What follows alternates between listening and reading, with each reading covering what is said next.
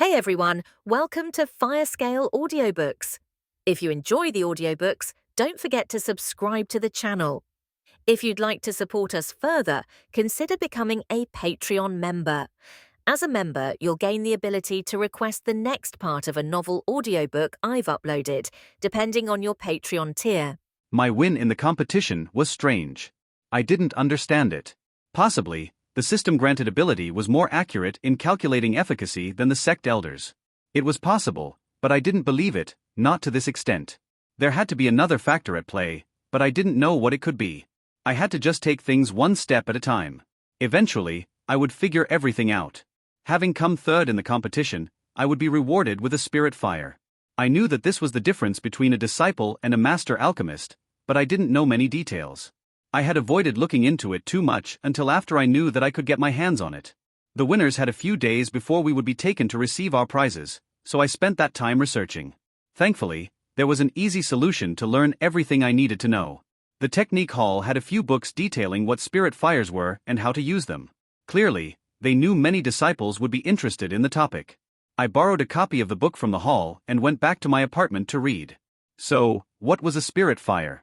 My personal analogy was that they were a type of symbiote, though parasite might be a more apt description. A spirit fire lives in a host's body and consumes a small amount of the body's energy to feed itself. Spirit fire was attracted to qi. Someone with one in their body could channel their qi in a specific way to make the fire emerge and burn their target. They would then need to pull that portion of the fire back into their body before it dissipated. While spirit fires were much more difficult to control than qi or natural fire, their destructive potential was far greater than either of those more manageable options. This extra power was what made them invaluable for cleansing the more resistant toxins of rank 2 herbs. The spirit fire given out by the Twin Mountain sect was called the Cold Mountain Fire. From what I read, despite fire being in its name, it contained no fire qi. Spirit fire was simply the name given to this type of energy construct because of its appearance. Instead of fire qi, it was composed of something closer to a type of earth qi. This fire was supposed to be made of roughly 90% earth energy and 10% water energy. The energy wasn't even qi, but nothing I read said what it was. The hows and whys of spirit fires were beyond my comprehension, but the benefits were certain. The reason one needed a spirit fire to be a master alchemist was because of the ingredients used in higher rank pills. Pure fire qi was a poor tool for dealing with them. Instead, the unique energy of a spirit fire would break down these robust, complex pill toxins much more easily. The Twin Mountains sect had what was called a fire seed. Fire seeds were incredibly powerful and unbelievably important. Fire seeds created spirit fire. With a Cold Mountain fire seed, the sect had an endless supply of spirit fires to infuse into their disciples' bodies. After a portion was taken away, they just had to wait for it to recover. As long as the seed remained, it would keep producing new flames. While fire seeds were beneficial to organizations like the sect, they had an even more profound impact when absorbed by a cultivator. Unlike regular spirit fires, a seed isn't absorbed into the body, it is absorbed into the soul, and seeds absorb energy from the environment, not the cultivator. Seeds strengthen the soul and can produce endless flames. Some spirit fires are better than others, but most cultivators would fight tooth and nail to get any seed possible. So, why wasn't this seed absorbed long ago? Because only martial grandmasters came to this area, no one higher. To absorb a fire seed safely, a cultivator needed to be far more powerful than a mere grandmaster. The book didn't give any specifics about how strong one would need to be to successfully absorb a seed, but it made clear that any attempt to do so by a grandmaster would only result in death. When someone absorbed a fire seed, it would wash their soul in flames, purifying and strengthening it. These flames would be so intense that they would burst forth from the soul and wash the body in fire, burning it to a crisp. To survive, one needed a powerful enough body to absorb this initial burst and allow the flame to die down and return to a calmer state. After learning the details of spirit fires, I sat alone in my room. Darkness came, but I didn't turn on any lights. I continued to silently consider. Normally a spirit fire is absorbed into the body. It is like an external object, no different from clothing or a weapon. If I received a portion of the Cold Mountain Fire, after I died, I would have to return to the sect and go through this entire process again to get it back. I would have to re-enter the sect and go through this competition any time I wanted a spirit fire. But a fire seed was absorbed into the soul. If I had a fire seed, I would always have it. When I died, it would stay with me. I only needed to absorb the seed of the Cold Mountain Fire once. Then, I would have it with me throughout all of my future lives. Was it possible though? It was considered safe to let disciples near the fire seed because the sect believed there was not even the possibility of it being stolen. We would not be given flames directly. We would be taken to the core spirit fire where the seed was located, and we would gather a spirit fire for ourselves. I would be right there, next to the seed. If I tried to absorb it, I would die. This didn't bother me too much. I was willing to die for a purpose, and this seemed like it might be the most impactful death I could possibly have. The details were important though. Everything I read said the danger was to the body of a cultivator. There would be a one-time burst that would char my body to cinders, but that was the only damage it would cause. Not only would the process not damage my soul, but it was also supposed to strengthen it. The death of my body didn't matter much. As long as my soul was safe, I would be fine. I wanted to take the fire seed. Having a seed for the cold mountain fire would be enormously beneficial for a long time to come. Taking the seed was the right course for my future. But taking it, that would be stealing the lifeblood of the sect. It would be a calamity. The sect had been good to me. The amount I had learned, the amount I improved. It was a lot. Yes, I knew they gave me a cultivation method that was probably messing with my mind in ways I didn't know, but still, I couldn't shake the feeling that stealing this fire seed from them was wrong. This would be the first thing I did that I felt was morally wrong on a fundamental level. This would be pure theft, and I was trying to use the time loop to excuse my actions. Stealing the seed felt wrong. I thought about why. I would be destroying a sect with people I had come to like. Bao Wan was my friend. We had lived together for years. Chow Mylan was my teacher. I had learned so much from her. Over the years, I had been focused on advancing, so our relationships weren't as deep as they could have been, but I still cared for them. If I took this flame, I might be dooming the sect and destroying their futures. Did it matter? Did any of it actually matter? I was going to die and be reborn. The sect would get their seed back. I would just have one too. Did it matter if I stole it? It felt wrong, but if I took it, would anyone truly be hurt? After I took the flame, I would die. All of this would reset. None of it would have ever happened. It didn't matter. My time at the sect. Spending time with Bao. Going to lessons and learning from Chow. None of it would have ever happened. Suddenly, I froze. A question with horrifying implications appeared in my mind. It was, why had I never even thought to ask before? The more I thought about it, the more I had to have an answer. System, what happens to these timelines after I die? I waited. No response came. I started shouting. System, what happens to these timelines after I die? Do they vanish, completely resetting with me, or do they continue on after I'm gone? The cost of this information cannot be calculated at this time. Bullshit. I'm supposed to be able to purchase anything. How much does it cost? Calculating. Error. The cost of this information cannot be calculated. System message. The price of information depends on the degree to which it will affect the flow of karma and how much it will change destiny. The greater the effect, the greater the cost. The cost of this information is impossible to calculate. How could the cost be impossible? What did that mean? I knew immediately. It was obvious. The answer to the question would change who I was. It would change everything I did from that point forward. It would affect everything I touched. I couldn't know the answer to the question. The system wouldn't tell me, and I had no way to find it out on my own. So then, what should I do? I needed an answer, but I couldn't get one. My body started shaking as I considered the implications of these different possibilities. Did I even really have a future? If everything always reset? If everything vanished every time I died? Did anything really matter? What if I fell in love? What if I had children? Would they just vanish with me? I couldn't know. I couldn't allow that to happen. To love and raise children, perhaps for hundreds of years, only for them to vanish? For them to have never existed? No. If I told myself it's okay. The universe will just keep going after you're gone. They'll be fine. If I told myself that and it turned out I was wrong. I couldn't deal with that. No, I had to act like the universe vanished with me. I had to believe that. I couldn't move forward with a naive hope that someone I cared about would simply keep existing peacefully after I died. I had to believe that the world ceased to exist after I died. I couldn't allow myself to become too attached to anyone, and I definitely couldn't bring children into such a world. But then, was it fine for me to murder and torture people? Was it fine because, afterward, it would never have happened? Hey, I beat your child to death in front of you, but don't worry, it will all be reset in a few months. To act, to truly believe that everything vanished. That nothing was permanent. To know, no matter how hard I worked, Nothing I did mattered. No, I couldn't be that person either. I made a vow to myself. First, I would not allow myself to become a monster. Even if the evil I did was reset and it didn't permanently hurt anyone else, it would still hurt me. I had to be willing to cross some lines I wouldn't have in the past. That was just how this world worked. But every single time I did so, it needed to be done with deliberation. Never just doing evil because I could. Second, for the time being, no attachments. Working with people was fine.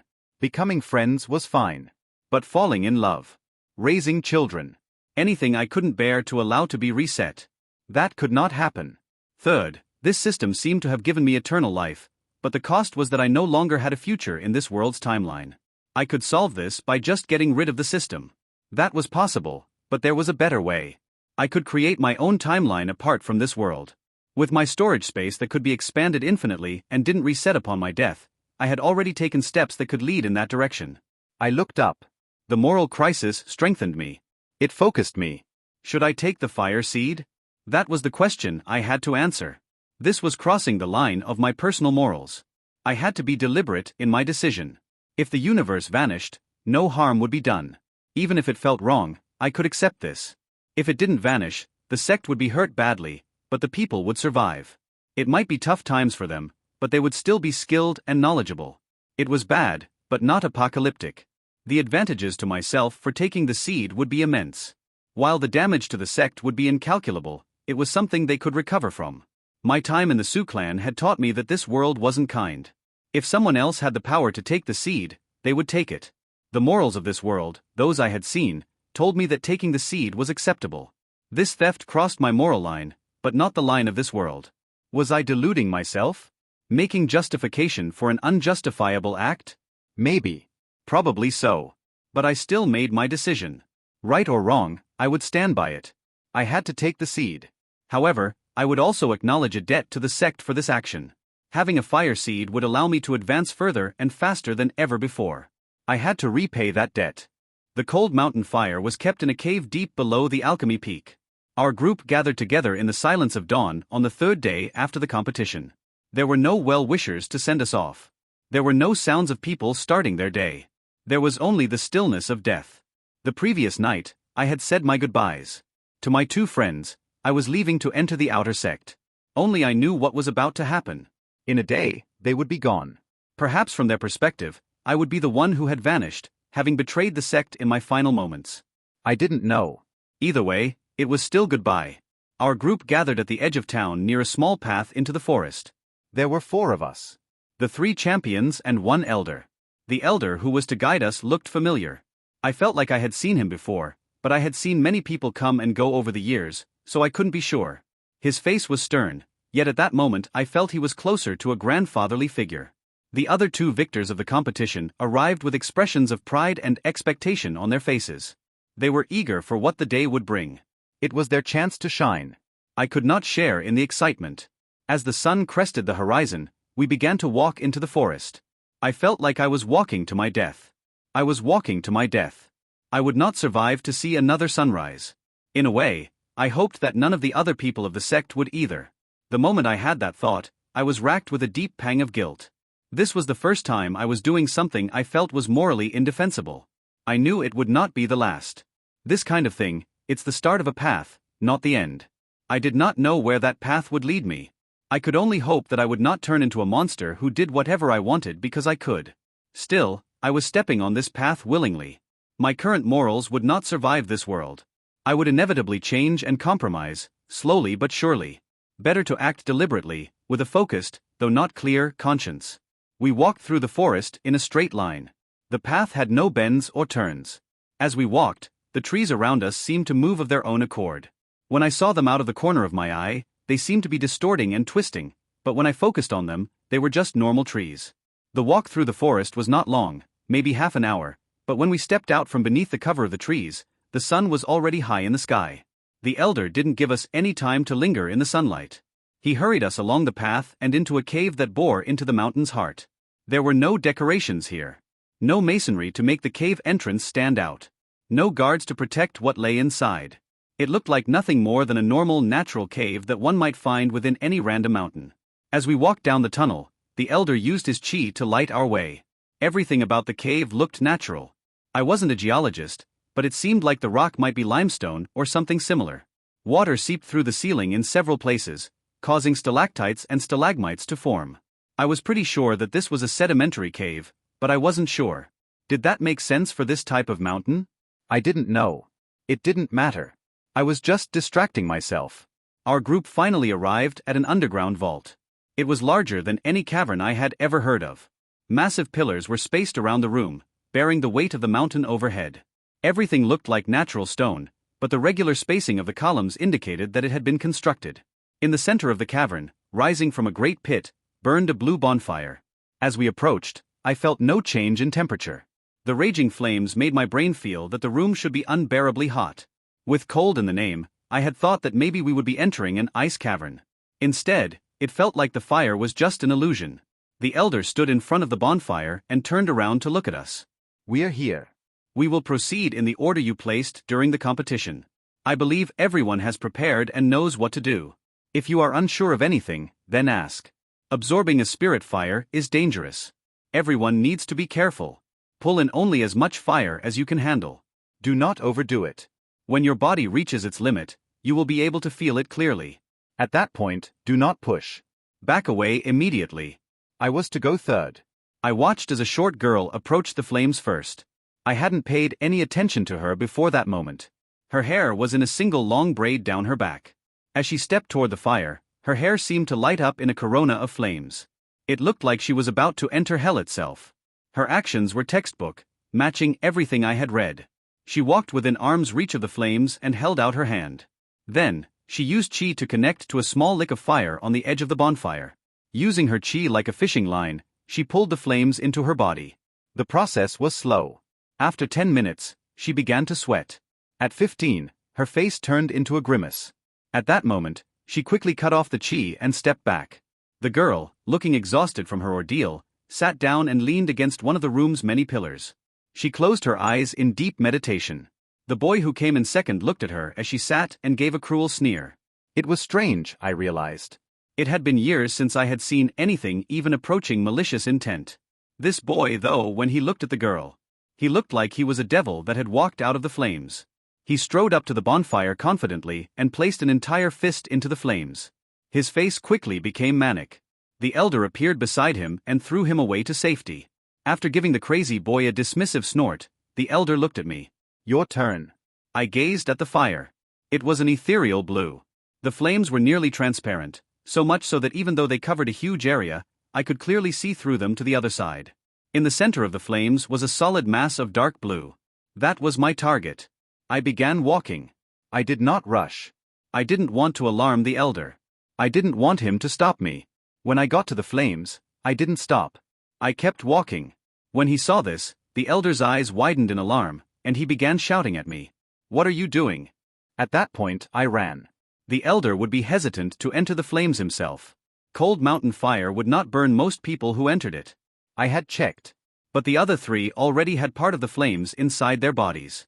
If they entered the bonfire, there was a risk that the flames inside their bodies would begin to resonate with those outside of it. If they did so, the fires within them could surge out of control. This made it dangerous for anyone to chase after me. Still, there were plenty of ways to stop me, so I ran. It took only a few heartbeats to reach the dark blue core at the center of the fire. It was the size of a fist. I grabbed it. I surrounded the core with my chi and shoved it into my chest. After having decided to steal the seed, I had read a rough account of how it was supposed to work, but I had not researched it too deeply. It would have been bad if anyone found out what I planned to do. I just hoped what I did would work. The fire seed entered my body and passed into my soul. Flames erupted in my soul, and my soul burned. It was being cleansed by the seed of the cold mountain fire. This was supposed to happen. It was a good thing I knew that, or else I might have tried to force the seed back out, damaging both it and me. The burning energy burst forth from my soul and into my flesh. Inside my body, one cell after another began to shut down and die. They could not contain the power that was being forced through them. After only a few moments, my brain turned off. "You have died." Calculating. "You died as a martial master too. 2,000 credits awarded. Total credits, 2,000. I sat in my small house. The normally drab house seemed to have lost what little color it had. I had made my decision, But that didn't mean it didn't affect me. Physically, I had just burned to death. The feeling of flames slowly spreading and growing inside my body. I wouldn't wish that on anyone. Thankfully, my rebirth had affected my memories, compartmentalizing them. This removed the sting of those memories of physical pain. However, the emotional pain lingered. I had betrayed my friends. I had betrayed my sect. I had made rationalizations, and I had promised to repay the debt, but none of that changed what I had done. I had chosen to act against people who had done more to help me than anyone else in this rotten world had. Even if that was a low bar, it wasn't nothing. I didn't want to push forward. I didn't want to spend endless hours pushing toward the next meaningless cultivation milestone. I just wanted time. Time to decompress. Time to understand myself better. Who I was. Where I was going. I stood up and walked outside. I began just strolling around the houses. I was locked away in this damned courtyard with its moldering houses. The Sioux clan. I hated it, but I also didn't know it. At that moment, my hate felt like an empty thing. Bad things had happened to me here. They would continue to happen here, if not to me, then to someone else. That hatred. I decided to let it go. There was no reason for it anymore. I had already escaped from my imprisonment here. I had my own moral line. It was born of the knowledge and experience of my first life in another world. Even though these memories had started to fade, I could not let go of my morals. They were a part of me, but I would cross that line in the future. I already had crossed it once. Even if everything was reset, that did not change the fact that it happened.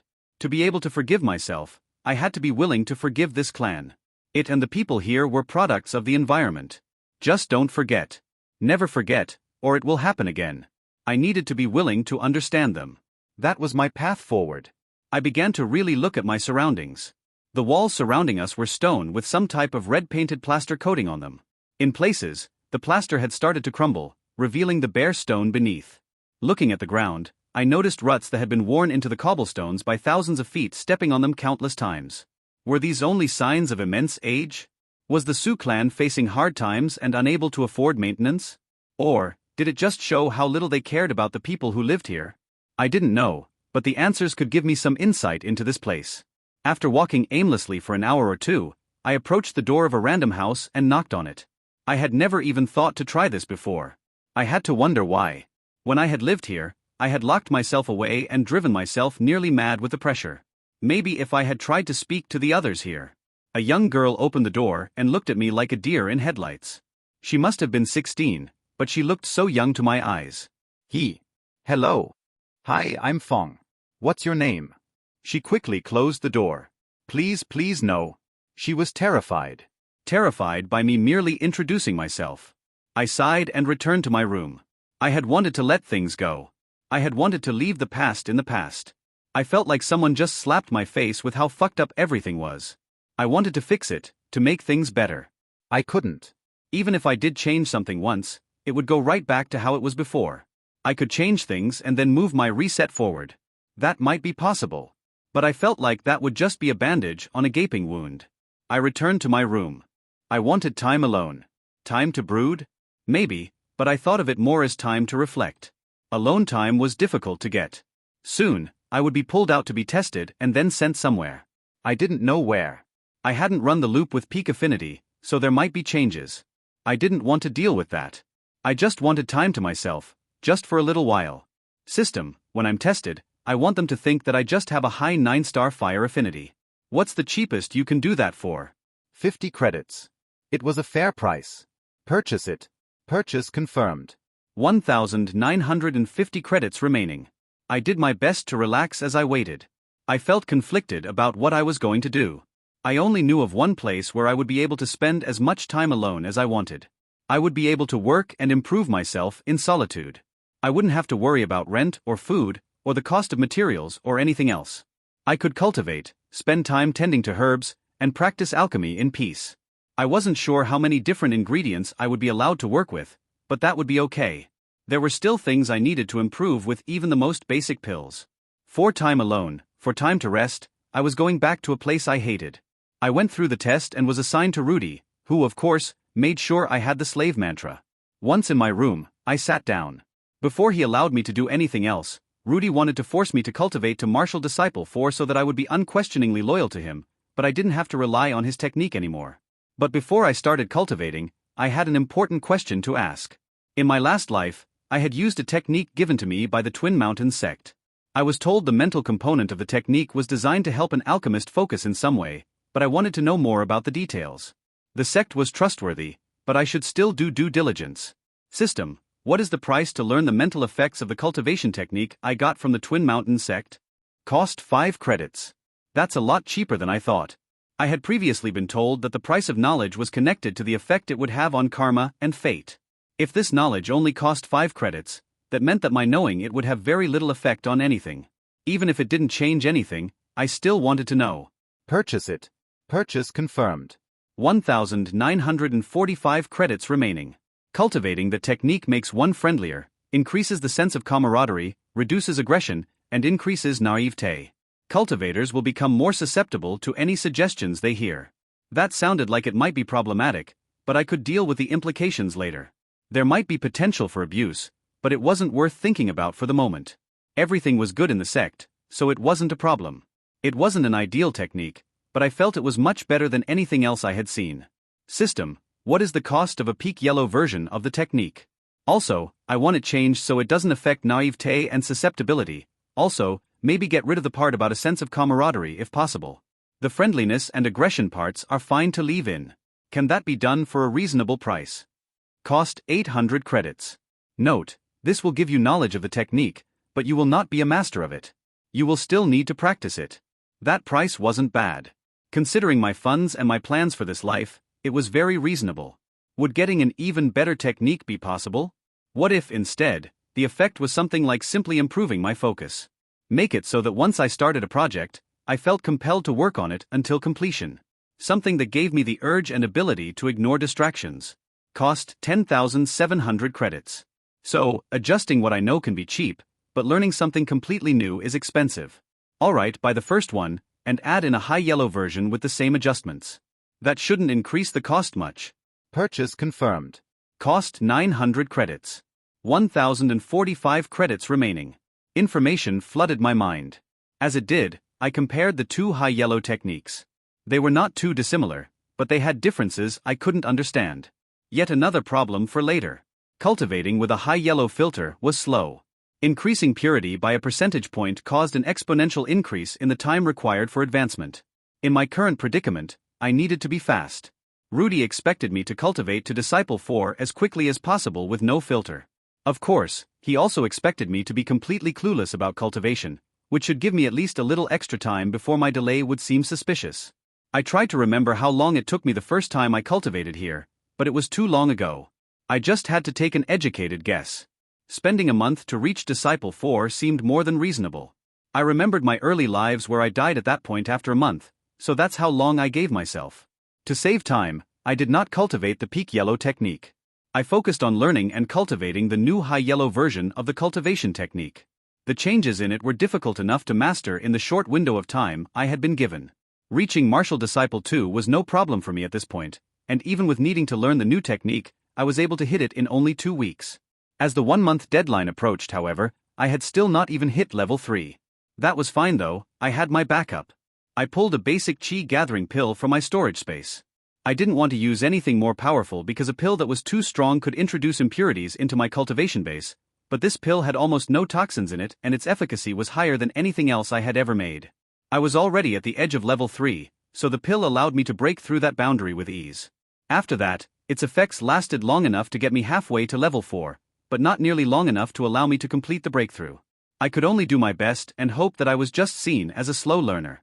Thinking about it, Rudy believing me to be untalented might not be all that bad. It wasn't until the 2-month mark that I broke through Martial Disciple 4. That was slower than I had wanted, but my foundation was firmer than it had ever been. Rudy didn't come to look for me even once during this time, so I had to believe that he didn't care overly much about how long I took to advance. When I did emerge, he immediately sent me away again to learn how to tend to all his herbs. I wasn't sure why he bothered with this. Most of his herbs were only rank 1. There were only 3 herbs that matter in rank 1. I couldn't help but chuckle at that thought. Rudy was wasting his time with so many worthless herbs. Since I no longer needed to rush my cultivation, and as I already knew the information Rudy wanted me to memorize, I spent the next month studying the peak yellow cultivation technique. It was an order of magnitude more complex than the high yellow technique. The idea that a newly advanced cultivator could learn this without decades of practice seemed crazy to me. The control over qi to cultivate it properly would require a level of skill that was far beyond row 5 of the sect's qi skill index cards. How could anyone learn this without decades of practice? The answer popped into my head as soon as I asked the question. Affinity. If someone's affinity were high enough, this technique would be a breeze. What made it hard was the level of qi control that was required to cultivate it properly. A high affinity would give you that control for free. System, how much would it cost to permanently raise my fire affinity to low 8-star? Permanent low 8-star fire affinity. Cost 1,000 credits. 100 times the price of a 9-star affinity? That seems like a bit much. Note, the price of this affinity is no longer discounted. I had forgotten that my discount only applied to affinities up to peak 9-star. That was disappointing, but there was nothing to be done about it. 1,000 credits was a bit too much for now. There were other things I wanted to try, so it wasn't the time to spend so much just yet. I went back to practicing the cultivation technique. Even without relying on the benefits of a powerful affinity, I was slowly getting better. It would take time. After a month had passed since last seeing him, I went to find Rudy again. He gave me the same test as in the past and instructed me to take care of his herbs. Then, he took me for the lesson on concocting qi gathering powder. His alchemy seemed inept. He was only making powders, but his qi control looked very poor. I realized that Rudy was not, in fact, a very skilled alchemist. Before this, in my mind, he had still been an imposing figure. Now, his abilities seemed childish. Didn't he say he had an 8-star affinity? Why was his control so poor? He left me with the task of creating 10 qi gathering powders for him. This was supposed to take me weeks to accomplish, so I didn't rush it. I was only given blue peonies to practice alchemy with, but that was what I wanted. I came here because I wanted to spend a few years in isolation. However, I wouldn't waste that time. The first important thing I wanted to do was figure out why I had never been able to make a perfect pill. I had already created a basic pill where, as far as I could tell, I had expertly eradicated every bit of toxic energy while perfectly preserving the herb's medicinal energy, but the result was only a high-purity pill with 99% efficacy. I wanted to find out what I was missing. I wanted to figure it out myself, through my own efforts. For me, the mission to create qi gathering powder was a simple thing. It was something I didn't even need to think about. However, I still needed to waste time before turning in my finished products. My memory of my first life here was not great. I had no idea how long I should waste before handing over my powders or how many flowers I should destroy in the process, but I doubted it would make much difference. As long I was not too fast. After turning the first 10 flowers into powders, I began creating basic pill after basic pill. As soon as they were created, I analyzed them and then crushed them to dust. All of them were high purity. I was able to consistently make 99% effective high purity pills, but I never breached 100% or perfect purity. I had one idea for how I might do so, but there was a problem with it. In my soul, a fire now burned. It was possible I could use the spirit fire I obtained with my life to create perfect pills. Unfortunately, I had no idea how to use it. During this period of time, nothing I did worked. There had to be a trick to using the fire seed, but I didn't know what it could be. I considered asking the system for information on how to use it, but I was here to learn on my own. I wanted to try to figure it out without simply relying on the system. After 2.5 months, I turned to my powders, Rudy left, and I entered true isolation. This was what I had been waiting for. I now had all the time I needed to chase down perfection. To be perfect, I had to remove all of an herb's toxins. Fine. I had removed all the toxins I could see. The only possible conclusion was that there were toxins I couldn't see. That meant improving my qi vision, which meant improving my soul. In the sect, I didn't get a soul cultivation technique. Even if I had one, I wouldn't dare risk using it. The potential for permanent harm was too great. Instead, I had been relying solely on exerting my soul over and over to build up its power. However, now that I had a few extra credits, I could start to look into my other options. Based on my experience with regular cultivation techniques, I knew there was probably no getting around mental influences with soul cultivation techniques. Last time, the system suggested that if I had energy that surpassed the heavenly Tao, it would be possible to get a technique without side effects. Would I have to wait until then before cultivating my soul to not do permanent damage? I had no basis for understanding the power of the heavenly Tao, but I could damn well guess I wouldn't be surpassing it anytime soon. Waiting for something that may never come seemed like the worst option in this situation. Unlike with the fire seed, I knew that this was not something I would be able to figure out on my own. I had to rely on the system for information. Even then, I knew it was probably a losing cause, but I decided to ask. Better to look a fool than to make an assumption here. System, is there a way I can buy a soul cultivation technique without any side effects for a reasonable price? I want something that will only increase the strength of my soul. I don't want it to do anything else to any other part of me. No messing with my mind. Processing. The cost of such a technique is not possible to calculate at this time. Then is there anything I can buy to strengthen my soul without side effects? Cost 10 credits. Having to pay. I didn't want to, but last time the information was worth it. Alright, go ahead and charge me. Purchase confirmed. 1,035 credits remaining. Request is to strengthen your soul without it having any other impact on you. This contradiction is equal to that of a spear that can pierce any defense and a shield that can defend against any attack. It is impossible to strengthen your soul without fundamentally changing who you are. You recently absorbed a spirit flame seed. This strengthened and purified your soul. This changed you. It changed you in a way that nearly everyone in this world would desire, but it was still a change. So far, you have mostly strengthened your soul through exercising it. This still changes who you are, but the changes are haphazard and unfocused. It is like a parent raising a child. They try to teach them, but in the end, the child becomes their own person. In the end, parents don't have any control over who they become. Soul cultivation techniques focus the path of progression. It is like indoctrinating the child as it grows up. They forcibly control its direction of growth, so the soul will grow in a regulated manner. Either option may be considered beneficial based on the desired outcome. Soul cultivation is faster and has a predictable end state. There are well-known paths that are easy to follow and will result in powerful souls. Growth through exercise is slow, but it is unrestrained and can lead to new unique situations. However, this comes with risks. In many cases, this path can lead to a soul significantly weaker than one that has been properly cultivated. Credits expended, transaction complete. I reframed the question. Did I want to choose a well-trodden path and walk down it knowingly, or did I want to recklessly blaze my own trail in the wilderness? I chose to continue only using exercise. My reasoning was clear. I needed to start strengthening my soul now, but I didn't know who or what I wanted to be. I felt that the exercise option would allow me to grow into who I needed to be in the future instead of forcing me to grow into something I chose to be in the present. Once I had more solid information about soul cultivation and could make a truly informed decision, I would revisit this decision, but for now, this was the right choice for me. Being slower meant that even if I did make a mistake, it wouldn't be as catastrophic as it would be while following the faster path. Exercise was slower, but I had nothing but time. Secluded alone in Rudy's workshop, I didn't rush to improve my cultivation. There would be plenty of time for that in the future. First, I needed to work on my foundations. Before anything else, I focused on improving my chi skills, including my chi vision. Without access to teachers or training aids, my progress was slow. Even after an entire year, I felt like I had barely improved at all, but that was fine. My days were rote. I didn't need to make any big choices. I didn't have to think. I could just exist. After leaving Rudy's house the first time, my life had become far too complicated, and it was good to be able to sit down and zone out while I worked. Improving my chi skills was a way to improve both my alchemy and cultivation at the same time. This felt satisfying in a way that was hard to describe.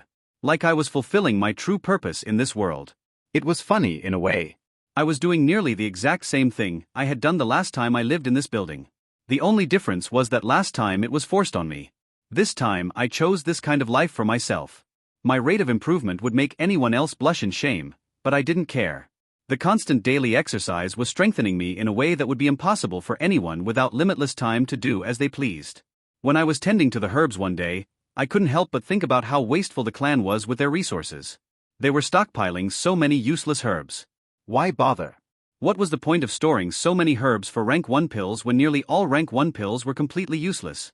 Finally, I heard my own thoughts. I had that same thought several times in the past, but I had never been able to focus on it before. Rank 1 pills are useless, I muttered in confusion as I tried to keep my thoughts from slipping away once more.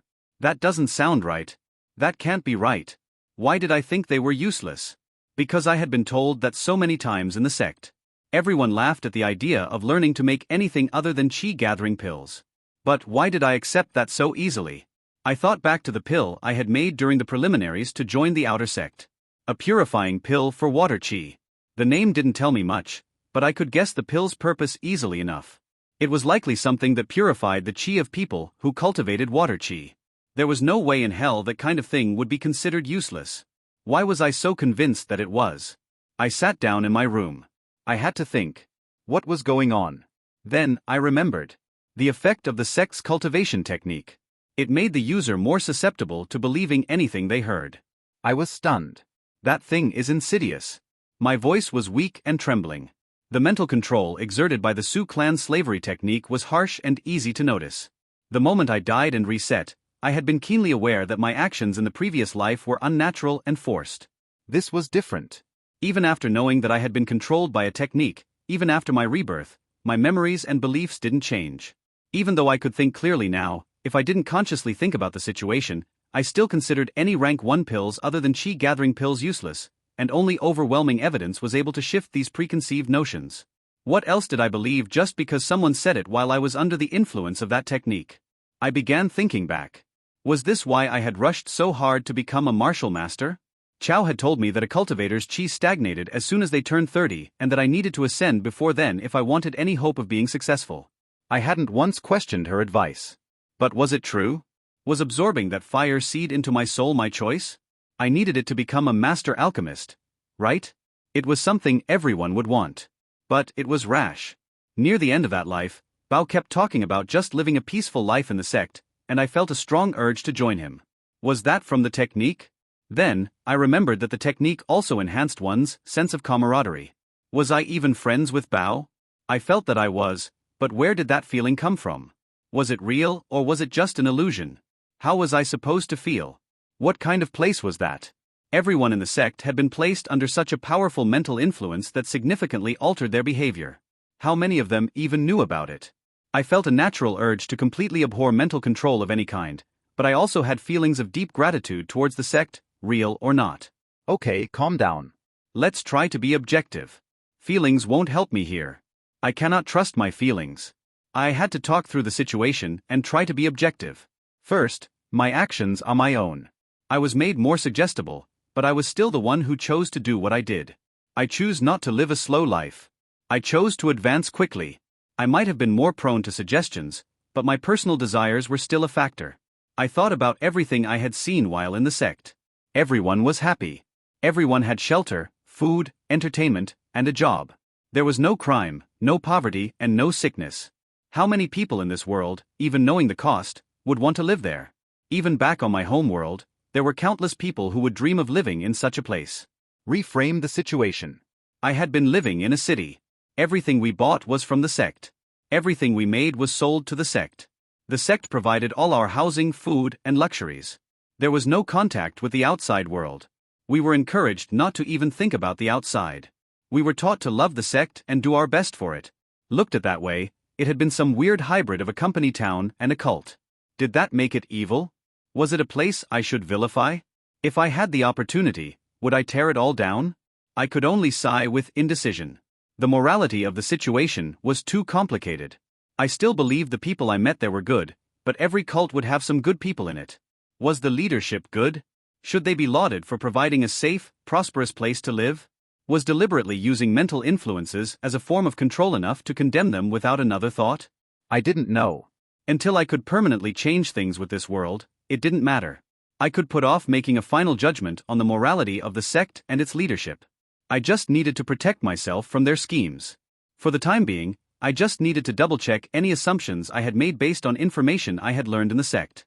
Not everything I had learned there would be wrong, but all of it was suspect. An interesting place to start investigating these assumptions was with all the medicinal herbs that were currently available to me. In the sect, we had been encouraged not to learn about them. Doing so was possibly the best way to improve my alchemy skills. With my new resolve to learn as much as I could about the various medicinal herbs in Rudy's workshop, I entered the main hall and slowly examined each of them in Qi vision. Something strange was immediately apparent. The medicinal energy of most plants was the familiar green, but in a few plants, the medicinal energy was blue, red, brown, or yellow. Why was that? I picked up a crimson tiger lily. Its medicinal energy was a bright red color.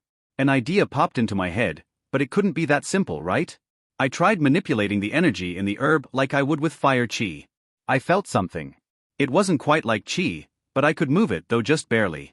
I tried to separate the energy from the toxins, but the chaotic, toxic energy felt like tar that had been adhered to the medicinal power. I replaced the lily and walked away.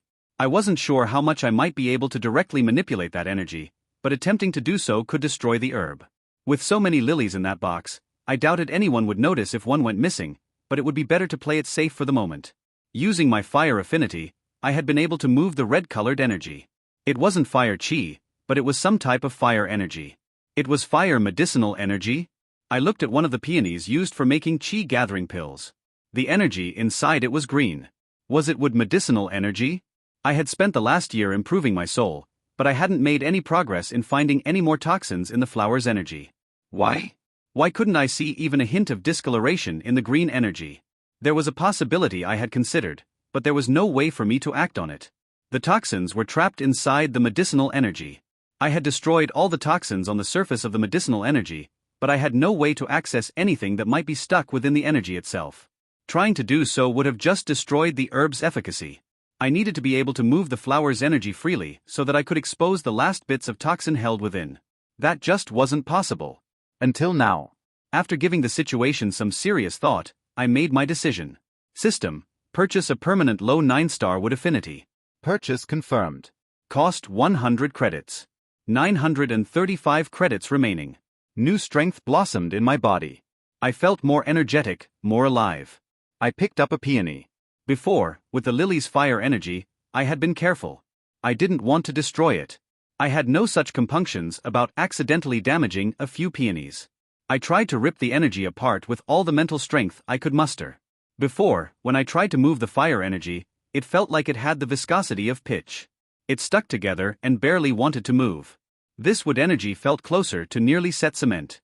I could shift it, but it resisted even the slightest movement. I wanted to improve my wood affinity further, but held off. Better to know the final results first. I spent hours arduously combing through the medicinal energy. Every so often, I would find a tiny spot of toxin which I would ruthlessly destroy. Once I felt confident that I had found all the impurities I spent another hour checking and double-checking my work. Finally satisfied, I exerted my will and condensed the medicinal energy into a pill. It was the most exhausting basic pill I had made since first starting to learn alchemy, but it was worth the result. Perfect basic chi gathering pill, 59% medicinal efficacy. Value, 38 silver 50 copper. So, if I want to be the best alchemist possible, I need to have high affinities in all 5 elements. I might even need affinities with even more types of energy if they're out there. I knew what I had to do. System: how much to permanently upgrade my water affinity to 9-star peak? 1,600 credits. Any discount for upgrading all 5 basic affinities to that level? No discounts available. Cost 6,300 credits. Is there some type of 5-element chi affinity I can buy? One that will let me control all 5 elements. Information on affinities. Cost 5 credits. You're charging me? Fine, purchase it. Purchase confirmed. 930 credits remaining. 5-element chi and its associated affinity exist, but it is a combination of every element. It is a unique chi type. 5-element affinity will not allow control of water chi. This world does not possess any affinity that would assist in the control of all 5 independent basic elemental energies. Such an affinity cannot be purchased with credits. It would, at minimum, require currency earned from a death as an immortal who has transcended the earthly Tao. Credits expended, transaction complete. That didn't lead to anything for now, unfortunately. So, 6,300 credits for peak 9-star affinities in all the elements. I might also need to add in another 5,000 to get everything to low 8-star. I was looking at needing a whopping 11,300 credits for affinities if I went down that path. I wasn't sure how much a Martial Master peak cultivation would net me, but I was guessing 11,000 since Martial Master had a total of 11 stages. I needed credits for more than just affinities though. I began thinking through everything I needed to buy. System: how much for a mental library that can hold any books up to rank 2? 10,000 credits. I might be able to get a discount on that by limiting what kind of information it could store, such as only yellow rank, but the full cost wasn't completely unbearable. It would be better to pay the full price upfront so that I could store a peak heaven technique if I somehow managed to find one. How much for information on how to expand my storage space? 3,750 credits. How much to learn the mental effects of the rank 2 cultivation technique I learned in the sect? The effects are the same as those of the rank 1 technique. No cost. This answer does not affect the flow of karma beyond what has already been paid for. There is no additional cost. Okay. Then, how much to change my rank 2 cultivation technique to match the properties of the rank 1 technique I purchased? Also, how much for a peak yellow version of the rank 2 technique with the same changes? Modified mid-yellow technique. Cost 10,000 credits. Modified peak yellow technique. Cost 120,000 credits. The peak yellow technique was not something I could easily afford before advancing to Martial Grandmaster, but if I were able to find and study a similar technique, I might be able to lower that price a bit. Altering the mid-yellow rank 2 technique might be worthwhile, but it might also be unnecessary. If my rank 1 technique lacked the mental compulsions present in the rank 2 version, I might not need to worry about them. It was worth checking before committing so much money. Expanding my storage space, upgrading affinities, a mental technique library. Those were my priorities. The total cost was 25,050 credits. 3 lifetimes as a martial master peak. It wasn't too terrible a price to pay. Returning to Rudy's workshop, even with the horrible memories of how that life ended. It almost felt like a home, like a place I was meant to be. I had lived there for nearly 8 decades. Spending a few more to learn and experiment with alchemy wouldn't be so bad. A long time ago, the system had given me the price I would need to pay to learn all the knowledge of a disciple alchemist. It was 10 million credits, a truly mind-boggling amount. There was no world in which what I knew would cost even a fraction of that price. Even if I combined the potential knowledge of everything I had speculated about alchemy, I doubted it could rise to that kind of price. There were more secrets to being a true, complete disciple alchemist than I knew. I made it my mission to see if I could uncover at least a few of them without the system's assistance. I had a room stocked full of medicinal ingredients that I had never even considered trying to work with before. If I began experimenting with them, would anyone notice? People rarely came here, and Rudy would be gone for decades. As long as I made decent pills for them on a consistent basis, would anyone question me? It would be simpler to find a teacher and learn recipes and techniques from them, but I had a real desire to experiment, to see what was possible without someone or the system guiding my hand. I originally came here to isolate myself for only a relatively short period of time. This would be committing myself to something greater. I would seclude myself for decades to see what limits I could push. My only focus would be on improving my skills in alchemy and cultivation. That was all that would matter. System, permanently upgrade my wood affinity to high 9-star. Purchase confirmed. 180 credits remaining. Chi skills, chi vision, and soul strength. Through them, cultivation and alchemy. All would be upgraded. I would plan for 3 lives in seclusion, but I would not leave until I hit the limit of what I could achieve on my own. My seclusion lasted longer than I had planned. Over the course of several lives, I earned a total of 48,000 credits and spent 25,350. A small number of credits was used to hide my affinities each go-round, but the bulk had been spent on permanently upgrading my affinities for all 5 basic elements to low 8-star, creating a rank 2 mental bookshelf, and learning how to expand my storage space. The last one was where a new problem arose. To expand my storage space on my own, I would need to have the seed of a spatial spirit fire in my soul. However, a soul could only house a single fire seed. I looked into purchasing the ability to store 2 seeds in my soul but was only told, the cost of such an ability is not possible to calculate at this time. I could discard the cold mountain fire seed, but that wasn't going to happen unless absolutely necessary.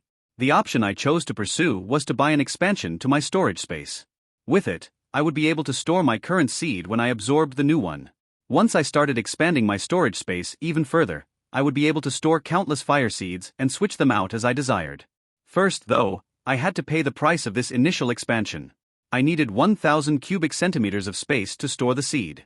The cost for that was another 29,760 credits. So, I lived life after life in Rudy's workshop as I practiced my skills in solitude, and my alchemy skills advanced far beyond what I had initially expected. I had practically unlimited access to the rank 1 herbs that Rudy kept in stock. At first, I was careful about using anything other than peonies, but no one ever questioned me about their disappearance, so I became bolder. There was a servant who ensured all the herbs remained fully stocked, and since the herbs had a natural shelf life, they routinely had to be thrown out for being too old. I just accelerated that process. Additionally, while the building was typically empty, save for me, there were others who visited it occasionally. I strictly adhered to Rudy's stay-out-of-sight policy, so I never saw who was coming and going from the place, but I didn't particularly care who they were. All that mattered to me was that their presence helped to hide my use of the workshop's herbs. During this time, I performed all kinds of experiments with the herbs available to me, and an odd pattern began to emerge. Nearly all the pills I was able to successfully concoct registered as poisons. Aside from qi-gathering pills, basic healing pills, and a couple of other simple ill varieties, everything I was able to concoct was some kind of poison. I would make a pill and then use my pill analysis ability, which I had upgraded for 1,000 credits, to see what I had made. I wasn't paying attention to recipes. I was focused on understanding medicinal energy and how the combinations of different energies would affect the body. No matter how I tried to alter my concoction process, nearly every herb in the workshop resulted in something deadly. 6 lifetimes passed this way. Over 500 years. Intellectually, I knew I spent several lifetimes secluded away, but I didn't completely feel the passage of time. With each reset, my memories were compartmentalized. Every day in seclusion was nearly the exact same, and after returning to the start, if I didn't focus on the details, it felt like a life of 80 years or so took only a few days. Additionally, the longer I spent in the workshop, the more content I grew with that kind of life. It was where I was supposed to be. My skills were growing. I was becoming a better cultivator and a better alchemist. I was doing everything I needed to do. As time passed, my soul grew and strengthened significantly. This resulted in dramatic improvements to my chi control, and my chi vision improved to the point that I could see all the toxins hidden within rank 1 herbs with only a glance. At the end of my seclusion, I could create a wide variety of perfect rank 1 pills with 100% efficacy. While the vast majority of these pills were different varieties of poisons, I could only chalk that up being a result of the peculiar selection of herbs that were available to me. With regard to alchemy, there was only a single blemish that kept me from being completely satisfied. I could never figure out how to use the spirit fire seed correctly. Rudy's workshop contained rank 2 herbs, but without a spirit fire, I had been unable to do anything with them. I had tried many times, but it always ended in complete failure. To progress any further, I would need to find a teacher to guide me. I had purchased everything I wanted except the expanded storage space. I had 22,830 credits on hand, and this death should finally bring me enough. After I died, I would have to end my seclusion and return to the world. If I wanted to make any further progress in cultivation or alchemy, I would have to leave this small workshop behind and venture out once more. However, while I was excited to continue my progress, there was a mystery I wanted to solve before I died. My first life after beginning my seclusion had come to an unexpected end. I went to sleep, and the next thing I knew, I woke up in my tiny house in the Sioux clan. I was, needless to say, confused. I had died, but how? It only took me a few moments to recall an important detail. Like in my first life in the workshop, roughly 80 years into my seclusion, Rudy had returned with 2 companions. As a martial master, my body hadn't aged nearly so far, and I was able to hide myself before they saw me. I didn't know what happened, but I had a good guess that it was related to them. At that point, I had a choice to make. Should I do anything different? I didn't like the idea of dying, and I had no desire to seek out death, but that had been a long life. I had lived to be over 90 years old. After turning 40, improvements in my cultivation base had slowed, and after 60, I had barely made any improvements at all. While it came later in life than Chow had said, I had to believe that this was the calcification she had warned me about. Possibly, it was delayed because I had ascended to martial master. I had cultivated slowly and tried to form my meridians as well as I could, but I knew I was making mistakes that limited my potential for further advancement. By the time I was 60, I was only a martial master 3, and after that, I never advanced again. Possibly, I should have found a quick and painless way to bring my life to a close at that point, but I didn't want to seek my death too soon. So, since my cultivation was stalled, I threw myself into practicing alchemy with everything I had. My death solved my cultivation problem and allowed me to begin anew and work toward creating a more perfect, more solid foundation. So, during my second life in seclusion, I had to decide. Should I do anything different to try and survive longer? After considering my options, I decided to do nothing different. I would wait until Rudy hatched his plans, and then I would go to sleep and wake up in a new life.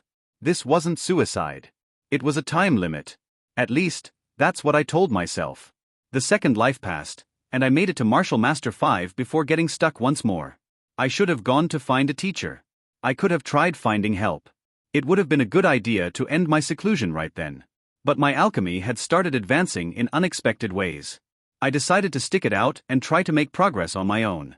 In my third life, I finally reached Martial Master 10, but I was unable to create the final meridian needed to become a peak master.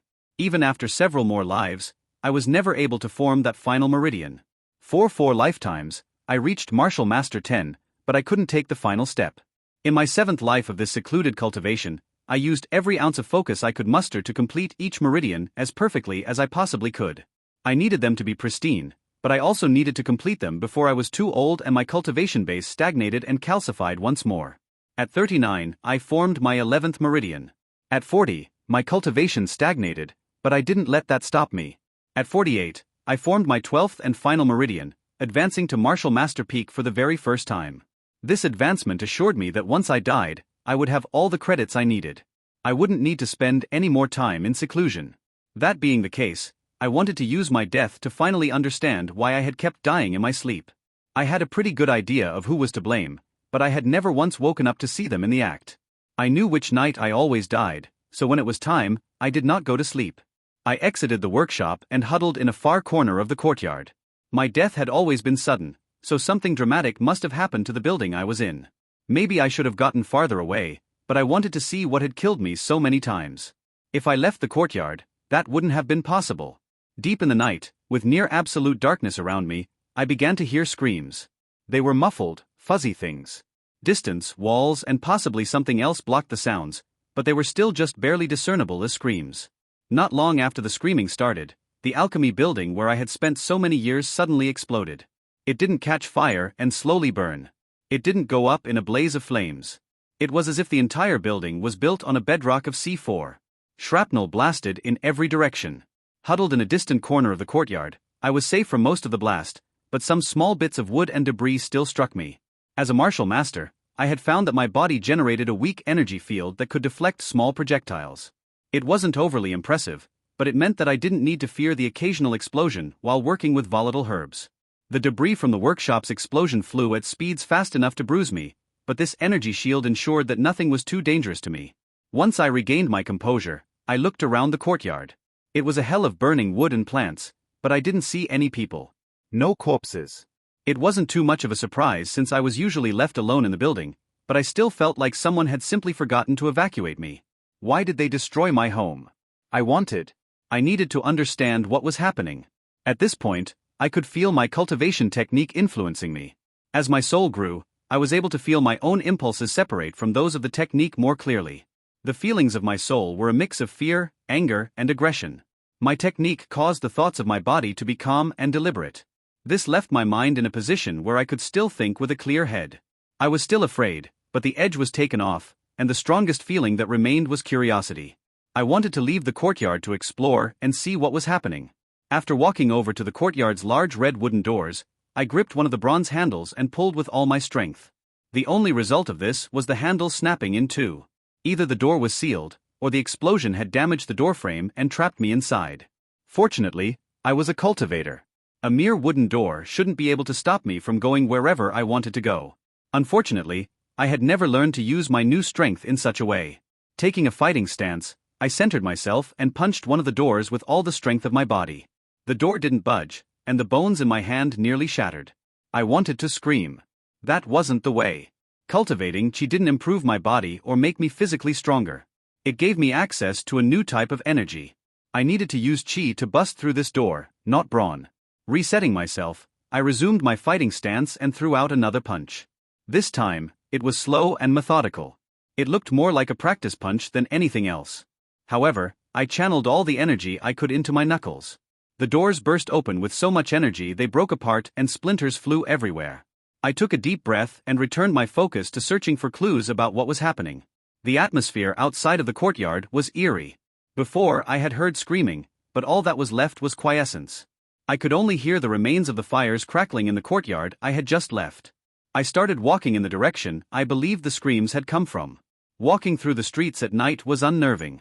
The building complex consisted of several courtyards all separated off by large imposing walls, and the only light available was that of fires reflected down by the clouds overhead. As I walked, the air turned unnaturally chilly. It had been a long time since I noticed any real change in temperature.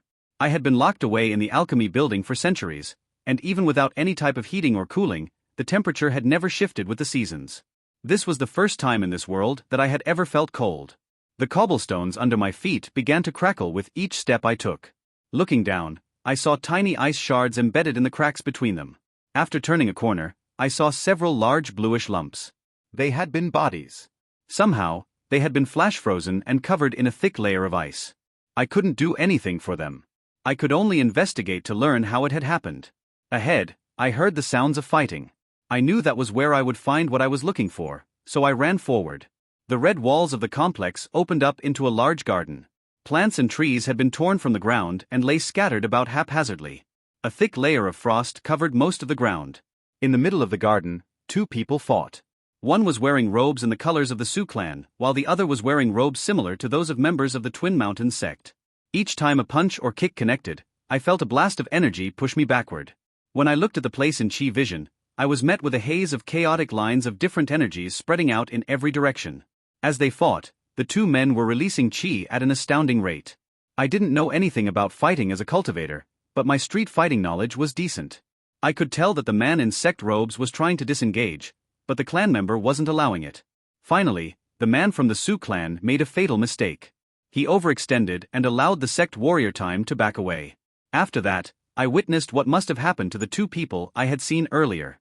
Ice quickly gathered around the feet of the man from the clan. After that, his movement was hampered. The more he slowed, the faster the ice gathered. When he could no longer move, the sect fighter relaxed and slumped in exhaustion. I wanted to know who attacked the clan. I walked toward the invader. I was walking to my death, but at that moment, I didn't think about it. My curiosity drove me onward. As I walked, I tried to understand the reasons for my actions. I could feel that the cultivation technique was not affecting my curiosity. I had come by that naturally. Instead, it was reducing my aggression and fear while increasing my positive feelings for this person. I was being urged to be friendly with him. I had more than sufficient soul strength to resist these urges, but I didn't. I allowed it to happen. The man had noticed me long ago, but he didn't seem to consider me any sort of threat. With the amount of chi he had been blasting out earlier, he had to be a martial grandmaster, so that was understandable. He let me approach. When I was close enough to see his face, I was shocked. Tian Lei?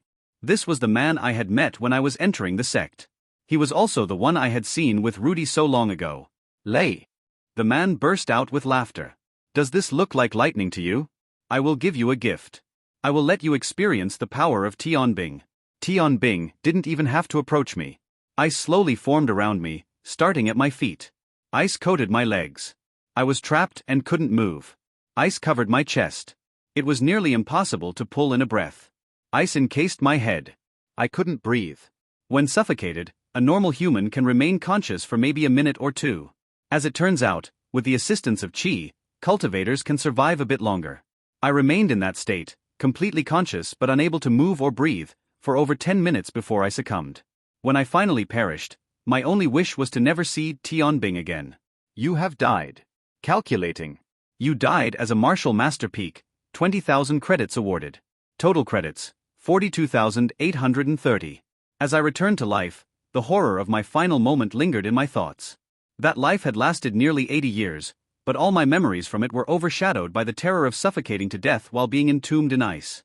The memory compression that came with a rebirth helped. It gave me separation from the trauma. But still, a lingering fear tainted all my memories from that life. I retained everything I learned, but whenever I thought about how I learned it, I felt a chill deep within my bones. Focus on the future, not the past. I ran my hands through my hair to drive away the memories.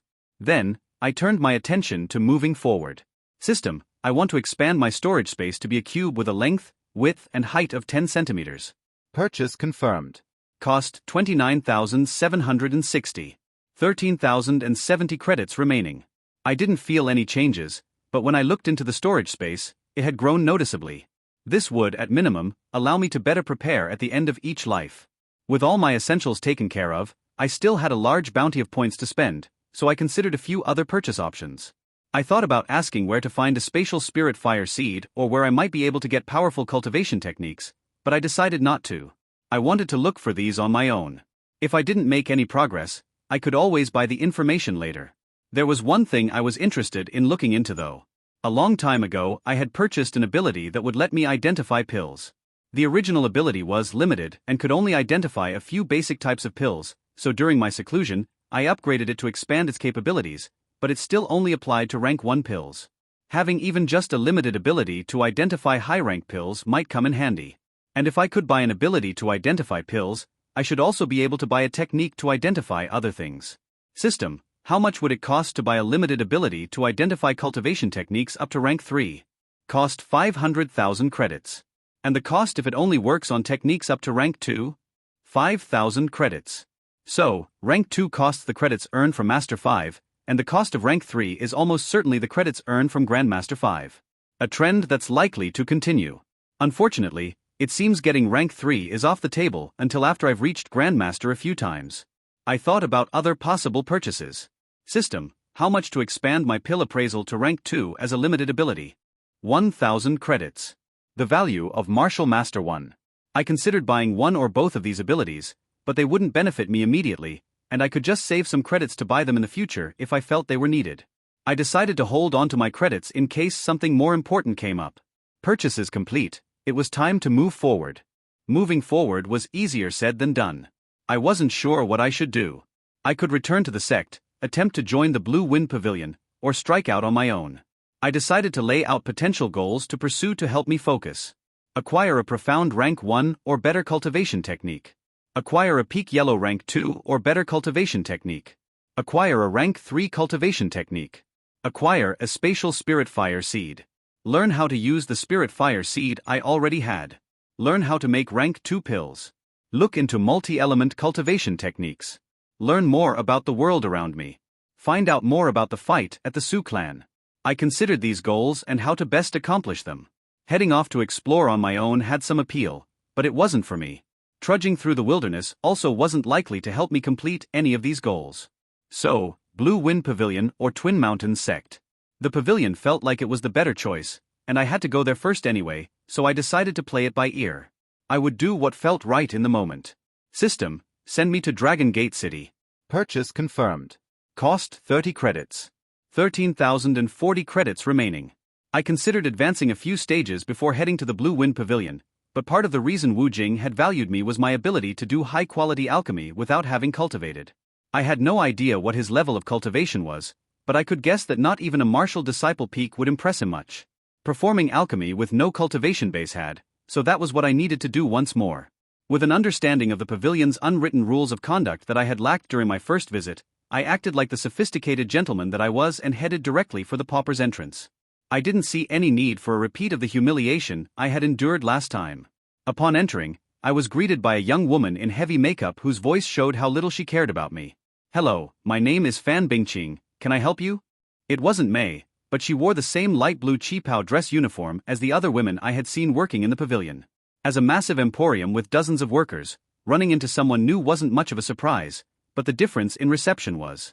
Still, I was here for a purpose. The treatment I received wasn't overly important. I put a hand into my robes, pretending to grab something, and then reached into my storage space and pulled out a qi gathering pill. I smiled at the attendant. "I want to sell a pill." It was the only pill I had, and it wasn't in a proper bottle because I hadn't had a chance to make pills since purchasing the expanded space. This was a pill from my last life that I had kept in my old storage sheath. I wasn't willing to show the sheath off, so I had to pretend I had simply been keeping the pill in a pocket without any protection. I hadn't thought too much about the pill when I had stored it away, but after handing it over, I suddenly remembered that it was one of my perfect basic qi gathering pills with 100% efficacy. I didn't know how common such a pill would be, but I had never heard of anyone else making one. Showing it off might not have been the right move. The woman grabbed it from my hand and gave it a quick look. Her expression froze, but only briefly. She looked at me with narrowed eyes and then back at the pill in her hand. After several moments of deep thought, she snorted. "I'll give you 10 silver for it." 10? That's less than what I could get for a high-purity pill.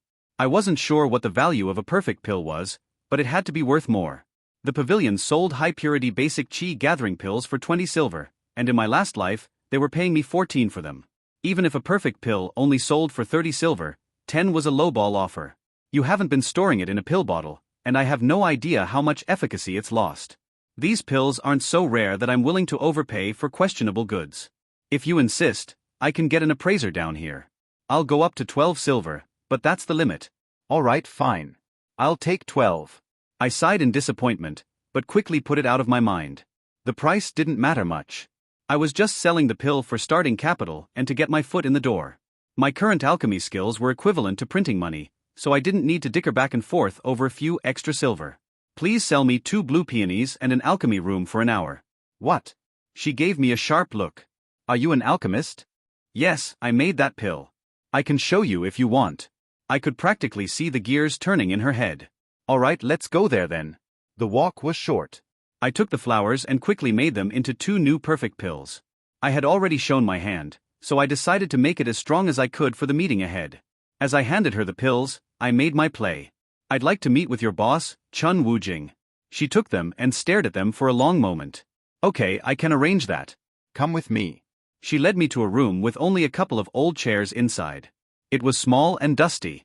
The walls were stark gray bricks with no windows or any sign of decoration. The room felt like a storage closet. Please wait here for a bit. Someone will come to find you when Manager Chun is available. Saying this, she closed the door and left me in the room alone. I generally considered myself a good-natured person. I wasn't going to criticize a low-level employee for doing her job, even if she was a bit rude. I don't know, maybe she had a bad day. It's fine. But being stuck in what was little more than a prison cell for more than an hour? That got to me. Just as I was contemplating storming off, Fan Bingqing finally returned. It has been. I started to complain, but she cut me off. The manager can see you now. Her voice remained indifferent, and she turned around and walked away without giving me another glance. Swallowing my irritation, I stood and followed after her. This girl didn't matter. It didn't matter if she was a little rude to me. All that mattered was how her boss acted. When we arrived at Wu Jing's office, I expected her to simply walk straight in like Mei had. Instead, she knocked politely and waited. It took nearly a minute for Wu Jing's voice to loudly command us to enter. Without even glancing at me, Fan Bingqing quickly opened the door and slipped inside. I walked into the same richly appointed office I had been in before. Fan Bingqing stood off to the side, and Chun Wujing sat behind his desk reviewing a stack of documents. After a brief pause, he set them down and looked up at me. His eyes instantly narrowed. They shot to Fan Bingqing before quickly returning to rest on me. After only a brief pause, Wujing jumped to his feet, cupped his hands in a martial arts salute, and gave me a slight bow. Hello, welcome to the Blue Wind Pavilion. I am Chun Wujing, Manager Chun. How may I address you? Su Fang. Maybe I shouldn't have been, but I was surprised by how different his behavior was from the last time we met. Ah, so it's Alchemist Su. I have long heard your well-known name. I apologize for not greeting you from afar.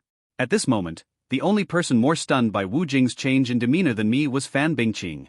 Manager Chun. Wu Jing cut her off before she could say something wrong. Qinga, prepare some tea for our guest. Yes, Manager Chun. She departed, and Wu Jing's attention returned to me. Alchemist Su, how may this one help you today? Originally, I was split on what to do in this life. Join the pavilion or return to the sect. This interaction though, it was all wrong. Wu Jing's behavior made me more than a little uncomfortable. If Mei came, her ability might help her mend things, but it would only further demonstrate how much of Wu Jing's behavior was an act. I could look at joining the Blue Wind Pavilion again in the future, but for this life, it didn't feel like it could be my home. Manager Chun, I was hoping you could tell me what you know about the Twin Mountains sect. Of course, Alchemist Su, I would be more than happy to share what little knowledge I have with you. May I ask what business you have there? I do not wish to pry into your secrets, but knowing this may help me understand what information would be of value to you. It's no problem. As you may have guessed from the pills I sold to the attendant, I received a blessing that promises to be of great help in learning the secrets of alchemy. I wish to further my studies, and I have heard the sect may be a good place to do so, but I know little of it. Wu Jing looked at a pill bottle that was sitting on the corner of his desk. Yes, a perfect basic qi gathering pill. Very impressive for one so young. If you wish, a position in the pavilion could be open for you, but the Twin Mountains sect is also a fine choice. Is that so? Would you recommend it? To someone at your level? Yes. It is likely the best place to learn alchemy in all the wastes. Do you know about their cultivation technique? I have heard some things, and they've made me concerned. Yes, I know of it. His tone shifted, and he spoke slower and more deliberately. It is not my place to share their secrets, but I can assure you that you have nothing to worry about. The technique I believe you are referring to is given only to the less skilled disciples. Oh? And would you still recommend the sect to someone like that? Absolutely, even more strongly. The Twin Mountains sect provides a home for alchemists of middling ability. That place isn't for you. It isn't for anyone with true ability, but for those who lack the skills to advance further, it is what they need. For someone of your ability, however, they have more advanced paths one can take. You are so convinced of my ability after seeing only a few pills? I know what it means to make a perfect pill, as would anyone trained in alchemy. The elders will fight over you if you go there, but you should be careful who you choose to ally with.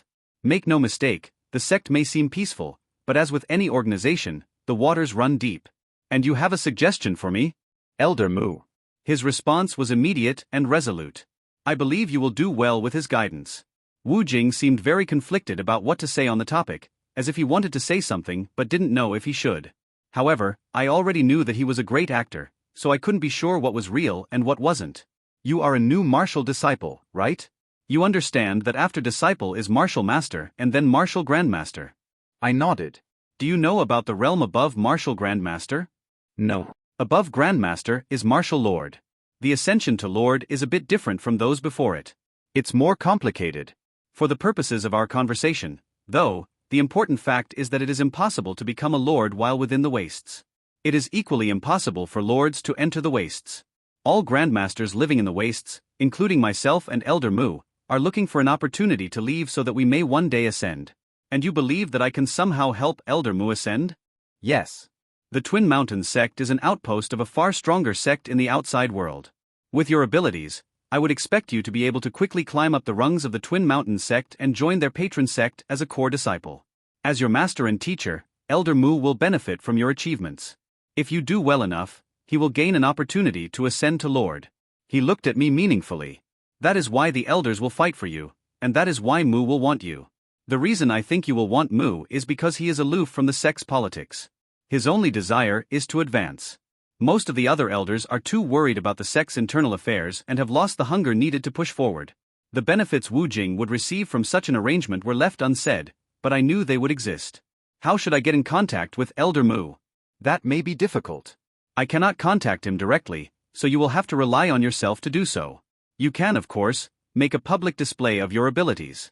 If you openly craft a few perfect pills, you will certainly draw his attention, but if you do so, you may lose the opportunity to choose which master you follow. The best path is to find a deacon who reports to him. All deacons in the sect are subordinates of one of the elders. As long as you can find one of his deacons, I trust you will be able to catch the elder's attention. After a few more pleasantries, I departed. Originally, I had planned to ask for information on some of my previously listed goals, but I didn't. Asking for techniques and fire seeds here didn't feel right. Wu Jing had sent me to learn from someone else. I would see what Elder Mu had to offer. Should I completely trust Wu Jing? No, but I always felt he was playing straight with me. His personality shift made clear just how much of his behavior was an act, but even then, it didn't feel dishonest. If he wanted, he could easily kidnap me and force me to work for him. Instead, he offered guidance. Wu Jing had a powerful social blessing and was skilled enough to use it properly. He may or may not be a nice guy, I don't know, but he knew how to do business. Screwing over someone caught in a time loop would definitely be bad for business. Of course, he had no way of knowing about said time loop, but his blessing gave him more than enough information to be cautious. I would follow his advice and meet Elder Mu. It would be a good test of how far I could trust Wu Jing's judgment. If everything worked out, I would be more than happy to work with him again in future lives. I just needed to meet with Mei next time so that she could give him information about me first. Before leaving the pavilion, I spent several days preparing for the journey ahead. First, I advanced my cultivation to Martial Disciple 5. This was a calculated decision. Upon entering the sect, I wanted to draw as little attention as possible. A cultivation base of Disciple 5 was neither too high nor too low to expect from an alchemist looking to join the Twin Mountains sect. Second, my storage space was a cube 10 centimeters to a side, a little bigger than the size of an adult fist. That didn't give me enough room to store everything I might have liked, but it would allow me to carry a few essentials. Mostly, I packed it with several small bottles of pills. These included basic, improved and superior chi gathering pills, a few healing pills for different types of injuries, some energy recovery pills, and a few of the deadlier poison pills I had managed to concoct. The remaining space was barely enough to slip in a dozen or so gold and silver coins, just in case they were needed. As I was heading out of the pavilion to begin my journey, Fan Bingqing handed me a letter. She said that Wu Jing had written it for Elder Mu. If I decided to meet with the elder, then I should give him this letter. With all my business in the pavilion completed, it was time to head back to the Twin Mountains sect. However, this time I paid for a private carriage. The entrance to the sect was just as I remembered it. White cobblestones covered the ground, 2 Paifeng arches stood as the entrances to the 2 paths of the sect, and an ancient sect elder sat upon a dais. Oh, and the place was packed with hopeful young men and women looking to join the sect. As I waited for the proceedings to begin, I studied the elder in front of me. Wu Jing had indicated that there was a high degree of factionalism inside the sect, and I needed to try to understand it. I thought it unlikely that symbols of one's faction would be worn openly, since that would indicate serious rifts within the harmony of the sect, but I kept an eye open for such overt displays just in case. The elder wore a dark gray-blue hanfu robe. It was the same color and had a similar cut to those worn by the sect deacons I had seen. However, it was adorned with delicate gold embroidery that I hadn't noticed before. Unfortunately, I wasn't close enough to make out the designs. I could only see light marks across his chest and thick bands at his wrists, collar, and hem. The other thing that set his robe apart was its precise cut. His robe had thick cuffs and a peaked collar. The typical robe I had seen in the sect lay flat in these places. This cut gave him a more militaristic vibe. I had only seen one other person wearing a robe like this. It was the same style as what Tianbing, was wearing when he attacked the Su clan, though his robes were a paler blue. My musings on the elder's wardrobe were cut off by a shout to begin the testing. It was time for me to make a choice. I could do exactly as I had done last time. Wait for the second round of exams. Be the seventh person to turn in my pills. And then, if everything worked out correctly, I would again be put in a room with Bao. I could have done that, but I didn't. I did not want to reopen that friendship just yet. Maybe in another life. In this one, I was going to advance to become an outer sect disciple as swiftly as possible. I moved to be one of the first participants to enter the alchemy gate. Last time, I was careful so as not to be caught up in a brawl of sect hopefuls trying to force their way inside. Since that had only occurred in front of the fighter's gate, where an immense lightning strike had severely injured several people, I didn't need to worry. Just as I began moving to the front of the crowd to enter the gate, a firestorm exploded in the area around the fighter's gate. I had been ready for a commotion, so I took the opportunity to cross the boundary into my own archway. Only later did I wonder about why it had been fire and not lightning. The setup for the exam was the same as last time. Everyone was given 10 peonies, and points would be awarded for each pill successfully produced. This was the place of my second big decision. Thinking of everything Wu Jing had told me, I could guess that one of the perks of being the overseer for this exam was the ability to find and pluck promising talents from those attempting to join the sect. If I impressed the elder in charge, I might swiftly be inducted into his faction. The problem was that I didn't know who the elder was or anything about the faction he represented. So, I decided to pass on this opportunity. I created 2 simple mid-purity pills and submitted them while saving the additional flowers for later. This result would be considered decent, but it wasn't something that would catch anyone's eye. I would do as Wu Jing suggested and find Elder Mu, hopefully in a way that wouldn't attract anyone else's attention. As I went to hand him my pills, I took a moment to inspect the elder. His hanfu was the same color as the previous elder's, dark gray blue with gold embroidery, but it had the flat cuffs and collar that I was more used to. The delicate golden lines on his chest were too far away for me to make out, but I could see that the thick lines around the cuffs and hem were made up of artistically entwined snakes. Making a mental note of the differences, I turned to my pills and headed into the sect. After entering the sect, I was brought to my room and introduced to my new roommate, but I declined the tour and meal. I was not willing to form a connection here during this life. I wasn't sure how much attention would be paid to new recruits by the people in power, but I didn't want to stand out too much. I needed to get Elder Mu's attention, while ideally avoiding that of the other elders. Wu Jing had warned about the waters of the sect running deep. To that end, I should have acted normally and had dinner with my new roommate. I just couldn't.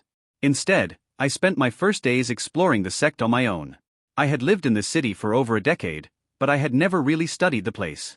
I had just treated it as any regular city where everyone was a random stranger. I never even considered that factions might have been secretly plotting against each other in the dark. What struck me even more deeply was when I opened my eyes to all the places in the sect I had previously ignored.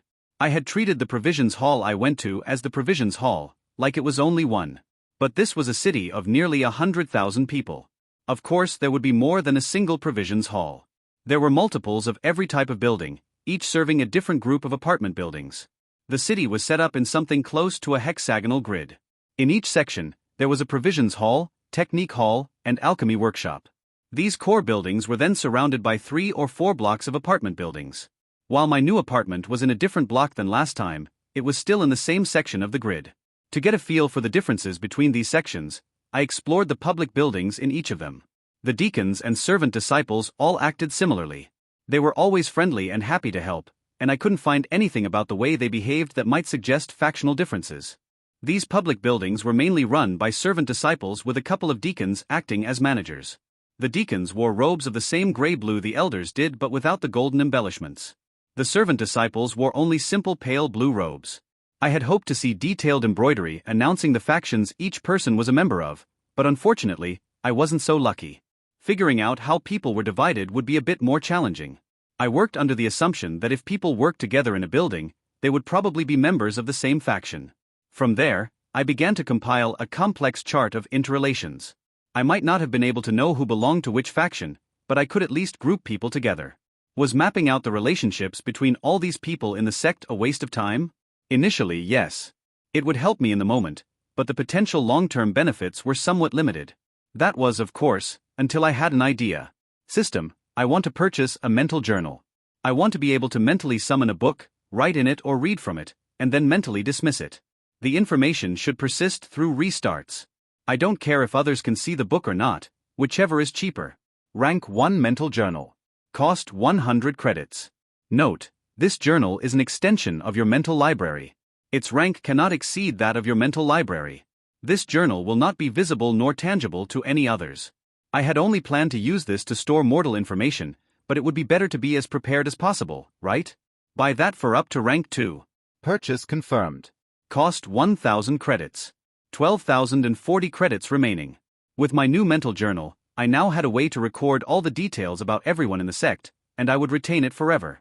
In a future life, if I needed to know something, I could simply look it up.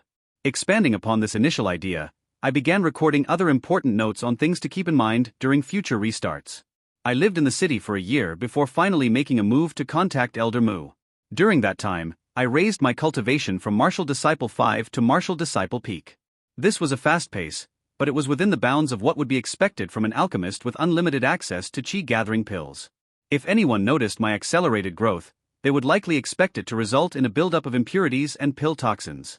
Of course, with perfect pills and a well-practiced peak yellow cultivation technique, neither of these was an issue.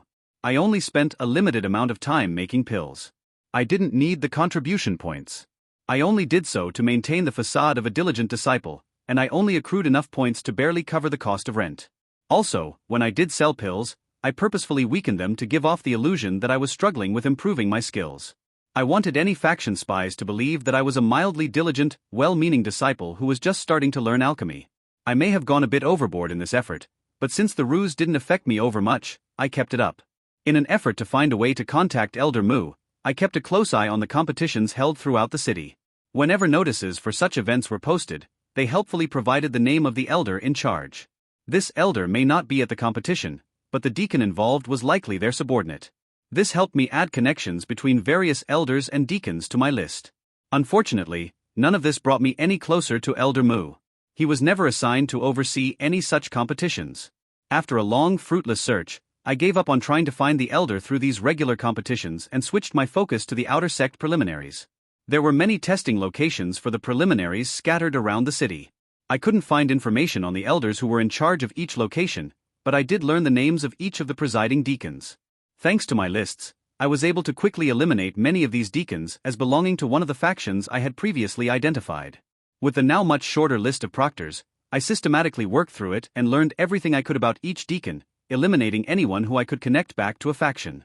In the end, I was left with only 2 names that I couldn't connect to a known elder. Elder Mu could be behind both or neither of them. Either way, I no longer had the patience needed to continue my search. Both deacons were likely connected to elders who took a dim view of sect politics, so even if I didn't find Elder Mu, I would still end up with an elder who would keep me out of any messy factionalism. Was all this work a waste of time? Should I have just asked the system to magic me the answer to my question? Maybe. But there were 2 reasons I didn't. First, the use of credits to purchase something I could learn on my own seemed frivolous. I wouldn't get any more until after I died, and using them on something like this would have been a waste. The second reason I did the research myself was because I had nothing better to do. My cultivation had reached Martial Disciple Peak, and I wasn't keen on advancing without something better than a mid-yellow technique which I would only get after meeting with Elder Mu. Additionally, while my alchemy skills might still be limited, I didn't know of any way to improve them further without learning how to use the seed of the Cold Mountain Fire. This research was the only thing I had to fill my time. So, I filled my time with studying the sect's factions and elders, and when it was time for the outer sect preliminaries, I chose one of the two unaffiliated deacons at random. When I arrived at their testing site, I was tasked with creating qi purifying pills for people who cultivated earth qi. I didn't hold back.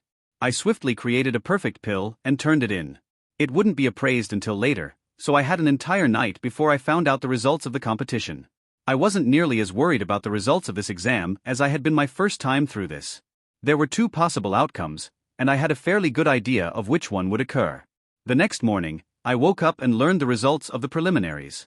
As expected, I had failed. I would not be allowed to proceed to the final competition. The outer sect disciple exam took place a few days later, but I didn't attend. There was no point. I was waiting. A full 6 days after the exam, I was finally contacted. This suggested a level of secrecy and paranoia that I hadn't expected, but it wasn't overly surprising.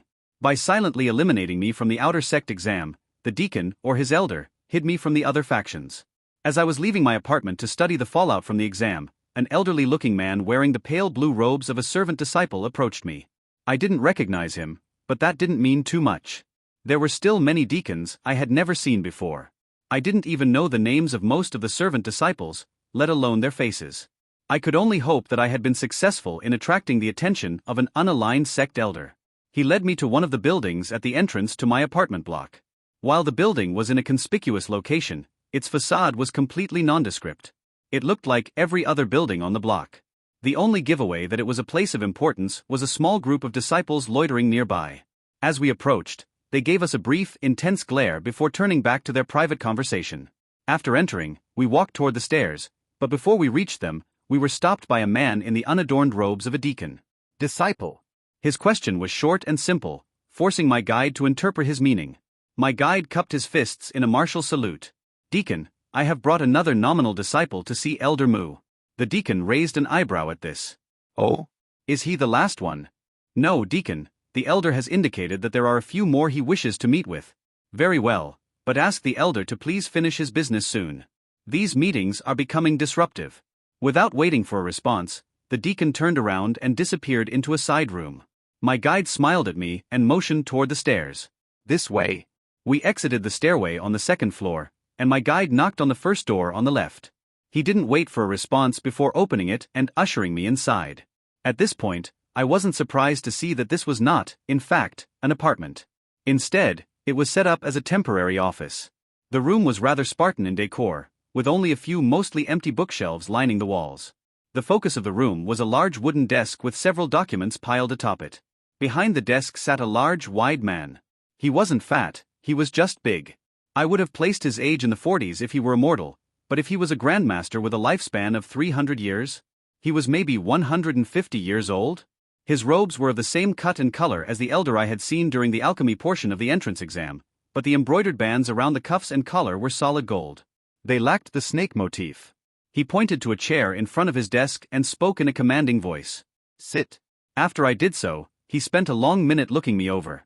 Then, he took out a pill bottle and set it on the desk between us. A perfect qi purification pill for earth qi. You've got my attention. What do you want? I cupped my hands to the man. Hello, I am Su Feng. May I ask, are you Elder Mu? The man only nodded. I expected he was since the guide had said so downstairs, but it was polite to ask. Elder Mu, I wish to join the outer sect, and a mutual acquaintance has suggested that I seek you out. I took out Wu Jing's letter and passed it to him while holding it with both hands. I was not told what this letter says, but I was given to believe that it will explain the situation in more detail. He opened it and read it without comment. Once he was finished, he set it down and looked back at me. So, what do you want? I need a master. I need to learn more about alchemy. I need to improve my cultivation. I need to learn more about the outside world. Qin Wu Jing suggested that you would be a good fit for my needs. I want to see if he was right.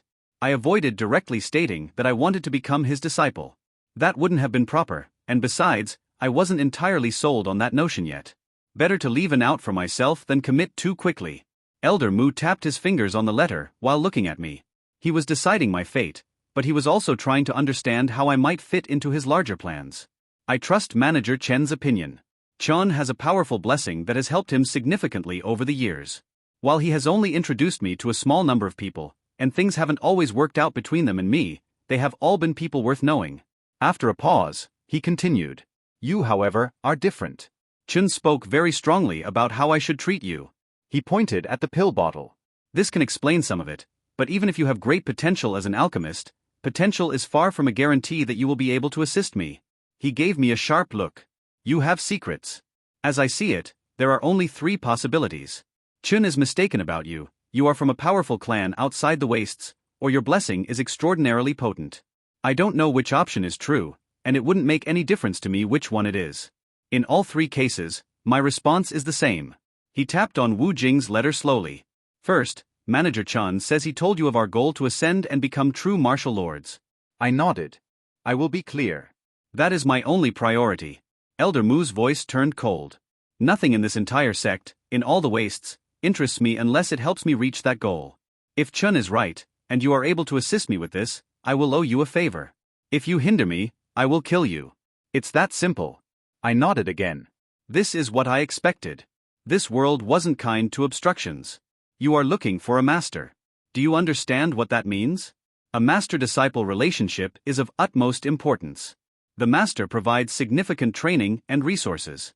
In turn, the disciple competes to win glory and resources for their master. If I train you well and send you to the Flowing Mountain sect, the Twin Mountain sect will be rewarded by them, and I will be rewarded by the Twin Mountain sect. If you do exceptionally well, I may even be recruited by the Flowing Mountain.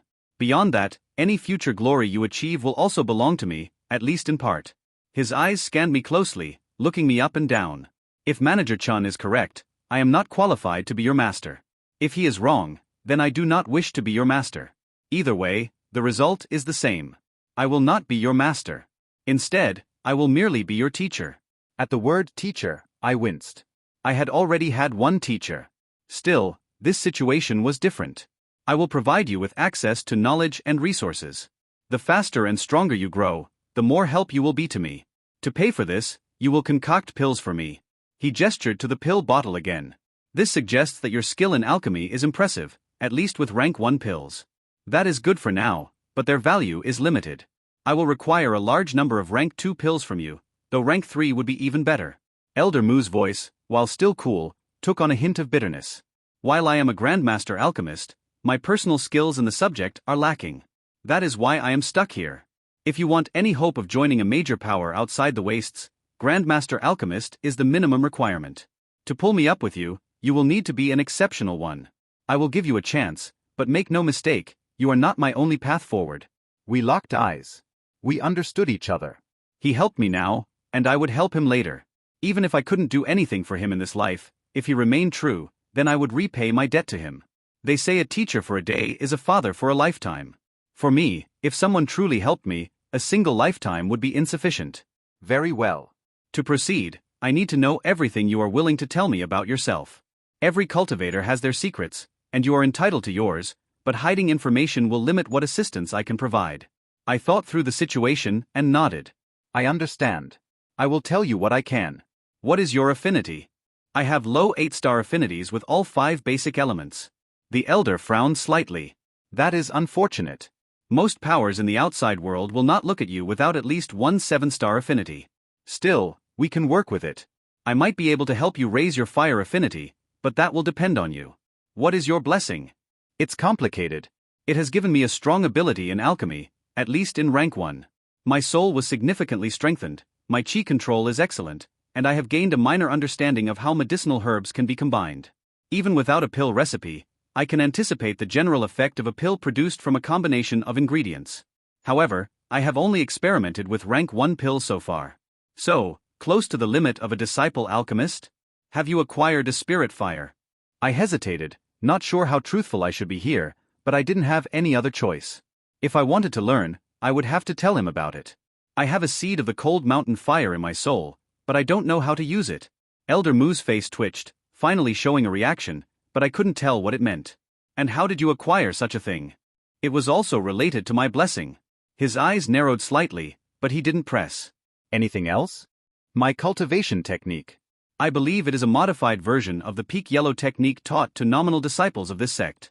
Also part of your blessing? Yes. I could tell that he was starting to doubt my story at this point. I doubted anyone else had received such a complex blessing. In any case, I was only telling him the truth. Very well, you seemed prepared to become a member of this sect. You have a cultivation technique and fire seed that will let you blend in perfectly. What do you want from me? The elder folded his hands in front of himself and waited for my demands. First, I need cultivation techniques. I only have a rank 1 technique right now. I need access to high rank techniques. If they were at the profound level, it would be even better. Elder Mu snorted at this. What else? Help with alchemy. I have reached the limit of what I can learn on my own. I don't know how to progress further with rank 1 pills, and I have neither the herbs nor the knowledge necessary to make rank 2 pills. Also, while I have a fire seed, I don't know how to use it. What else? Knowledge of the world outside the wastes. I am leaving this place sooner or later. With a major power or not. I need to know more about what's out there. What else? That's all. Fine. Elder Mu took out a scroll and held it up for me to see. This is the peak yellow rank 2 technique. I don't know how your rank 1 technique has been modified, but it should still be compatible enough to work with it. As for profound rank techniques, that would be a waste of time. Cultivating a profound rank 2 technique will provide you no benefit since you cultivated a yellow rank technique as a martial disciple. He placed the scroll on the desk and slid it toward me. Regarding alchemy. After this meeting, you will be returned to live as just another nominal disciple. Nominal disciples cannot access rank 2 herbs, and martial disciples cannot be promoted to the outer sect. Focus on cultivating, raise your cultivation base to Martial Master 1, but go no further than that. Once you have done so, you will take the exam to join the outer sect once more. He resumed tapping his desk. As for information about places outside of the wastes, don't worry about it for now. Once you enter the outer sect, more information will become available. I will arrange for a deacon to take care of all your needs in the sect. This should avoid the problem of someone else noticing your abilities and trying to poach you. He adjusted himself in his chair and straightened his back. Finally, refer to me only as Elder Mu. Since you came here, people will guess at our relationship, but I have met with many people this week. No one should ask about this meeting, but if they do, you can decide what lies you want to tell them. With that, Elder Mu signaled an end to our discussion, and I walked away with a peak yellow rank 2 technique and hope for future cooperation. I returned to my apartment.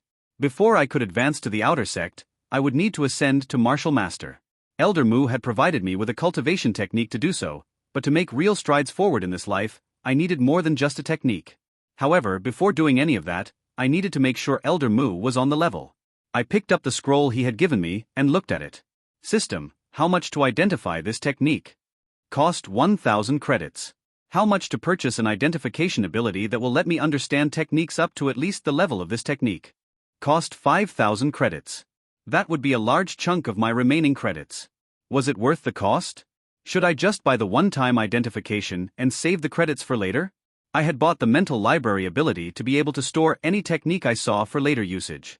If I could, I would use that library to record every technique in the world. Then, I would be able to choose the best one possible for any situation I encountered. If I had to run to the system every time I wanted to know what a technique did, the cost of doing so would eventually skyrocket. I wasn't keen on spending so many of my banked credits this early, but this ability would pay for itself eventually, and it was better to let it start doing so sooner rather than later. Purchase the ability. Purchase confirmed. Cost 5,000 credits. 7,040 credits remaining. What I gained was not knowledge of how to identify scrolls. It felt more like a mental button I could press. I looked at the scroll Elder Mu had given me and hit that button. Expanding Yang Mantra, Peak Yellow Rank 2 Cultivation Technique, Fire Chi, Effects, makes one less friendly and more aggressive. Makes one more suspicious of others. It seemed like this was the sect's answer to the problems caused by their rank 1 cultivation technique. If a disciple proved himself, they would receive a rank 2 technique that would balance them out mentally. It seemed highly unlikely the effects would truly cancel each other out, but I could only assume that the opposing impulses would at least help regulate each other. My problem was that the rank 1 technique I was cultivating no longer had the enhanced naivete of the original. While the friendliness and aggression might balance out, this technique would make me more suspicious. That might not be a terrible thing. One of my goals was to learn more about what was going on between the sect and the Su clan, and being more suspicious of the people around me might be of benefit in this. Additionally, my enhanced soul strength had been rather effective in limiting the impulses from my cultivation technique. So, being more suspicious of people could be good. I just had to be careful where I pointed those suspicions. With the cultivation technique issue settled, the next step was deciding on how to proceed with cultivating it. In the past, I had studied the mid-yellow rank 2 technique on my own and after a few lifetimes, was able to cultivate it to martial master peak. I would much rather cultivate this new technique properly the first time. This meant that I needed to find someone to teach me. The problem was that finding a teacher was a little trickier than in the past. I would need significantly more contribution points to pay for someone I could trust to teach me well, and I would need a way to gather said contribution points without arousing too many suspicions from the sex factions. Elder Mu provided a solution to both of these problems, Deacon Ma. Instead of visiting the regular halls to buy and sell, I was to contact Deacon Ma directly. He would provide me with ingredients, and I would turn them into pills. We would not be exchanging contribution points or gold. I was paid nothing for my pills, but when I needed something, there would be no cost. When the deacon, or possibly the elder, felt I had made sufficient contribution to be given a cultivation lesson, for example, I would be given a lesson for free. This completely off-the-books exchange was not my favorite way of doing things, but I had understood what I was getting myself into when I agreed to it. Importantly, none of my dealings with Elder Mu were official.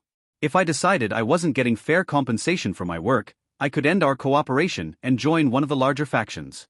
For these reasons, while I wanted to focus on raising my cultivation, I first had to concoct a series of pills. I spread my alchemy activities out across the various workshops in the city. For one, arriving to concoct pills only once every other week would make me more forgettable, but more importantly it would give me a better chance to observe the activities of others. From my talks with Elder Mu, it seemed clear that there was no back door to becoming an outer sect disciple. He couldn't just promote me. I had to go through the regular competition. This told me that while there may be a few who slipped in through the use of unconventional means, their numbers would be extremely limited. Why was this so important? Only 5 new outer sect disciples were chosen each year. The lifespan of a martial master was 200 years, and a martial grandmaster could live to 300. That would limit the maximum possible size of the sect to only around 1,500 people. Even adding in a few more who slipped through, when excluding the nominal and servant disciples, the sect couldn't have more than 2,000 members. Of course, this only counted the alchemy branch, but in my mind, the alchemy and martial branches were more like 2 separate sects. This city housed nearly 100,000 people. If 98% of the people in the sect were in this city, it would be impossible for the politics and factionalism of the greater sect to not impact the daily lives of the people here. This city was a massive workforce of alchemists producing a substantial number of pills every day. How did the factions decide how those resources were split? Was there any evidence of it in the city? At first, I thought finding such evidence would be a lost cause, but it turned out the method of competition was staring me right in the face all along. The city held regular competitions between the nominal disciples every month. I knew this. I had participated in such a competition before, but what I didn't take notice of before was where the competitions were being held. There seemed to be 2 distinct arrangements. Most of the competitions were held somewhere in the middle of a grid section. These seemed to be intrafactional tests to see who in a given faction's area would be worth nurturing. The more interesting ones were those held on the border of sections controlled by 2 different factions. These interfactional competitions could be related to resource distribution, or really, they could be for anything. However, I was convinced that, whatever the prize was, it was important. What caught my eye was that the reward for the individual winner was given out by a deacon from the opposing faction. This seemed to be a method devised to bring wealth into the fold of the winning faction. It might also be to dissuade the winners from competing again. If someone was handed a large enough prize, they might decide they needed to focus more on their personal advancement instead of low-level competitions. While this research into politics was potentially useful for the future, my main focus was on making pills to earn a lesson on cultivation from a knowledgeable teacher. After 2 months of hard work, I was granted a lesson from an inner sect disciple. The disciple was already waiting for me when I entered the training room. He was a lean young-looking man with long black hair wearing a sky-blue Hanfu robe without embellishments. I noted this down in my journal as the color corresponding to inner sect disciples. Take a seat. Deacon Ma has asked me to teach you how to cultivate as a martial master. While my knowledge is incomparable to one of the elders, I am a peak master working on breaking through to grandmaster. I will be able to answer any questions you have. While he wasn't impolite, his tone was perfunctory. I gave a slight bow. Thank you for your guidance, teacher. He waved away my bow. Just call me elder brother. Yes, elder brother. He didn't give his name, so I didn't ask. Advancing your cultivation as a martial master means forming meridians to guide qi as it flows through your body. Meridians are like blood vessels made from small strands of qi woven together. The warp and weft of these qi strands affect how efficiently the qi flows through the body as well as how easily it can leave the meridians when and where desired. He held up a hand and channeled his qi. Above his palm, thin strands of energy wove themselves into the facsimile of a meridian. You need to cultivate peak yellow meridians. The main difference between low yellow and peak yellow meridians is in the structure of the weave of the meridians. Those formed through a peak yellow technique are significantly stronger. However, rank 1 and rank 2 cultivation techniques need to be paired. If the rank 1 technique's level is lower, you will have difficulties utilizing all your qi. If the rank 2 technique's level is lower, then you risk damaging your meridians by passing too much energy through them. He passed a burst of qi through the meridian in his hand. The fragile weave of the false meridian burst apart. Before you start forming your meridians, you should practice by making simulated meridians outside your body. This will allow you to gain a better understanding of what you are doing wrong and what you need to do to fix it. Creating these false meridians is more challenging and taxing than creating real ones inside your body, so if you can master this skill, you should be able to create pristine meridians. He held up his right hand and quickly weaved strands of qi together into a tube once more. This is a crude example, but it is what you need to do. Try it. I held up my hand and began channeling my qi. It was difficult to stabilize it into the woven structure.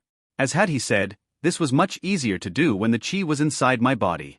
After a few minutes, I showed him my result. His initial evaluation was brief and to the point. Terrible.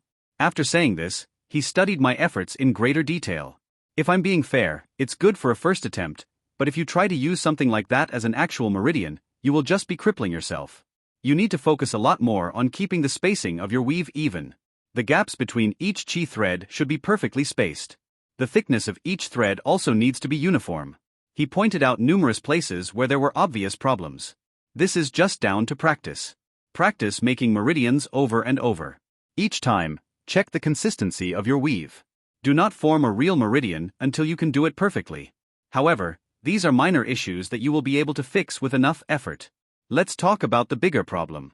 He held out his hand and formed an oversized practice meridian in his palm. This is what you are doing. Look at the qi strands. They are round. This is what you will find in low and mid-yellow techniques. Using rounded threads makes everything easier, but you will end up with meridians that leak like a sieve. They're good enough when someone doesn't have much qi because there is less pressure trying to force the energy out of the meridians. However, if your rank 1 technique is high yellow or better, such meridians are nearly worthless. He dispersed the qi in his hand and formed another example meridian. This is what you should be doing. The qi strands should be more like flat ribbons. This strengthens the meridians while trapping the energy inside.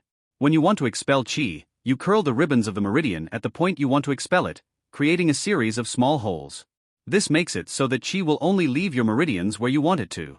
These are harder to form and take more work to control, but if you want peak yellow meridians, this is what you have to do. He dispersed his energy once more and looked at me. That's all I can teach you. From here, it all just comes down to practicing enough to be able to make the best meridians possible. Work with practice meridians, and when you are confident, start forming real ones. Just remember to take your time. If you rush at any step, you could form a useless meridian. If that happens, the best case scenario would be spending a long time dispersing and recultivating it. With that, the disciple left me to practice on my own. His entire lesson took less than 15 minutes. Sure, he told me everything I needed to know, but it made me miss lessons where the teacher needed my money as much as I needed their help. I spent years practicing what I learned from the inner sect disciple. I could have advanced to martial master in a short period of time, but the consistency and uniformity of my meridians never felt like it was enough. I wanted to push for perfection, but I kept falling short. After years of effort, I couldn't ignore the problem any longer. My fire affinity was simply too low to cultivate a peak yellow rank 2 technique. I had thought that with enough practice, I would be able to surpass the limits of my affinity. That might indeed be possible, but how many more years would it take? How many more was I willing to spend?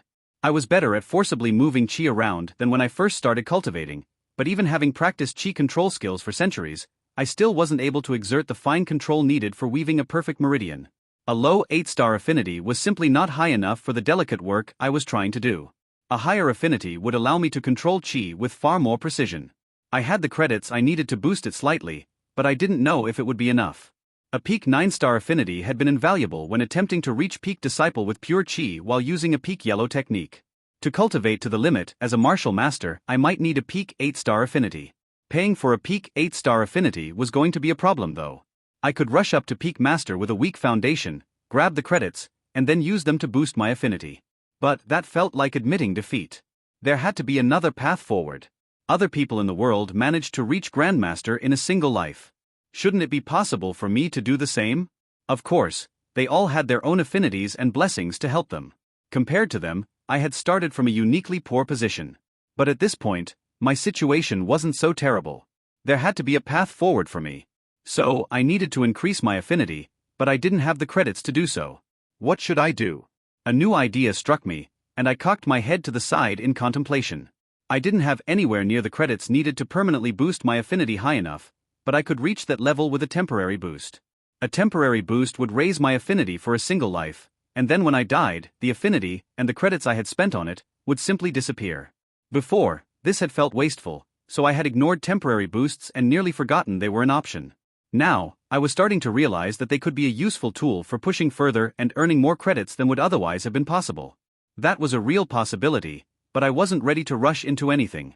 There might be an even better way forward, and I didn't feel any urgency to rush. Chow had told me that a martial disciple's cultivation calcifies at age 30. While practicing as a martial master in Rudy's workshop, I noticed a sharp decline in my cultivation speed at age 60. Improving to martial master had doubled my life expectancy, and it also seemed to have doubled the age of calcification. That meant that I had 40 years to reach peak master. This wasn't an eternity. Last time, I had only reached martial master when I was nearly 90. But it was long enough that I could take time to see if there was any other way to cultivate successfully. Aside from practicing forming meridians, I spent a significant amount of time creating pills for Deacon Ma. As stipulated in my agreement with Elder Mu, he didn't give me any reward for this work. Every week, he would just hand me a bundle of ingredients, and I would hand him the pills I had made using the previous week's bundle. For anyone else, so much work with so little reward might have been demoralizing. Personally, I didn't mind. It wasn't any different than what I had done in Rudy's workshop. Elder Mu was simply providing me with endless resources to practice with. The pills my efforts produced were meaningless since they would disappear the moment I died. I did, however, hold back a few chi recovery pills from each of my shipments. These pills were useful for keeping my energy topped up and allowed me to spend far more time practicing alchemy and cultivation. As I was using them to help me make pills for Deacon Ma, I didn't consider these chi recovery pills as any form of payment, but maybe Deacon Ma did? Was that why I didn't get any other reward? Because I held back a few pills? If so, Elder Mu was far more miserly than I had expected. While the situation didn't bother me over much, I also wasn't thrilled by it. If things didn't change, I wouldn't consider working with the Elder again in the future. I spent all my time forming practice meridians and concocting pills. I didn't improve much, but I did take a few small steps forward. After 3 years of this routine, Deacon Ma finally stopped me. You've just turned 20, right? I wasn't entirely sure. I think so, Deacon Ma. That sounds right. The outer sect competition is in 5 months. You need to advance to martial master before then and move up to the outer sect this year. His voice was firm and unwavering. What? Why? You're 20. After 20, if a martial disciple hasn't advanced to martial master, the energy in their body begins to stagnate, wasting their potential. My eyes widened in shock. I thought I had another 10 years. I was told calcification happens at 30. He shook his head sharply. While calcification happens at 30, stagnation happens at 20. At 20, it will become more difficult to advance. At 30, it will become nearly impossible to do so. So, while it is possible to wait another 10 years, if you want to be successful, you must advance before you stagnate. My mind began to race. What about as a master? What is the time limit after I advance? Every realm adds 100 years to your lifespan, so as a disciple, master and grandmaster, you will live 100, 200 and 300 years respectively. Stagnation sets in at 20% of this lifespan, so 20, 40, and 60 years old. Calcification sets in at 30% of this lifespan, so 30, 60, and 90 years old. However, once stagnation or calcification sets in, advancing will not reverse it. If you advance to martial master after 20, the effects of stagnation will continue to affect you no matter how quickly you advance to grandmaster. So, I need to advance to master by 20 and grandmaster by 40. I can manage that. Deacon Ma shook his head. That will avoid stagnation, yes, but it isn't ideal. To be treated as a true prodigy by the sect, you will need to advance to grandmaster before 30. This isn't crucial, and it won't affect your further cultivation, but it will affect the value the sect places on you. I understand. I can advance now, but my foundation will be weak. I'm still not able to form perfect meridians. Yes, this is a problem the Elder has considered. Your affinity is too low. Even if you become a peak master, it will be difficult for you to advance to grandmaster, and even if you did, you would be at a significant disadvantage. He paused to give me a moment to consider my situation. It wasn't good. I was starting to feel I had made a mistake when I raised all my affinities to low 8-star instead of focusing on fire. The other affinities had helped my alchemy, but it was at the cost of my ability to advance my cultivation. Deacon Ma finally threw me a lifeline. The Elder has decided to give you an opportunity. The sex baptism pool will soon be opened. It is capable of greatly enhancing the fire affinity of anyone who enters. If someone with a low 8-star affinity were to enter the center of the main pool, they might be boosted to mid or even high 7-star. Before I could reply, he continued, cutting off any premature dreams. Of course, you will not even be allowed near the edge of the main pool. Inner and outer sect disciples have been competing for places in the pool for months. You don't qualify. However, the Elder has been allocated a spot in a secondary pool, and he has decided to give it to you. The benefits are not nearly so great, but you should still be able to advance your affinity 1 or 2 steps. He gave me a meaningful look. I hope you understand. The value of this opportunity far exceeds what you have given us so far. You have provided us with a large quantity of rank 1 pills, but the value of even perfect rank 1 pills is limited. This reward is a sign that the Elder has recognized your diligence. Be sure to repay him. I didn't know the value of an opportunity to raise an affinity, but I was certain the deacon was right about its value relative to the pills I had given him. I looked the deacon in the eye and was filled with conviction. I will repay my debt. After meeting with Deacon Ma, I had to decide how to handle my affinities. I had wanted to find a path forward without needing to rely on the system, and I had done so. Even if its effects would be limited in this life, this baptism pool that could raise my affinities opened up a world of new possibilities for the future. So, my goal had to shift. I didn't need to find another new path forward. I needed to take best advantage of the opportunity and resources available to me. I had no reason to distrust anything Deacon Ma had told me. I couldn't confirm all of it, but everything matched up with my own experiences. While the information on stagnation was a surprise, it helped explain why my cultivation speed would slow down even before I reached calcification. So, since I was already 20, I needed to advance as soon as possible. However, while waiting around for my cultivation to stagnate would be bad, advancing with a foundation made out of mud wouldn't be any good either. There was only one way to solve this dilemma. I needed to improve my affinity. Elder Mu was going to let me enter the pool to do so, but Deacon Ma had said I should only expect it to boost my affinity by at most 2 steps. That would give me a high 8-star affinity. Was that enough? It felt lacking. My conjecture was that I would need a peak 8-star affinity to perfect my cultivation in the martial master realm. That had to be my minimum goal. To achieve that, I would need more than the sex baptism pool. I would need help from the system. I pulled out my journal and did a bit of math. I needed to figure out how to best utilize my remaining credits. Once I was satisfied with my plan, I set it into action. System, permanently raise my fire affinity to mid 8-star. Purchase confirmed. Cost 2,500 credits. 4,540 credits remaining. The cost of making that bump permanent was high, but buying it was a way to mitigate the risk of what came next. I didn't like the idea of spending credits on temporary boosts, but I could use them to raise my affinity far higher than would otherwise be possible. If I wanted a peak 8-star affinity, temporary boosts were the way to do it. System, raise my fire affinity to peak 8-star for the remainder of this life. Purchase confirmed. Cost 1,250 credits. 3,290 credits remaining. Now, could I go further? I thought I knew what the costs would be, but I needed to make sure. How much to raise it to low or mid 7 stars? Temporary low 7 asterisk fire affinity. Cost 1,000 credits. Temporary mid 7 asterisk fire affinity. Cost 2,500 credits. I nodded. It was as I expected. At this point, it was hard to know the best way to proceed. What would be best? The problem was that I didn't know how much the baptism pool would help me. I could only buy a single boost, from peak 8 to low 7 or low 7 to mid 7. I wouldn't be able to buy one from mid 7 to high 7. The exact boost I got from the pool would affect which one of these options was the most cost-effective. If it raised me a single step regardless of my starting affinity, buying the low 7-star affinity first would be for the best since it was the cheapest. If the secondary pool I was being sent to was powerful enough to raise me from peak 8 to low 7 but not from low 7 to mid 7, buying the more expensive one later would be better since it was the only way to reach a mid 7-star affinity. It was even possible that I would be boosted to mid-7 no matter what. In that case, no purchase at all would be the best choice. There was just too much I didn't know about how this pool was supposed to raise my affinity to make any firm decision. After carefully considering my options, I chose to hold off on any more purchases until after the baptism. It might not be the most cost-effective option, but it was the one that gave me the highest chance to reach a mid-7-star affinity. With that decision made, I returned to my practice with meridians. This practice went significantly smoother than ever before. With my new peak 8-star fire affinity, I no longer felt like I was having to force Qi to listen to me.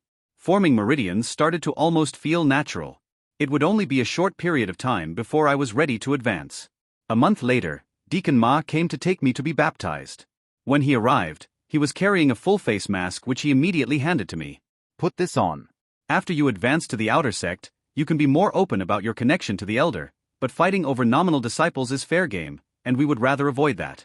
It would be best if no one knows who Elder Mu gave this opportunity to. Once I had donned the mask, he led me out of the city and onto a narrow path through the surrounding forest. It was exactly the same as when I went to gather the cold mountain fire. The path was perfectly straight, and I saw nothing but trees that twisted strangely in the corner of my eye. Unlike the path to the fire seed, this one ended at a large forest clearing where several people had already gathered. I noticed several sky-blue robes of inner sect disciples, but most were wearing robes of a paler shade. Possibly outer sect disciples? I didn't have the opportunity to ask. Deacon Ma took me to the side and didn't allow me to approach or be approached by anyone else. The scene was eerily quiet. There were no sounds of anyone talking, only the sounds of the forest. With so many people, that seemed impossible, but clearly, there was nothing to hear but the forest. I saw people's mouths move, but no, just forest sounds. No one was talking. When the group started moving, Deacon Ma pulled me along. It was hard to tell with the thick cover of trees, but it felt like we were walking away from the mountain. I wasn't sure how long the trek lasted, maybe a few hours, and that entire time, the path ahead was perfectly straight. Finally, we arrived at a cave opening. It looked just like the one that had led to the seed of the cold mountain fire, but it couldn't be the same one. The distances didn't match. Several deacons and a few elders stood around the cave. Someone from our group went up to them, but they didn't say anything. After a moment, he gestured for us to enter, and Deacon Ma guided me inside. While most of the group proceeded down the widest tunnel, he took me to a small branch path. At its opening, he gave me a sharp look and pointed down the small tunnel. This is a straight path to the pool. When you get there, stay on the outside edge. You are not allowed to go any further, and you will only cause trouble if you try. I nodded. I tried to respond, but I couldn't force the words to come out of my mouth, so I gave up, turned around, and walked down the tunnel as ordered. The cave looked natural and had a generally musty smell to it. However, the further I walked, the more I noticed an additional faint sulfurous stench. After I noticed that additional smell, it wasn't long before I found the pond I was looking for. The tunnel opened into a cavern with a pond close to 20 meters in diameter. A group of young men and women were already sitting in the water, fully clothed. No one even opened their eyes as I moved to join them. I approached the pool and sat down in the water, staying right at the edge as I had been told. As I sat there in the water, I realized that I had never been told what to do to raise my affinity. Deacon Ma's behavior had indicated that I would know what to do, but sitting there, nothing seemed to be happening. With no better idea of how to proceed, I looked at the water using Qi sight. What I saw was shocking. I had never seen anything like it before. Large flecks of red energy floated everywhere in the water. They seemed to bubble up from the very center of the pool, and the disciples sitting there were pulling them into their bodies as fast as possible. Only a scarce handful of flecks escaped out to the edge where I was. I cycled my cultivation technique to try to draw this energy nearer, but it didn't have much of an effect. So I reached out with my fire affinity and simply pulled on them with all the mental energy I could muster. This worked, and the flecks of energy started migrating toward me. The moment they touched my body, they disappeared. I kept pulling, trying to grab as many flecks as possible, but even after several flecks of energy had entered my body, I didn't feel much different. Still, I had to assume that this was what I was supposed to do. The process went on for hours. As I watched the cultivators at the center of the pool gobble up most of the energy, I felt like I was only eating breadcrumbs dropped from the mouths of hungry vultures. I could only hope that the meager amount I obtained would be enough to improve my affinity. During this time, I didn't have much to do other than think, and that made my mind drift to questions of exactly what this energy was and how it could improve my affinity. It wasn't Qi, I was sure of that, but that didn't tell me much. In a way, it was like the medicinal energy in herbs. The red energy in some herbs was some type of fire energy, and my fire affinity could affect it, but it was distinct from fire chi and fire-based medicinal energy. This was a third form of fire energy. I wanted to know what it was. I needed to ask the system, but I didn't want anyone to hear me, so I tried to speak to the system by sub-vocalizing, making no sounds and barely moving my jaw. System, how much to learn about the energy in this pool that's capable of raising my affinity? The cost of this information is not possible to calculate at this time. I ground my teeth slightly. I should have expected that answer. While I didn't know where this energy was coming from or why it could increase affinity, I did have a new potential goal for the future. Once my storage space was large enough, could I store a pool like this inside? If I did, would I be able to quickly raise my affinities at the beginning of every life without spending any more credits on them? I wasn't sure about the feasibility of the idea, but it was worth keeping in mind. All too soon, the fire energy in the pool dried up and no more entered. At that point, I stood and left to rejoin Deacon Ma. We took our leave from the group, and he led me back to the city. On the trip, I sub-vocalized a few more questions. System, how much to upgrade my fire affinity to low 7-star? Processing. Information on affinity pricing. Cost 500 credits. My steps paused at that response. Deacon Ma looked at me, and I hurried to fall back in step. System, how much to upgrade it to mid 7-star? Information on affinity pricing. Cost 500 credits. System, why are you charging me to learn a price? I've never had to pay before. System message.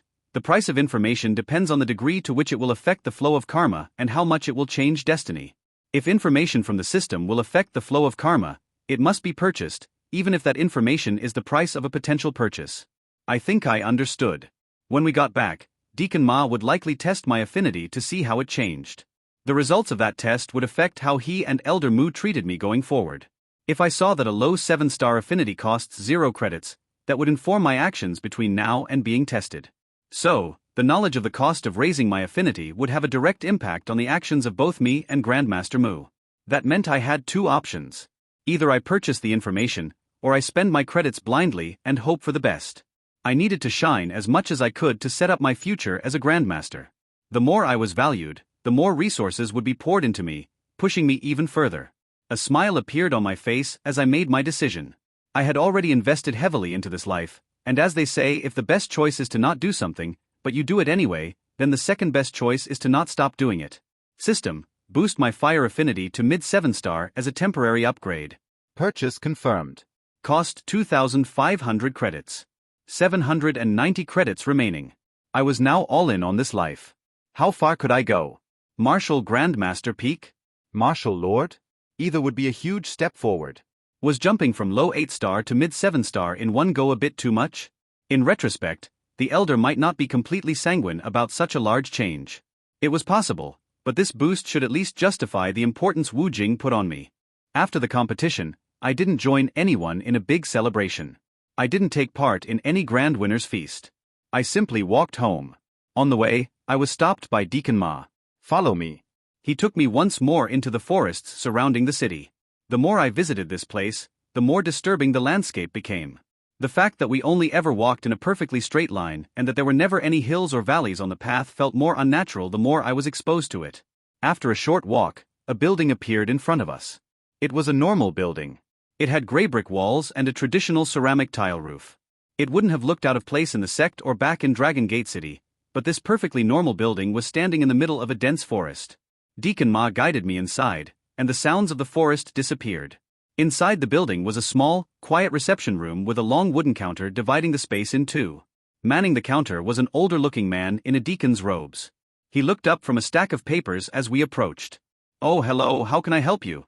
Deacon Ma spoke before I could even open my mouth. "New disciple for the outer sect. He needs to be registered and given his new jade and robes." "Name?" This question was asked to me, but Deacon Ma quickly provided the answer before I could respond. Su Fang. The man picked up some of the papers he had been looking at earlier and shuffled through them. Here it is. Su Fang. Registered as an in-name disciple to Elder Mu. Is that correct? Yes, answered Ma. The man cleared his throat and looked me squarely in the eyes. Su Fang, you are allowed to choose any elder who will accept you to be your master. You may also choose to have no master at all. The deacon waved dismissively at Ma. While he may wish to quickly sweep you up, it is your choice to make. Do you wish to be registered as Elder Mu's in-name disciple, or do you want to take an opportunity to see if a different master would be a better fit? I had considered the possibility of this happening earlier.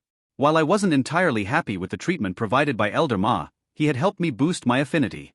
That was a huge debt that needed to be repaid. I will stay with Elder Mu Deacon. Listen for a moment. This is not a decision to be made lightly.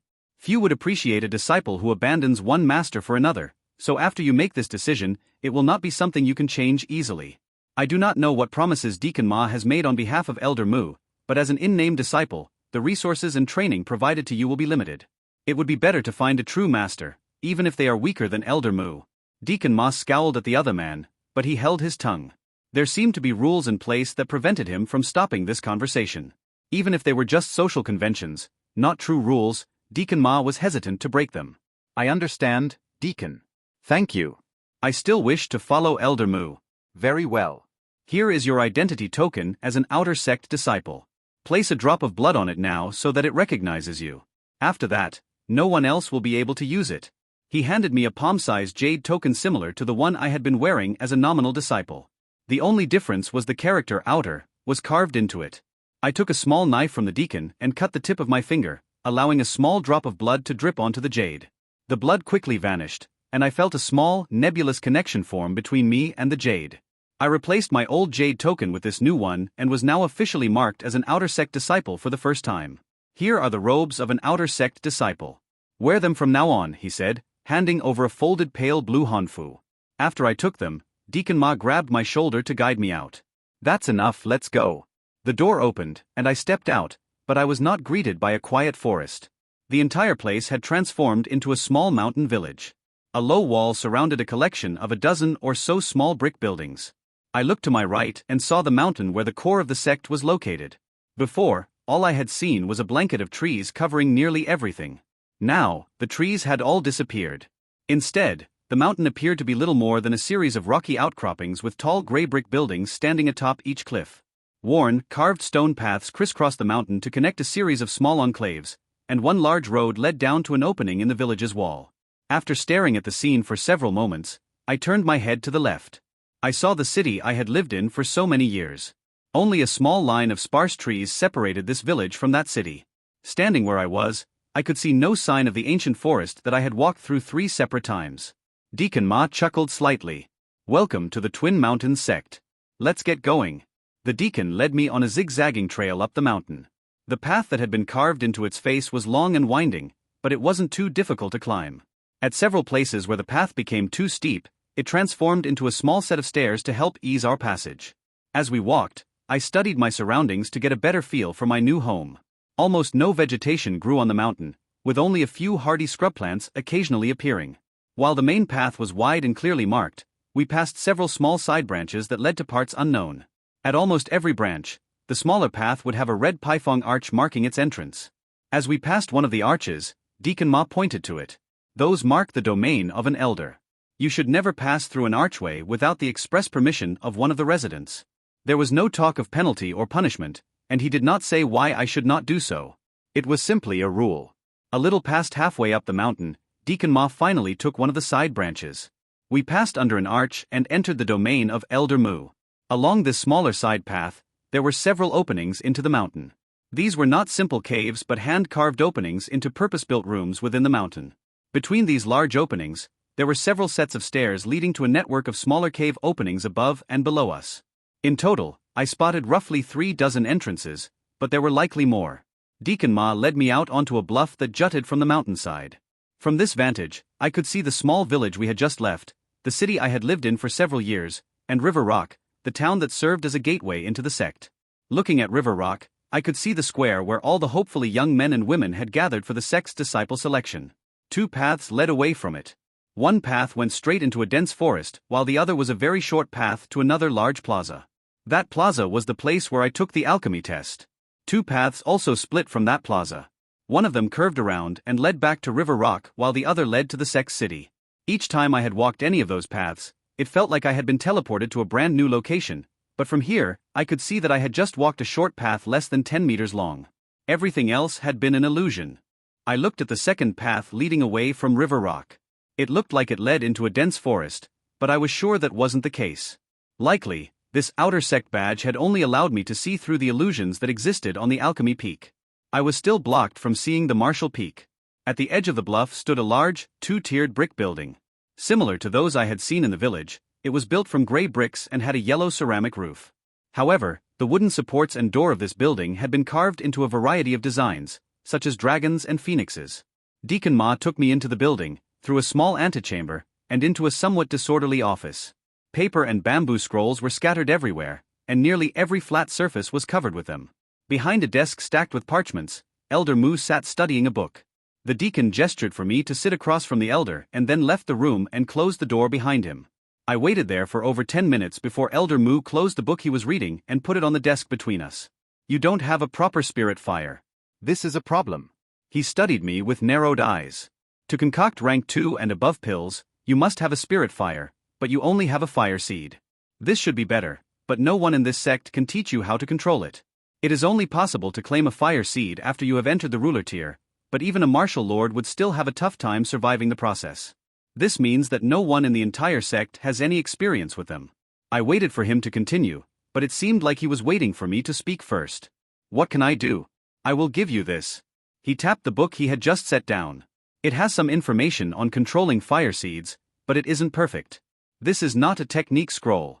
It's more of a journal from someone learning to use a fire seed. While it should help, it will still take you time to learn to use the fire seed properly, and that is a problem. Until you learn to control it, you will not be able to compete against the other disciples in the outer sect. You need to be able to create at least mediocre rank 2 pills if you want a chance to make a name for yourself.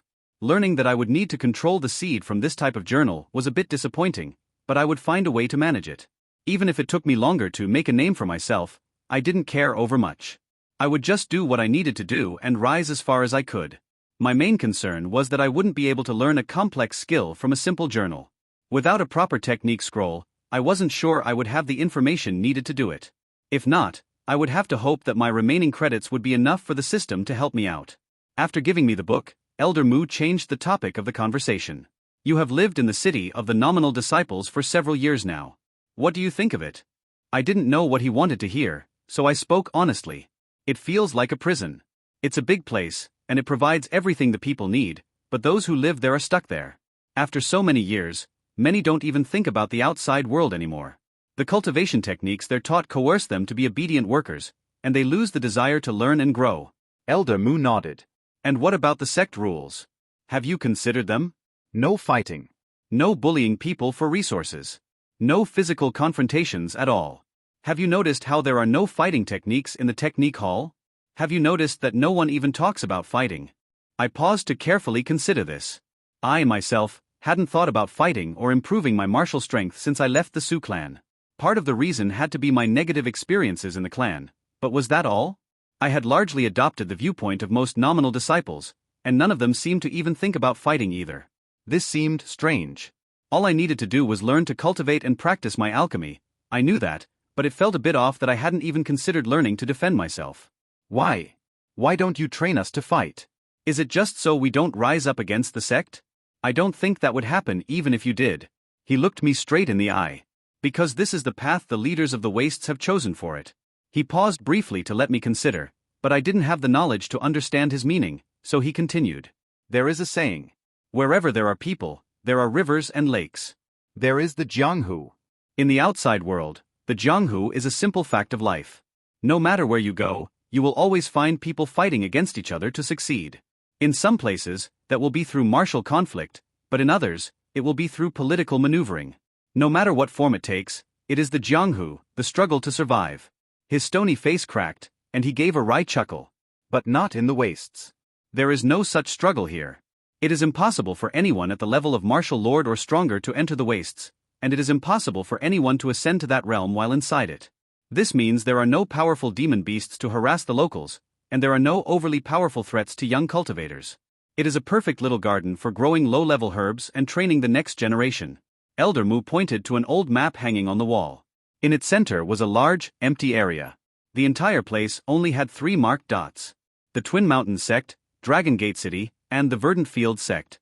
Around this empty area were several nations with countless dots marking important locations. The powers surrounding the wastes have turned it into a playground, and to protect this resource, they have worked hard to stop the Jianghu from infecting it. The sect's city for nominal disciples is a pure expression of this desire to eliminate the Jianghu. You may pity those who have chosen to live there and never strive for more, but they are safe there. Those people would never survive the Jianghu. Was this also the explanation for the actions of the Su clan? While the wastes might be protected from infection, if that protection didn't extend inside the sect, it likely didn't extend to the Su clan either. The Twin Mountains sect provided a place for those who couldn't survive in this world to live and prosper, but the Su clan had simply decided to ruthlessly discard those who could not survive the Jianghu. You, however, were able to overcome this, gelding, and become an outer sect disciple. You are now part of the true Twin Mountains sect, and this mountain does not have the protections from the Jianghu that the rest of the wastes have. You will now be part of the struggle. Inside the sect, it is still tame, and as your in-name master, my presence will shield you from the worst of it, but you will still need to strive for advancement. I nodded. I could see potential benefits to needing to struggle to advance.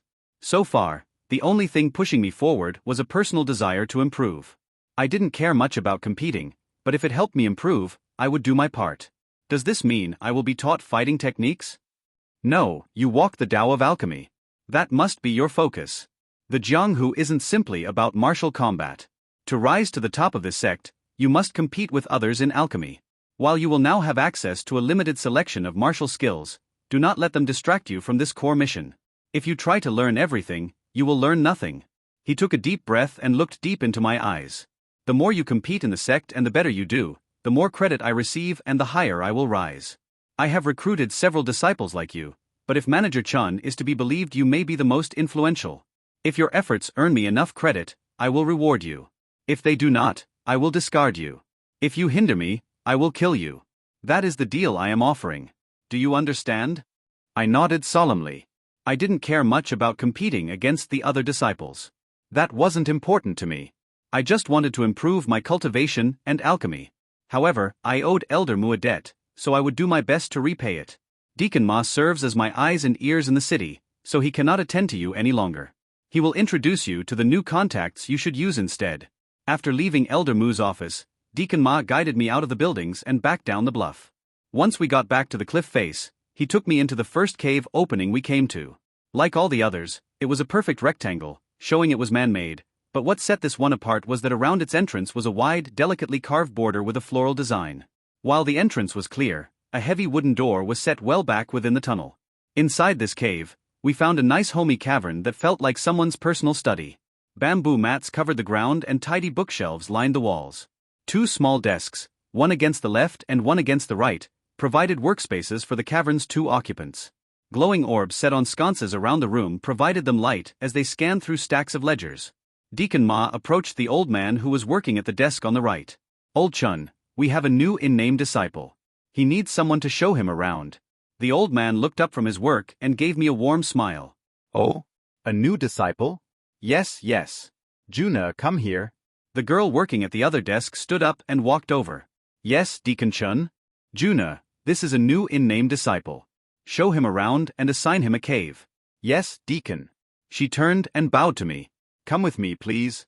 I followed the girl out of the deacon's cave and back to the cliff face while both deacons stayed behind. Once we were outside and under the bright sun, the girl looked up into the sky happily before turning to face me. Hello, I am Chun Yanjun. You can call me Little June. That was Deacon Chun. He's the head administrator of Elder Mu's enclave. Try not to disturb him. Little June? Is that appropriate? Shouldn't I call you senior sister? She laughed and tugged at her pale robes. No, I am only a servant disciple. Because we share the same name, Deacon Chun took me in to assist him, but I have no official position. As you are a disciple of the elder, it's proper to call me Little Jew. Alright, so what do I need to know? She pointed to our right. First, that direction leads to the deacon's caves. You should never go down that path without permission. The same applies to the elder's abode. While you may not face any official punishment for violating this rule, your fellow disciples will not be so kind. I nodded, beginning to get a sense of how this place worked. Are most of the rules going to be like that? No official punishment, but social conventions are enforced by the other disciples. Yes. Cultivators strive to defy the heavens, so of course they would be willing to defy the elders. Instead of rules from above, it is the rivalry between disciples that maintains order. That seemed impractical. Trusting rivalry between children to maintain order seemed like a disaster waiting to happen. However, the effects of cultivation techniques combined with an invisible guiding hand might make it possible. June waved at me and gestured to the left. Follow me. This was the same path the deacon and I came from earlier. We walked back to the place where the path split apart and led to stairs up and down the mountain face. The upper caves are the residences for inner sect disciples. The lower caves are for outer sect disciples. Those in the middle are shared areas. You will be able to handle most of your day-to-day transactions there, including selling pills and buying herbs, techniques and basic resources. Do they use the same contribution points as the rest of the sect? No, the halls here are run by Elder Mu, not by the sect. They do not operate on a strict point basis, and what you are allocated is determined by the deacons. The more you contribute, the more resources you will be allocated. As an in-name disciple, your base allocation is extremely limited, so you will need to amass significantly more contributions than a direct disciple would. So, all my supplies have to be given to me by Elder Mu? I can't earn and use regular contribution points at all anymore. While I had become accustomed to this under Deacon Ma, I had expected the situation to only be temporary. No, you can still go down to the village and trade using points like normal. The sect operates halls there that run on the standard contribution point system. They have more resources available, and the prices may be better or worse than they are here. However, by going through the sect halls, you are not contributing to the elder. That is your choice to make, but it could limit your access to any special opportunities he could provide. I put the situation in a context I could better understand. I had to choose between operating under a hard currency exchange or a favor system. I liked the former more since it was more structured, but in truth, I didn't know which would be better for me. Ideally, I would be able to make enough pills to work both systems simultaneously. After explaining the halls, she took me on a path to one of the lower caves. The entrance was bare rock and lacked the flourishes of Elder Chen's room. The inside of the cave was barren except for a bedroll and a ratty bamboo mat on the ground. Its only saving grace was its relatively large size. It was a square nearly 3 meters to a side. If I could get furnishings, it wouldn't be a terrible place to stay. June winced slightly at the sight. This is your cave. Since you're new, your cave is the worst one available. If you want a better place to stay, you'll need to defeat others in challenges for the right to claim their place as your own. Can I buy furniture? Yes, but none is available from the elder. Some furnishings are available in the sect halls, but you'll need to carry whatever you purchase up the mountain. Most people find it easier to simply focus on winning a better cave than trying to improve the one they were assigned. If you do make improvements, you may find yourself losing this cave in a challenge. They get to keep anything I place in it?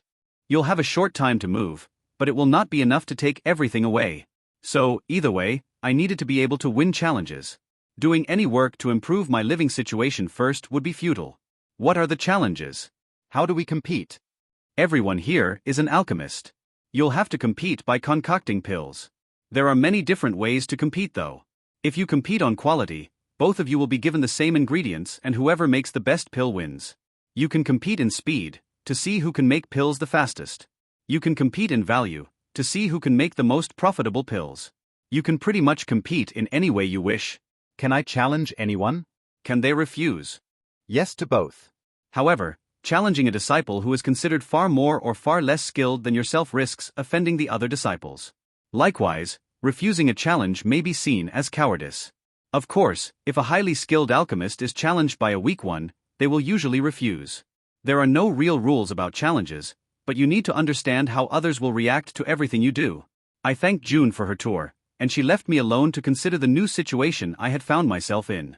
Without being able to use my fire seed, I couldn't concoct rank 2 pills.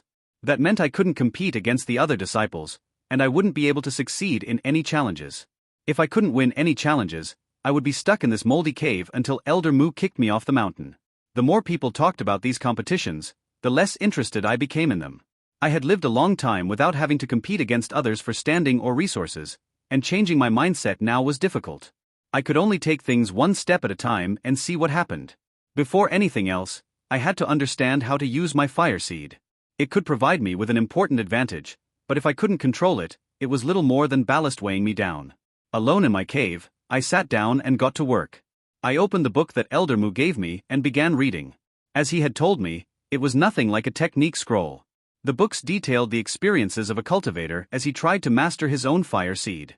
The cultivator in the book had absorbed a seed of the tidal water's fire. It was, as its name suggested, a water-based spirit fire. I didn't know how a spirit fire's element affected it, and the book didn't explain anything on the topic, but I didn't get the impression that a fire's element would have too much of an effect on the basics of how to control it. Though, it was likely a cultivator's affinity for said element would play a part. The book described a process of opening one's soul and allowing a tendril of the fire seed to enter the body. If I had only absorbed a spirit fire like normal, the energy would be fused with my body, and I would use my chi to empower and control it. With the seed, the first step was to get the energy into my body. The biggest difference was that the fire would be empowered by the seed, not by my personal chi. From what I read, it seemed like the biggest roadblock ahead of me was simply opening my soul to allow the fire to flow from my soul into my body in a steady, controlled way. Without opening my soul, I would not be able to reach the fire. If I opened my soul too widely, fire would flood out of the opening and rampage through my body. In that case, surviving with only serious injuries would be the best-case scenario. Without an actual technique or any real instructions for what to do, attempting to do anything with a fire seed would be extremely risky. I needed to rely on the system for assistance. System: how much to learn how to control my fire seed. Mastery of seed of the yellow rank cold mountain fire. Cost 100,000 credits. I had checked this back when I was secluded in Rudy's workshop, and even with Elder Moo's journal, the price hadn't changed. I would not be able to purchase such a skill without the credits from a death as a martial grandmaster.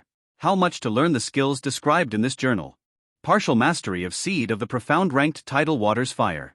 Cost 5 million credits. No, I just want the cost of learning the information that's described in the journal as it pertains to the seed of the cold mountain fire. Cost 5,000 credits. That was much better.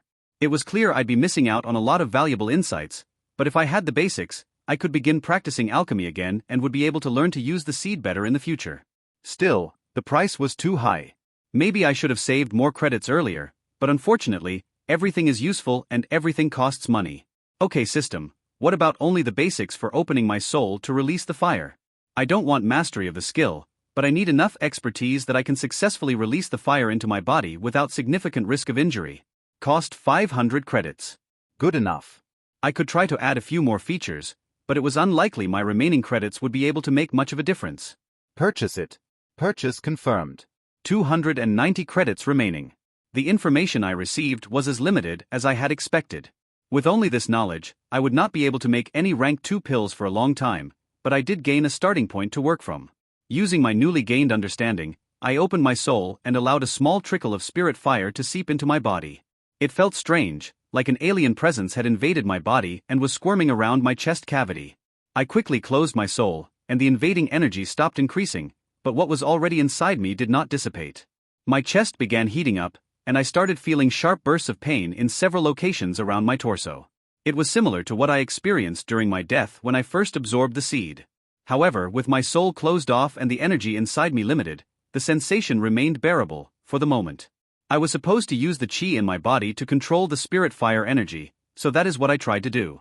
I wrapped the foreign energy in my chi and tried to force it to move. When I did so, I faced complications I did not expect. The cold mountain fire was mainly made up of a type of earth energy, but it also had a trace of water energy inside it. My chi was fire chi. When I tried to control the spirit fire's energy, its water energy eroded my control over my fire chi. At the same time, my fire chi fed the earth energy, making it stronger. This was part of the basics of the 5-element system. Water extinguishes fire. Fire produces earth. These interactions didn't just make controlling the energy from the spirit fire more difficult, they made it life-threatening. As my fire chi fed the earth energy, the pain in my chest steadily increased. To combat this, I sent all the chi I could out of my chest and into other parts of my body. Somehow, regular sect alchemists could control the cold mountain fire, but I didn't know the details. Since I had the fire seed, neither Elder Moo nor Deacon Ma had seen fit to explain how to use a normal spirit fire, and at that moment I was in no condition to go ask. I needed to do something quickly to save myself. Controlling the fire's energy through chi didn't work, but I had another option. I had affinities in both earth and water. They were only low 8-star, but I didn't need deft manipulation. I just needed to expel the energy. I mentally connected with the fire and pushed. It was not as easy to manipulate as the medicinal energy in herbs, but it still gave way. Slowly, ever so slowly, it emerged from my chest. While inside my body, the spirit fire had been able to use my chi to sustain itself. Once expelled, it no longer had a power source and dissipated, vanishing into thin air. With the immediate danger dealt with, I collapsed to the floor in exhaustion and a smile appeared on my face. This incident had been dangerous, but it had been a success. I had tapped into the seed and controlled a spirit fire. From here, all I needed was practice. Even though the knowledge from the system helped, I still had a long way to go before I would be able to use my spirit fire seed properly. Knowing that I needed to gain mastery over it as quickly as possible, I secluded myself in my musty cave and did nothing other than practice different ways of expelling and controlling the spirit fire. I didn't make or sell any pills, but no one came to hassle me about contribution points. Whenever I had questions about what to do to improve, I just needed to search out one of the deacons and they would give me whatever advice they could. This was far different from the treatment I had received elsewhere in the sect. While it was possible that Elder Mu's enclave just functioned differently, I didn't believe it. In my mind, the only possible explanation for these differences was that the elder must have made it clear that I was to be allowed to focus on my task. When I asked the deacons about how normal cultivators absorbed and used spirit fires, the answer I got was something I didn't expect. During the normal process of absorbing a spirit fire, a cultivator's body is flooded with low-level energy. When I first opened my soul to use the seed, a large amount of spirit fire energy was expelled directly into my chest. For a normal cultivator, that same amount of energy would be spread out through every part of their body. As for controlling a spirit fire, the deacons said that they never try to do so directly since it would be impossible without the proper affinities. Instead, their control comes through feeding the spirit fire chi. Fire produces earth. When fire chi is applied to the earth energy of cold mountain fire, flames of earth energy burst forth. To create a spirit fire flame in one's palm, a normal alchemist would direct their fire chi to the spirit fire energy at that location. They are not controlling the spirit fire itself. They were only manipulating where an external flame would appear by controlling their chi. What I did, expelling the energy of a spirit fire from my body and letting it dissipate, might work too, but it would be incredibly wasteful. For someone without a seed, any energy used in this manner would be permanently lost. Repeatedly accessing a spirit fire by expelling it from one's body would only lead to the complete loss of the spirit fire. Learning the way normal cultivators used spirit fires was helpful, but I wasn't entirely sure how to apply it to my situation. While I could direct my chi to my fist, it wouldn't do anything. The fire seed was in my soul, and when I opened my soul, the spirit fire's energy entered my chest. There wasn't even a trace of it in my hand for me to manipulate. From the deacon's information, it was clear that before anything else, I needed to figure out how to produce a spirit fire in my hands. If I wanted to perform alchemy, that was where it was going to need to be. The system had given me the most basic of basics for opening my soul to extract energy. Using this knowledge, I was able to extract a thread of spirit fire into my chest. I could look at ways to slowly transfer that energy from my chest to my hands, but that felt like a suboptimal strategy. Another option was to flood my body with a low level of spirit fire energy like normal cultivators did. Then, I would be able to control it like a normal alchemist using the same well-known and easily understood methods that the sect taught everyone else. However, this would be throwing away any advantages having a seed might provide me. It would turn the fire seed from a blessing into a curse. I needed a better way. I wanted to be able to open my soul in my hand, not in my chest.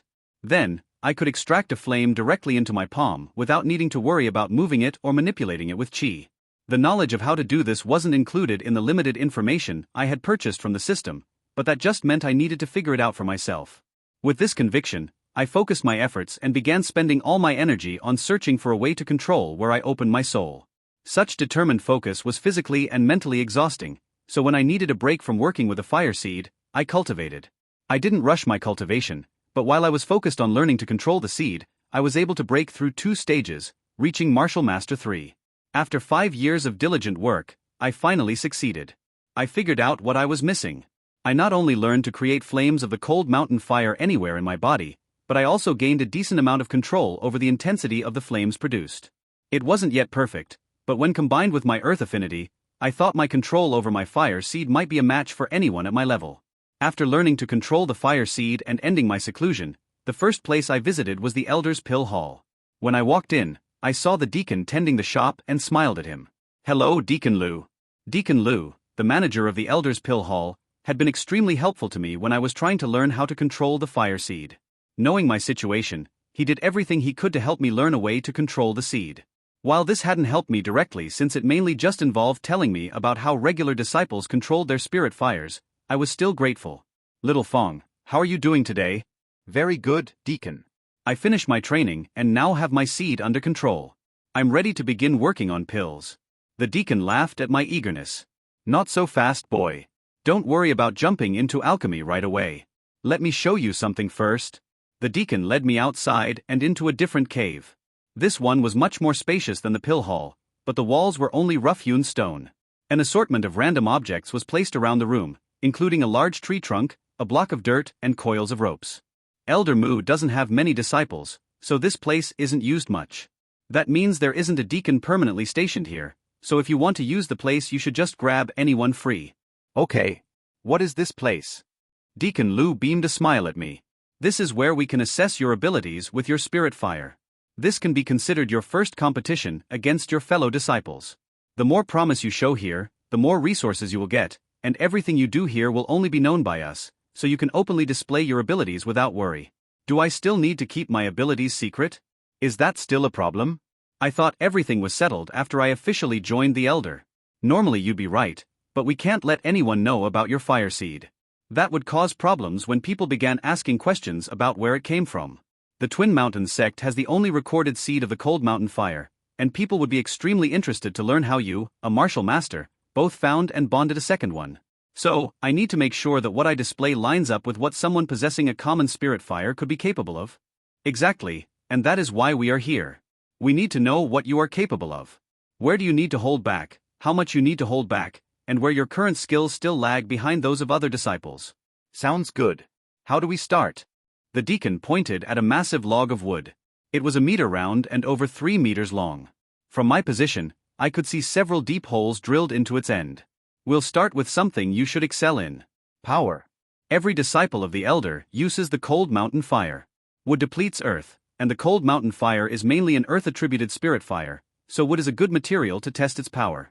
All you have to do is drill a small hole through the log. The further it penetrates, the better. For now, just do the best you can. I nodded, approached the log, and touched it with the tip of my index finger. I opened my soul in that spot and allowed flames to gush out freely. The energy for the flames was provided by the spirit seed, but I used a thin tendril of chi along with my affinities to try and guide it forward in a straight line. I didn't have any problem cutting through the log, but after the flames got too far from my body, I was no longer able to control them, so the total depth I could drill was limited. When I finally cut off my flames, I backed away and allowed the deacon to approach. He took out a rod and measured my work. He laughed happily. A good bit over 2 meters deep. A normal disciple has difficulty reaching 40 or 50 centimeters. Also, from the looks of it, control was your problem, not total power. This is certainly an area where you will have to limit yourself. The fire seed can provide you much more power than someone with your cultivation base should have. He gave the log one last look and then turned to a brick of dirt. Let's get to the second test. I expect you'll find it much more challenging. I looked at the brick but wasn't sure what to expect. This is a test of your isolation ability. This is a 1 kilogram block of ice that's been covered in a thin layer of earth. With a bit of effort, your fire will be able to burn away this shell of earth, but your goal is to do so without melting the block of ice hidden within. Earth obstructs water. If your flames touch the ice, it will quickly destroy it. Your result will be based on how much the block weighs after you have removed all the dirt. While I had more practice with chi isolation than anyone in the sect, isolating the spirit fire's energy was a different beast entirely. It didn't behave the same way chi did, it was wilder. Where chi went where I told it and stayed there, the spirit fire would go where I wanted it to and then wander around unless I maintained focus on it at all times.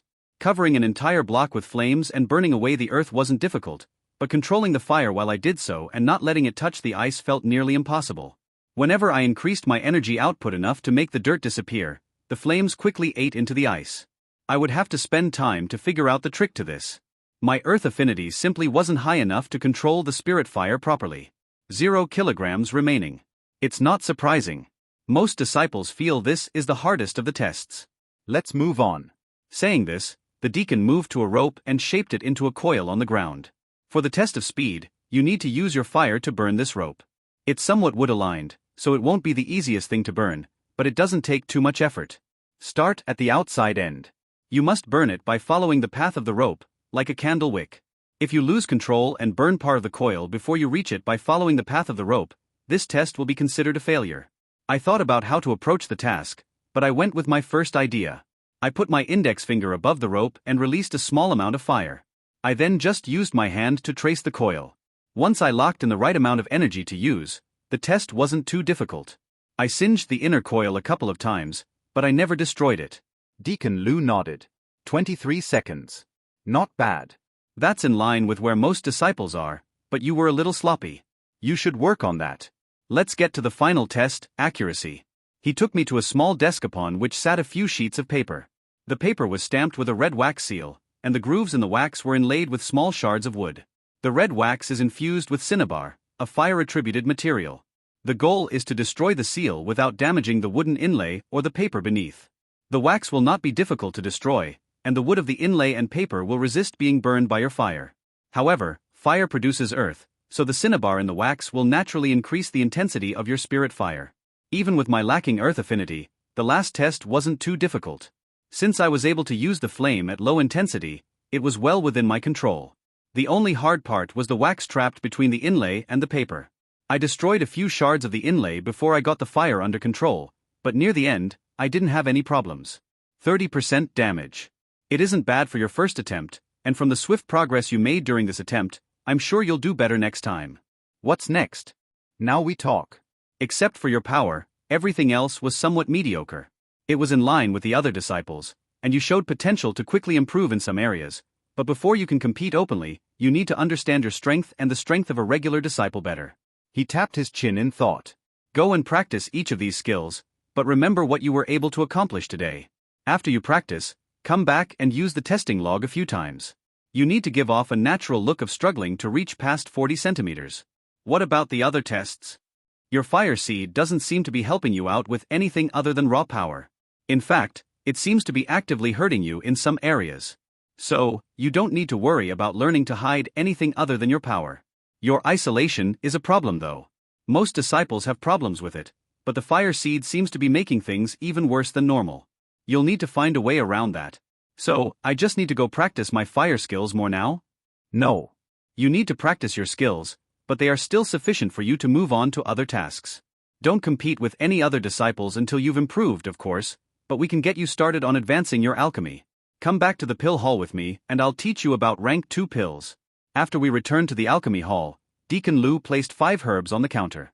These are the herbs needed to concoct the most important rank 2 pill, the Meridian Builder pill. This pill increases the flow of qi, like a qi gathering pill, while also improving the ability to focus. While this combination of effects might be useful in a combat setting, the inevitable buildup of toxins when consuming pills means that it is only used when necessary, such as when constructing meridians, thus the name. I nodded at his explanation and studied the herbs.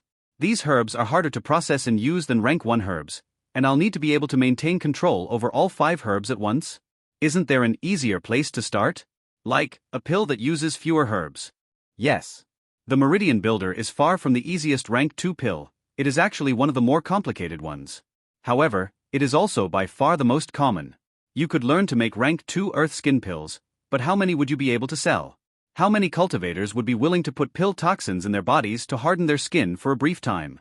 At most, a martial cultivator would carry a single pill and only use it in the direst of circumstances. It is better to simply start by learning Meridian Builder pills since the demand for them is far higher than anything else. I nodded, eager to get started. I understand. What do I need to do to receive ingredients to practice with? The deacon raised a hand to stop me. Hold on. Take a close look at these herbs in Qi vision first. Doing so, I noticed that they were almost entirely composed of chaotic, toxic energy. Very little medicinal energy existed in them. Rank 2 herbs are significantly harder to grow.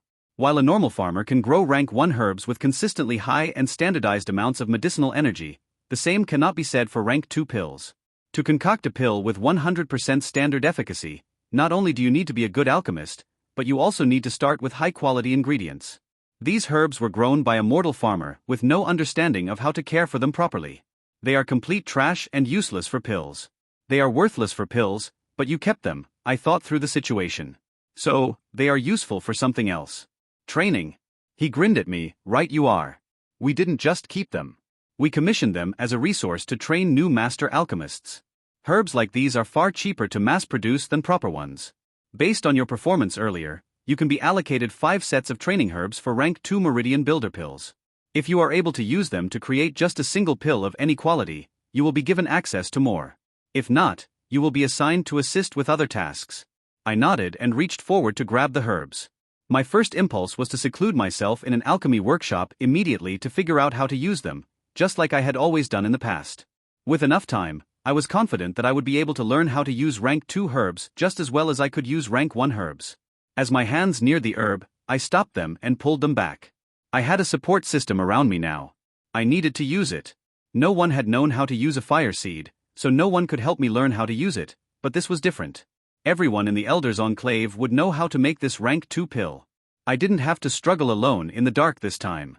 It was time to ask for help. Deacon Lu, can you teach me to make this pill? I know that the sooner I learn this, the better, and I don't know how long it will take me to learn on my own. The deacon looked at me with a kind smile. Of course. I bowed to him. Thank you. He caught my shoulder, stopping me. No need for that. Let's just go to a workshop. The deacon began explaining as he laid everything out on a workbench. You can already make excellent rank 1 pills. Rank 2 pills aren't too different. There are just a few extra complications you need to worry about. He picked up one of the herbs and handed it to me. Try to use your fire chi to work on this like you would with a rank 1 pill. I looked at the herb in my hand. It looked like nothing more than a spout of sage, but looking at it in chi's sight showed thick toxic energy with just a hint of green at the core. The deacon motioned once more. Try using your fire chi to burn away the toxins. I took a strand of fire chi and attacked the chaotic energy with it. It worked. Where my chi landed, the toxins vaporized and drifted away, but the process was very, very slow. Cleansing this herb would take far more energy than it had with the lower level ones. Even if I completely drained myself, I doubted I would be able to remove all the toxins. Now you see why we need spirit fires. Deacon Lu picked up another herb. What do you know about pill toxins? What can you tell me about them? I thought about it. I realized I had never thought to ask that question. I was just told they were toxins, and toxins were bad. I knew from experience that if the herbs retained too many toxins, it would be impossible to form a final pill, but that was about it. Not much. I just know that I need to remove them. Deacon Lu nodded, expecting my response. I'm no master herbalist, so I only know the basics myself. As herbs grow, they pull in energy from the environment. If grown in the perfect environment, with the right energy balance, the herb's medicinal energy will be extremely pure. These herbs are in such a bad state because they were contaminated by other energies as they grew. The deacon placed the 5 new herbs in front of me. For a meridian builder pill, you need an herb of each basic element. This water affinity herb has mainly been contaminated with an abundance of wood energy. The other 4 have been contaminated with an abundance of water energy. The reason your fire chi did so poorly at purifying the first herb was because fire chi is terrible at cleansing water-based toxins. So, using an earth-based spirit fire is far more effective. Exactly. Your spirit fire is great for dealing with water toxins and okay with fire toxins. Your fire chi will work well on metal toxins and should suffice for wood. You should only have any real problems when dealing with strong earth toxins. You'll have to use your spirit fire against them, but earth against earth will make things difficult. You may also occasionally find herbs contaminated with more exotic energies, but those are usually impossible to properly cleanse and simply need to be discarded. The deacon again handed me the herb with wood energy that had been contaminated by water toxins. Try to cleanse this one again, but this time use your spirit fire.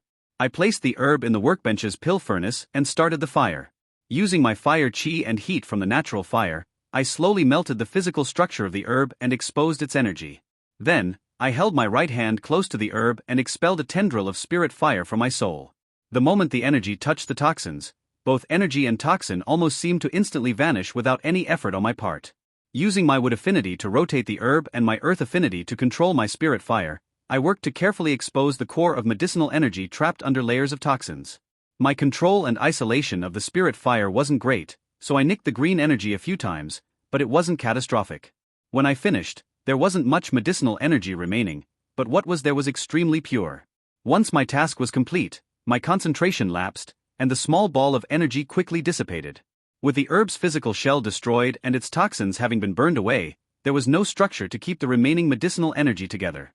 Deacon Lu smiled and nodded at my results. Not bad. Even if you did hurt the medicinal energy slightly, it was still a respectable job. However, I recommend not using your spirit fire so much. Without a high earth affinity, your control of the spirit fire will never be as strong as your control of chi. Nicking the medicinal energy with a wood herb wasn't that much of a problem, but even getting close to water-based medicinal energy with it is a problem. He picked up another herb and began working on it as he explained. Use the spirit fire to remove the bulk of the toxins but leave a thin membrane around the core. Then, use your fire chi to remove whatever remains. This is a way to balance out efficiency and efficacy. Doing everything with your chi would take too much energy, but doing the detail work with your spirit fire is too difficult, so just switch between the two as needed. I understand. I was happy to be making progress in alchemy once more. What's next? Next? Here are the other 4 herbs from that set. You need to be able to cleanse 5 simultaneously. You've done 3 before when working on rank 1 pills, so begin by moving up to 4. I accepted the bundle and got to work. The water herb, being contaminated with wood energy, was easy to deal with since I could use my fire chi. However, the other 3 all had to be dealt with using my spirit fire. These were more challenging, but they were still within my capabilities. I followed the deacon's advice and only focused on removing the bulk with my spirit fire while using my fire chi for the finishing touches. Good job. You got the hang of it a lot faster than I expected. Now let's try all 5 at once. Again, I set to work. Another herb meant additional complications, but since it was the wood herb, which was the easiest for my spirit fire to deal with, it wasn't too bad, and having more practice, I was able to clean these 5 slightly faster than I had the previous 4. I was not focusing on making a pill though, so once I relaxed the energy lost cohesion and quickly dissipated. Deacon Lu looked excited. Good. We still have 3 sets of ingredients to work with, and you're already at this point. That's excellent work. I just need to combine the energy now, right? Yes, but have you ever worked with a pill using ingredients of different elements before? No, Deacon. All right then. When working with multi-element pills, you need to consider the cycle of elements when combining the energies. If you simply push water and fire energy together, the result will never be good.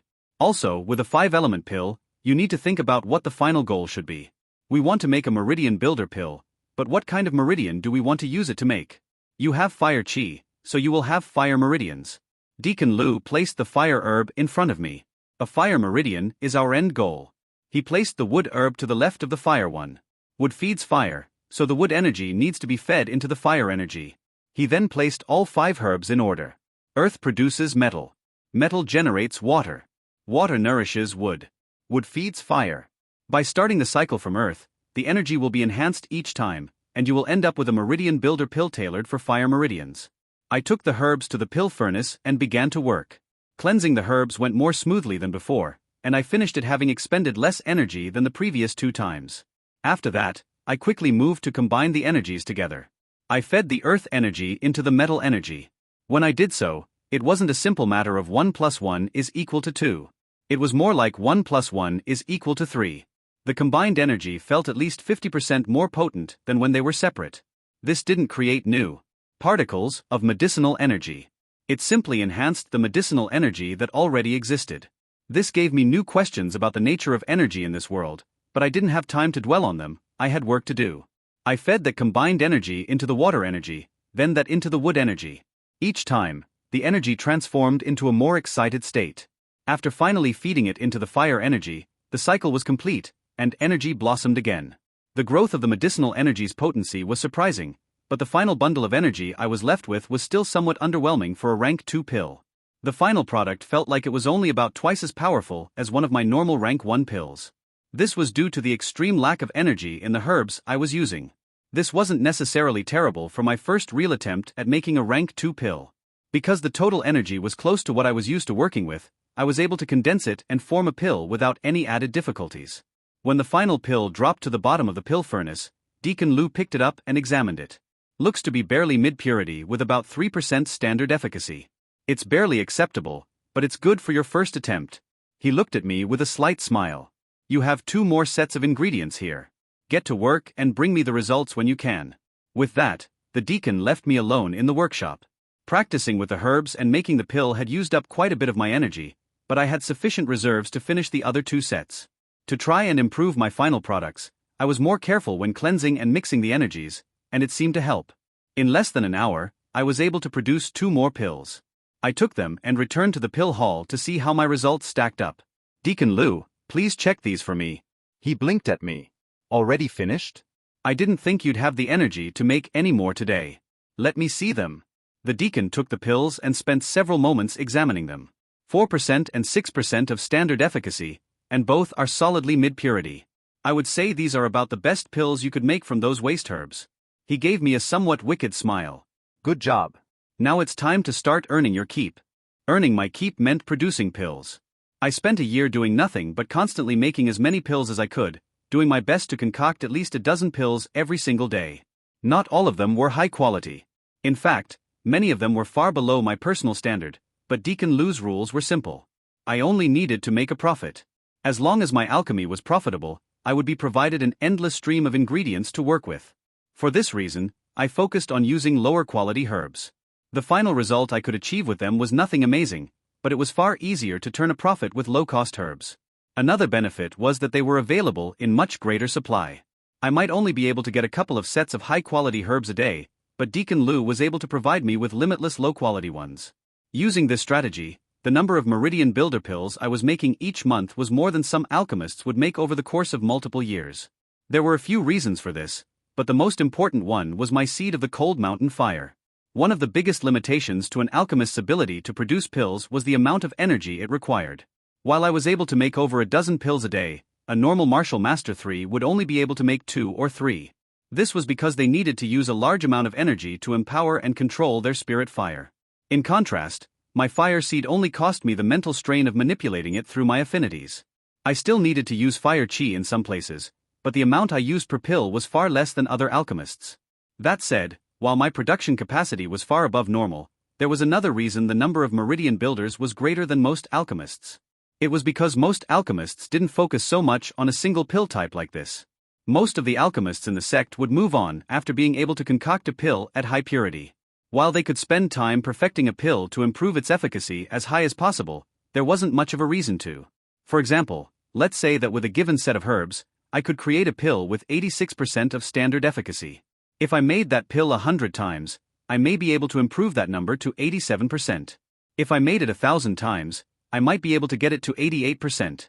It may take the experience gained from making a pill 1,000,000 times to improve the pill to 90%. Was it worth spending the time to make one pill thousands of times to improve the efficacy by 1%? How much does an extra 1% improve the value of a pill? Not much. If someone needed a pill of higher efficacy, they could also just use higher quality herbs to begin with. There were few economic incentives to encourage such focused improvements. If these improvements led them to being able to concoct perfect pills, the calculus would shift dramatically, but perfect pills were considered more rumor than fact by most disciples. So, while they would still concoct a few Meridian Builder pills to earn contribution points, their main focus would shift to new types of pills. This was because it was commonly believed that the fastest way to become an alchemy grandmaster was by mastering as many different pills as possible. It was a quick path to advancement, and for young cultivators fighting a feudal war against stagnation and eventual calcification, speed was vital. Elder Mu had made it clear that I would need to ascend to both martial and alchemy grandmaster before stagnation hit at 40 to even be considered by a sect outside the wastes. Even then, the odds would be low. The most promising disciples were those who reached grandmaster before 30. That didn't leave time for a budding new alchemist to slowly perfect every single pill. As for myself, quick advancement and being recruited by another sect didn't interest me too much. Advancing to a more powerful sect would be nice, but I didn't need to rush it. The way Elder Mu talked, I got the strong impression that ascending to Martial Lord was no simple process. While I didn't know the details, I had to believe that a solid foundation in the Master Realm would be necessary for long-term success. While I could follow the normal route to Grandmaster and focus all my energy on reaching it within that 30-year time limit, doing so would have little meaning. If I didn't establish a solid foundation, I would never reach Martial Lord anyway. As long as I ascended to Grandmaster before 40, I shouldn't have any trouble reaching peak Grandmaster in this life. That would be enough. I could take this time to firm up my foundation as an alchemy master to set myself up for even greater success in a future life. With that being said, I didn't personally get to choose my path forward. Deacon Lu decided which pills I would concoct and only gave me the exact herbs I needed. In the end, I was only making what he told me to make. While I could have challenged his decisions, I didn't have enough experience to know how to set up a proper training regime for myself. The deacon was acting as my teacher, so I let him do his job. Since my alchemy was improving, I was happy with his decisions. During the first couple of months of my alchemy training, I only made Meridian Builder pills. Typically, he would give me 5 sets of herbs at a time, 1 decent quality set and 4 low quality sets. I would make all 5 pills to the best of my ability and then return for a new batch of ingredients 2 or 3 times a day. A few weeks into this process, he started including ingredients for a new pill. After 3 or 4 batches with ingredients for this pill, he would change the additional ingredients to a different type of pill. After that, he might switch back to only giving me herbs for meridian builders. By doing this, I was able to apply what I learned from the other pills to improve the meridian builder pills even further. At the end of my first year following this schedule, I was able to create many different rank 2 pills at high purity. I wasn't sure how my efficacy compared to other alchemy masters in the sect, but I was happy with the progress I had made. A little over a year after my training began, my life took a sudden turn when I brought my most recent concoctions for Deacon Lu's inspection. Little Fang, is the new batch already done? Yes, Deacon. I came to get the next set of ingredients. Good, but before that, let's have a little talk. You've been an outer sect disciple for 6 years now, but you haven't competed with your fellow disciples yet. You've made great progress in your alchemy, but if you want to make a name for yourself in the sect, if you want any hope of being recruited by the Flowing Mountain sect and leaving the wastes, you need to compete against and defeat your fellow disciples. I grimaced slightly. I understand, Deacon. I know the elder considers this important, but I don't know if I'm ready yet. He smiled and patted me on the shoulder. I know, but Elder Mu is interested in seeing how you fare. He wants to know if you will be able to rise to the challenge. Go down the mountain, go to the Sex Pill Hall in the village, and spend some time looking at the various bounties available. Try to find a competitive mission that you feel is suitable, but only select one if you are certain you can win. If you aren't sure, just complete a normal bounty. I frowned at that. I have a decent understanding of the quality of my pills, but I don't know how good the other disciples are. How can I be certain of success? Just do your best. This is also a test of your judgment and discrimination. I nodded in agreement, but it lacked conviction. If I had my choice, I'd rather not compete at all and just return to my alchemy workshop. I wanted to find a way out of this situation. Alright, but is this really okay? You and Elder Mu have helped me a lot these past years. It doesn't feel right to be making pills to assist the other factions. When you make pills here, you are turning inexpensive ingredients into expensive pills, improving our enclave's total wealth. When you make pills out there, you are bringing resources into the enclave and denying them to the other elders. We profit either way, so don't feel guilty. It will be good for you to go and experience something new. Giving up, I gave a slight bow. Yes, Deacon. The streets of the Sex village were veritably bustling compared to what I had become accustomed to. I encountered no less than 6 people on the streets while walking from the village's entrance to the pill hall. That was 6 more than the 0 I had encountered on the mountain paths of the Elders' Enclave during the last few years. The pill hall didn't stand out amongst the other buildings in the village, so it took me some time to find it. It was made of the same gray brick as every other building and also had the same yellow-tiled roof. The only distinguishing feature was a wooden sign above its entrance with the characters, meaning Pill Hall. The inside of the hall was far more chaotic than I had expected. The walls were lined with several bulletin boards, and numerous paper notices were pinned to each of them. At each board, several disciples were examining the various pieces of paper. Unsure of what to do, I approached a receptionist at an open counter. She was an older woman dressed in the robes of a servant disciple. "Hello, this is my first time here. Can you please explain how everything works?" She smiled and responded in an old but powerful voice. "Of course, it's all very simple."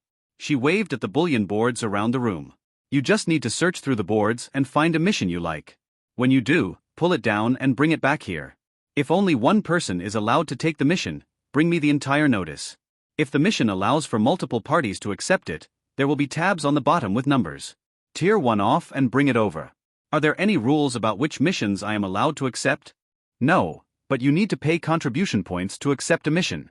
So long as you pay the cost, you can accept anything. However, missions that involve rare ingredients may also have a large failure penalty, and you'll need to have enough points to cover any fees before you are allowed to accept one of those." She pointed to the right side of the room. "The easiest missions are there, and they get harder as you move around the room." "Thank you, but I don't know how many points I have. Is there a way to check?" She just smiled. "Give me your identity, Jade." I handed it over and she placed it onto a stone block. "You have 1,000 points. Thanks." I turned and headed toward the board with the easiest missions. After scanning several of them, I soon lost interest. They were all for extremely high-purity versions of various rank 1 pills. I could easily make points by completing them, but I wouldn't learn anything in the process. I wanted to find something that would stretch my abilities.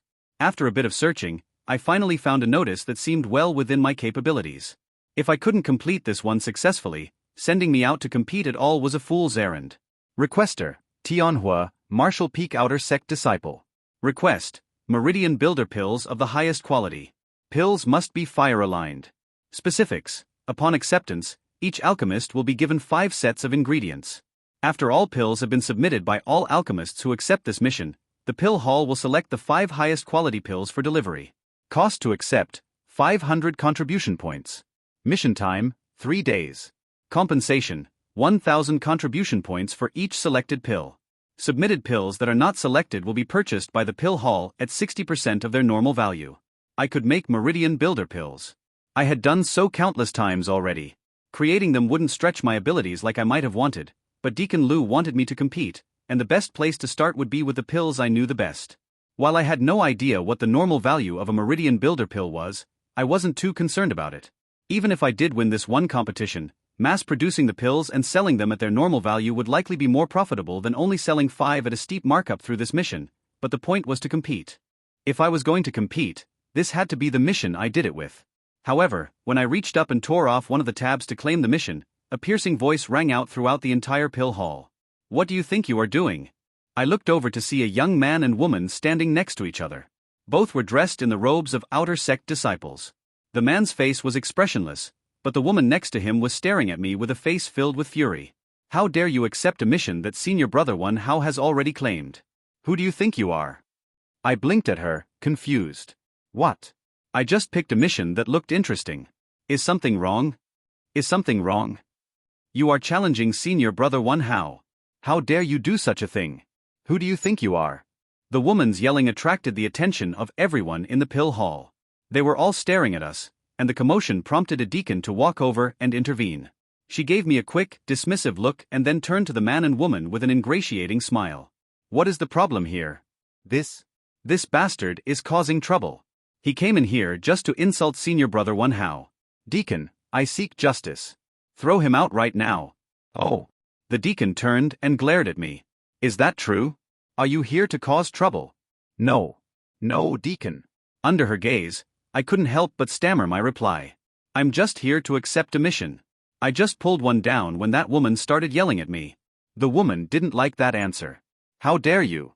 You tore off that mission just to insult Senior Brother One How. If that isn't causing trouble, what do you call it?" I turned to the deacon to try and get a hold on the situation. "Deacon, I just wanted to complete a mission. If this one is a problem, then I'll choose something else." The deacon sneered at me. "You want to just change your mind after having already torn off a mission slip? It looks like this young woman is right about you. If you want to change your mission, then change it. But first, you need to pay the 500-point acceptance fee." The young woman began laughing at my misfortune. I took a deep breath. Getting angry in this situation wouldn't help anything. "Deacon, you are saying that I must pay the acceptance fee no matter what, right? Then, can I please just accept the mission and complete it?" This infuriated the female disciple. "You dare. You are just wasting the sex herbs. Deacon, throw him out of here. Ban him from the pill hall." The deacon gave me a death stare. "By the rules, I must allow you to accept the mission, but I will not allow anyone to come here to cause trouble. If you waste the sex herbs, you will be held accountable." "I understand, Deacon. I will do my best." The young woman snorted at me derisively. "Do you want to make a bet? I doubt you can even make a single acceptable pill. If all your pills fail, I want you to kneel on the ground and bark like a dog." At this point, I was starting to have a hard time holding back my anger at this repeated provocation. And what if I win that bet? "You won't win." I took a deep breath to stop me from snapping at her. "But what if I do?" She only gave me a snugly satisfied look. "You won't." I looked at her like she was an idiot. "So, if I win, then nothing?" "I'm going to have to decline that bet. What are you afraid?" At this point, I just shook my head and ignored her. The conversation was going nowhere, and I had better things to do than talk down to an idiot. I walked up to the counter, submitted the ticket for acceptance, paid my points, and collected the ingredients. After that, I walked out of the pill hall calmly. While I did this, the young woman continued her tirade against me. During the entire exchange, the young man who was with her never said a word. It wasn't she, I was sure of that, but that didn't tell me much. In a way, it was like the medicinal energy in herbs. The red energy in some herbs was some type of fire energy, and my fire affinity could affect it, but it was distinct from fire chi and fire-based medicinal energy. This was a third form of fire energy. I wanted to know what it was. I needed to ask the system, but I didn't want anyone to hear me, so I tried to speak to the system by subvocalizing, making no sounds and barely moving my jaw. System, how much to learn about the energy in this pool that's capable of raising my affinity? The cost of this information is not possible to calculate at this time. I ground my teeth slightly. I should have expected that answer. While I didn't know where this energy was coming from or why it could increase affinity, I did have a new potential goal for the future. Once my storage space was large enough, could I store a pool like this inside? If I did, would I be able to quickly raise my affinities at the beginning of every life without spending any more credits on them? I wasn't sure about the feasibility of the idea, but it was worth keeping in mind. All too soon, the fire energy in the pool dried up and no more entered. At that point, I stood and left to rejoin Deacon Ma. We took our leave from the group, and he led me back to the city. On the trip, I subvocalized a few more questions. System, how much to upgrade my fire affinity to low 7-star? Processing. Information on affinity pricing. Cost 500 credits. My steps paused at that response. Deacon Ma looked at me, and I hurried to fall back in step. System, how much to upgrade it to mid 7-star? Information on affinity pricing. Cost 500 credits. System, why are you charging me to learn a price? I've never had to pay before. System message. The price of information depends on the degree to which it will affect the flow of karma and how much it will change destiny. If information from the system will affect the flow of karma, it must be purchased, even if that information is the price of a potential purchase. I think I understood. When we got back, Deacon Ma would likely test my affinity to see how it changed. The results of that test would affect how he and Elder Mu treated me going forward. If I saw that a low 7-star affinity costs 0 credits, that would inform my actions between now and being tested. So, the knowledge of the cost of raising my affinity would have a direct impact on the actions of both me and Grandmaster Mu. That meant I had two options. Either I purchase the information, or I spend my credits blindly and hope for the best. I needed to shine as much as I could to set up my future as a Grandmaster. The more I was valued, the more resources would be poured into me, pushing me even further. A smile appeared on my face as I made my decision. I had already invested heavily into this life, and as they say, if the best choice is to not do something, but you do it anyway, then the second best choice is to not stop doing it. System, boost my fire affinity to mid 7-star as a temporary upgrade. Purchase confirmed. Cost 2,500 credits. 790 credits remaining. I was now all in on this life. How far could I go?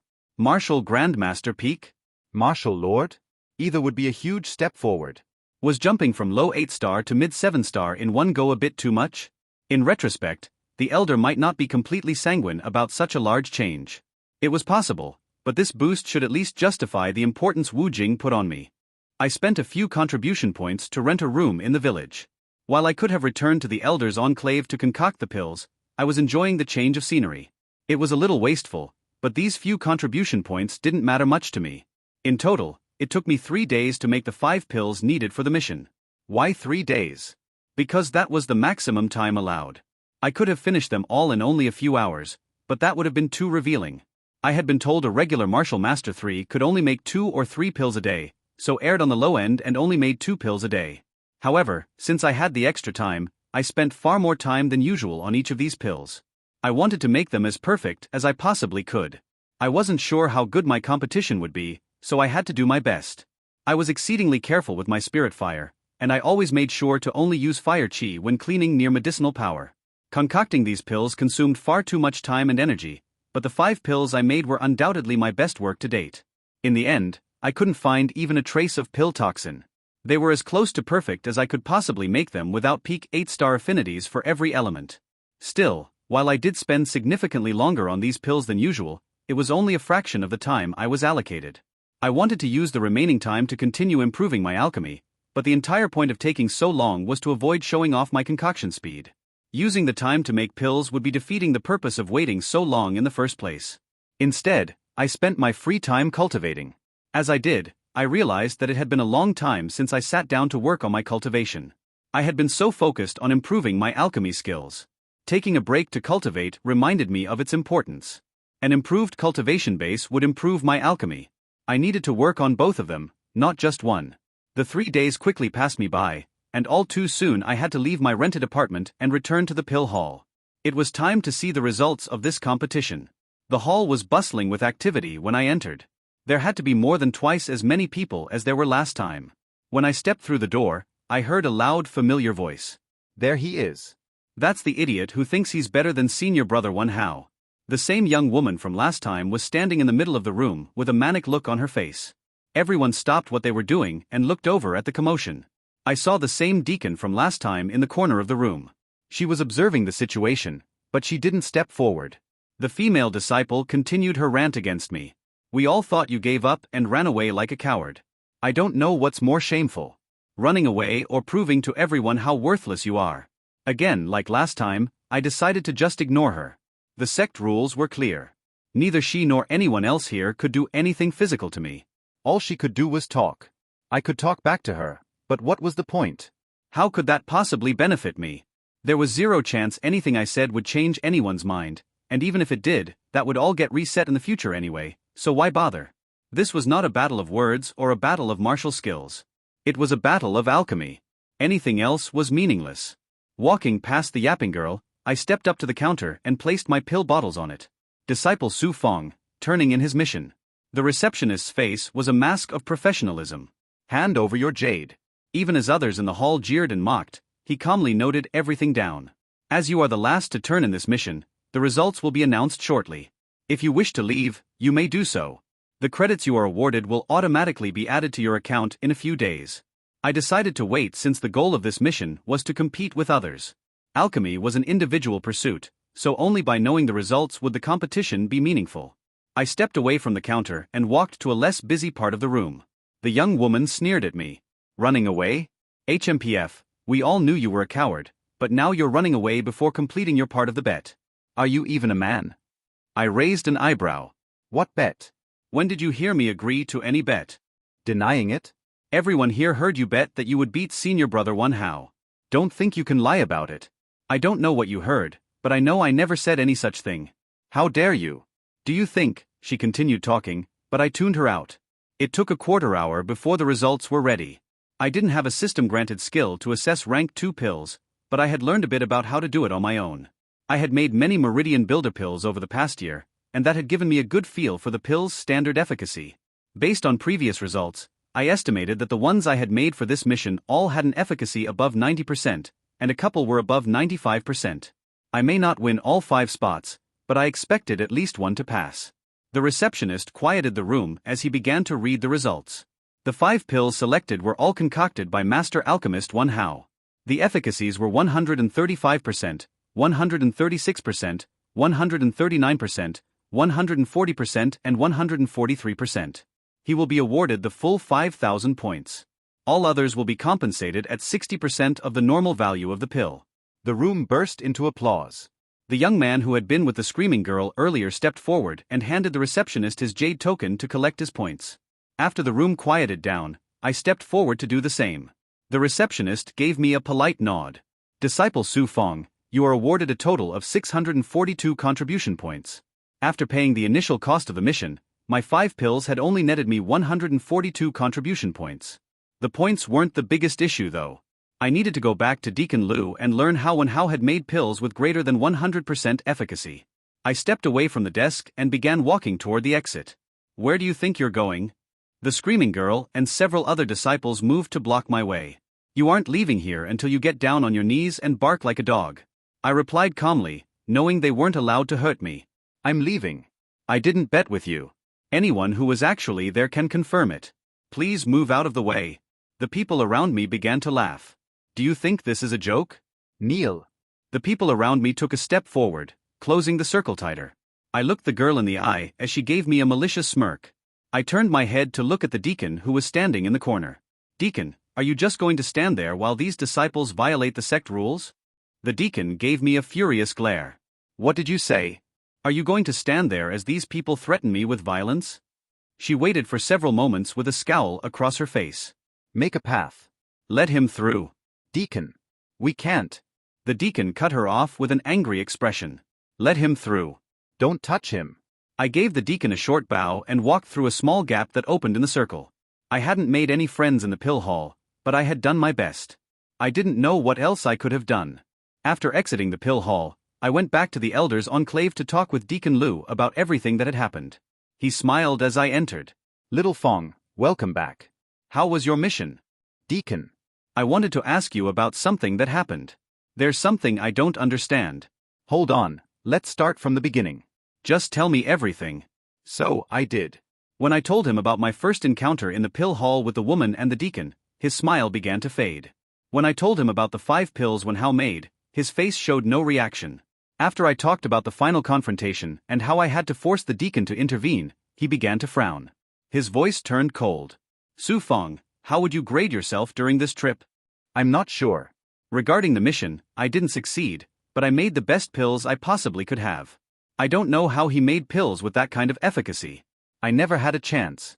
And regarding your interactions with the other sect members? Everyone seemed completely unreasonable. I believe I handled it the best way I could, but it all left a bad taste in my mouth. The deacon's face twisted in a way I hadn't seen before. A lot of the warmth he had been showing me for several years now had seemingly vanished in an instant. When he spoke, his voice was cool and detached. I see. For the first encounter, I would give you a poor grade. It was bad, but not disastrous. For the second, I would rate it a complete failure. What? Why? What else could I have done? He gave me a somewhat cold, analytical look, as if he were trying to decide the value of explaining things. Before anything else, you need to better understand the sect and the disciples around you. One of your failings was rushing to accept a mission before adequately understanding the situation around you. I nodded in acceptance. The young woman in your story. What is your evaluation of her? She seemed crazy. I didn't do anything, but she wouldn't stop yelling at me. And why do you think that was? She has the same cultivation techniques you do. Rank 1 reduced aggression. Rank 2 increased aggression. These don't cancel each other out. They both form distinct pathways for your thoughts. With a balanced individual, they'll even each other out, allowing the cultivator to consider different ways to handle each situation. I tried to feel what he was talking about within my own thoughts, but it was difficult to sense. I don't know this woman, but I can make a few solid guesses about her. The situation isn't uncommon here. She is probably a martial master 9 or 10, but she could well be a peak master. She rushed her cultivation. Likely, she sped through the entire master realm in only 2 or 3 years. This has completely unbalanced her mental state, and it may take a decade or more for her to completely recover. Is that possible? Rushing cultivation has that much of an impact. I thought about my own experiences. I had assumed the strong changes in my mental states had simply been a result of a poor cultivation technique and having cultivated incorrectly, but if simply cultivating faster made the effects stronger, it would explain some of the more powerful influences I had been under. Yes. This is a frequent problem in the sect. Everyone wants to advance to Grandmaster before 30, but trying to do so can cause serious problems. I nodded in acceptance. I understand, Deacon, but I don't know what I could have done to change anything. He waved that off. For now, you just need to better understand how the sect operates. Let's talk about the Deacon in your story. What is your assessment of her? Her actions showed a strong bias toward the other disciples. She wouldn't even hear me out and allowed them to threaten me. What was I supposed to do? Deacon Lu grunted. You were supposed to handle it by yourself. I can't tell you what you should have done. I wasn't there. I don't know. But you were supposed to deal with everything yourself while following the rules of the sect and not bringing shame to the elder's name. My jaw dropped in disbelief. That was impossible, wasn't it? Was there any scenario where I could have pulled that off? Deacon Lu continued. The deacon didn't violate any rules or cause any problems for you. You accepted the mission, turned it in, and were graded fairly. According to what you said, none of the other disciples even laid a hand on you. You could have stood there and stared them down until they gave up and left. Instead, you called out a deacon and accused her of not doing her job. I closed my eyes silently in thought. It had been a possibility. If I had thought it through, if I had a better understanding of the culture here, I might have even been able to find a different solution. Disciple 1 How is a genius alchemist with a bright future. The deacon is doing everything she can to climb up his tall tree. It is a little unsightly, but as long as she does her job fairly, no one is going to overly criticize her for her words. She would have prevented any actual violence from breaking out, but in a battle of mere words, she was always going to side with the known genius. That seems wrong. If what you described is accurate, I doubt her actions would even tempt one. How? She went too far, but she did not violate any rules. The situation was unfair, but I had to accept that was just how things were here. Yes, Deacon, I just don't know what I could have done better. Please help me. Deacon Lu breathed out heavily and his chilly expression thawed slightly. Your mistake was picking a mission that a far superior disciple had already chosen.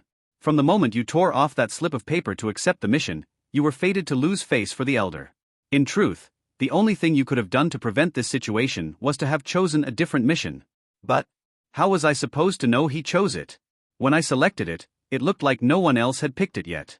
Was I supposed to stand around and listen in to everyone else's conversations? Deacon Lu shook his head slowly and considered his words very carefully. Elder Mu wishes to ascend to Martial Lord. I believe you know this. I nodded. What Martial Lords care about more than anything else is karma.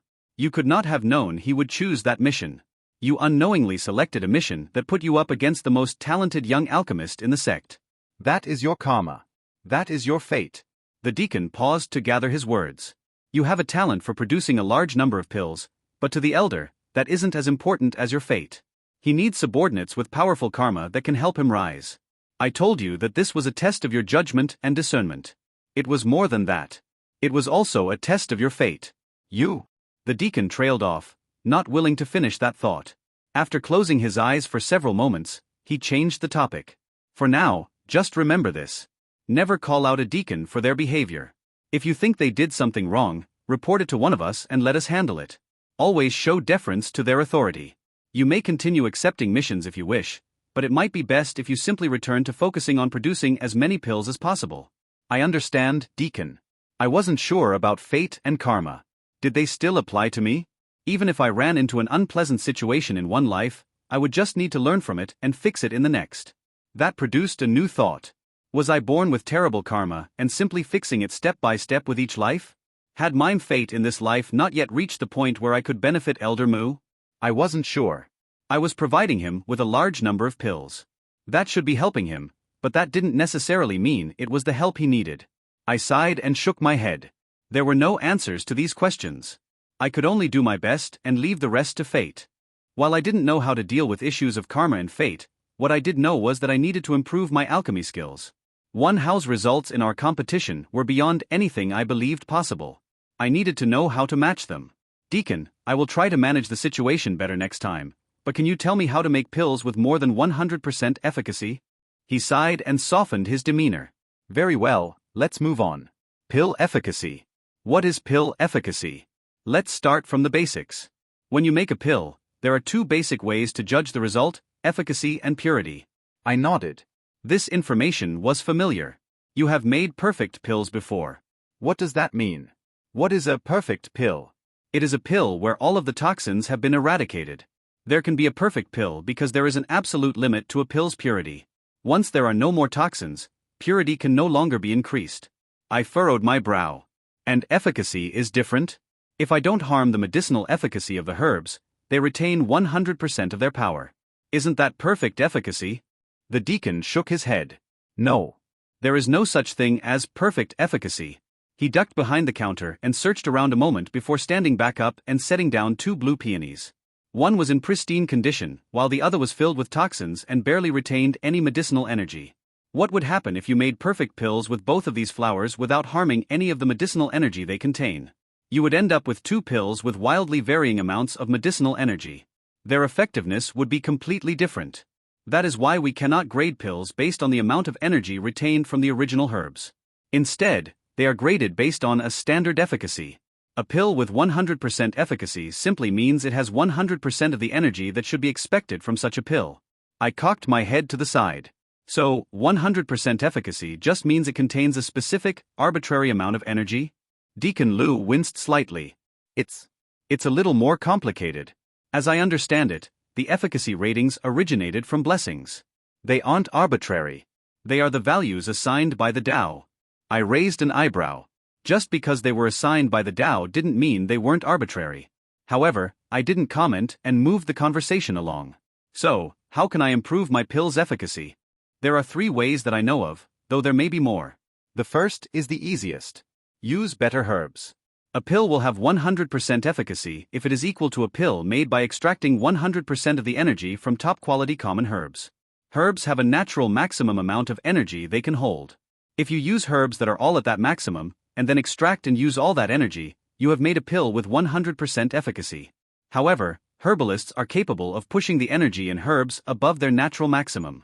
If all your ingredients have 150% of their natural maximum energy, You can make pills with 150% efficacy. Is that what One How did? He used abnormally powerful herbs. The deacon scoffed. No, that was an open competition. The hall wouldn't have provided herbs of that quality, and using them in such a way would have been extremely wasteful. No, there is no question that One How went with the second method. He used his blessing. I dropped my jaw a bit in surprise. Of course this was possible. Blessings could be anything, so there would certainly be people who had blessings to improve the quality of their pills. He can directly make his pills stronger? How does that work?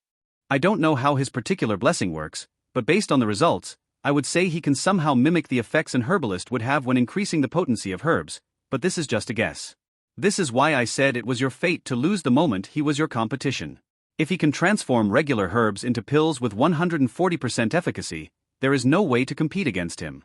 That seems incredibly powerful. Yes and no. It's a nice ability to have, but it wouldn't be too attractive to more powerful forces. His blessing can easily be replaced with a good herbalist. Even if he can add his blessing's power on top of herbalist-boosted herbs, the benefits are limited. Perfect pills will always be more valuable than high-purity pills of any efficacy. If his blessing doesn't help purify the herbs, its benefits are limited. I nodded in agreement, but in my head, I still wished for such an ability.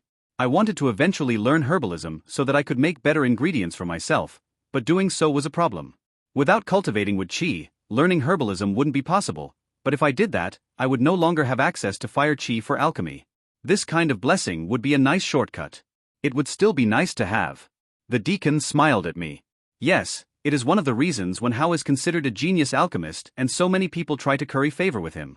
In this sect, he can be considered a top-tier talent. Better herbs or a better blessing? Neither is a solution for me. Is there something else I can do to improve pill efficacy? Yes, but it's more limited. I have held off on this because you needed a good foundation first, but you should be ready. There is a skill in the Elder's Technique Hall that you can use to improve efficacy. The general idea is to use your qi to enhance the medicinal energy of herbs. Your qi is fire-based, and you have an earth-attributed spirit fire. Have you tried using them to boost the power of pills before? Using your earth-based spirit fire to make metal energy more powerful perhaps? Yes, Deacon, but it doesn't work. If I inject metal energy with the spirit fire, or earth energy with my fire qi, it seems to make the energy stronger, but the pills always collapse in the end. That's because there are limitations. You can only extract enough power to raise a pill to around 110% efficacy. 120% would be the absolute maximum. That's why I say One How must have used a blessing to get his pills so high. Aside from that, you should only try to enhance the first portion of medicinal energy in the pill's energy cycle. So, if you are making a meridian builder, you can start by enhancing the earth energy with your fire qi before combining it with anything else. If the pills don't start with earth or metal energy, there is nothing I can do. It's worse than that. You need to learn a skill from the technique hall to be able to do this at all. You won't have enough control of your spirit fire, so you can only use it with your fire qi, so, you will only be able to enhance pills that start with earth energy. I had hoped for a skill to easily push myself further, but pies wouldn't fall from the sky. Is there anything I can do to improve the efficacy of other pills? Nothing I know of. Honestly, if you could make perfect rank 2 pills, it would be far better than worrying about an extra 10 or 15% efficacy.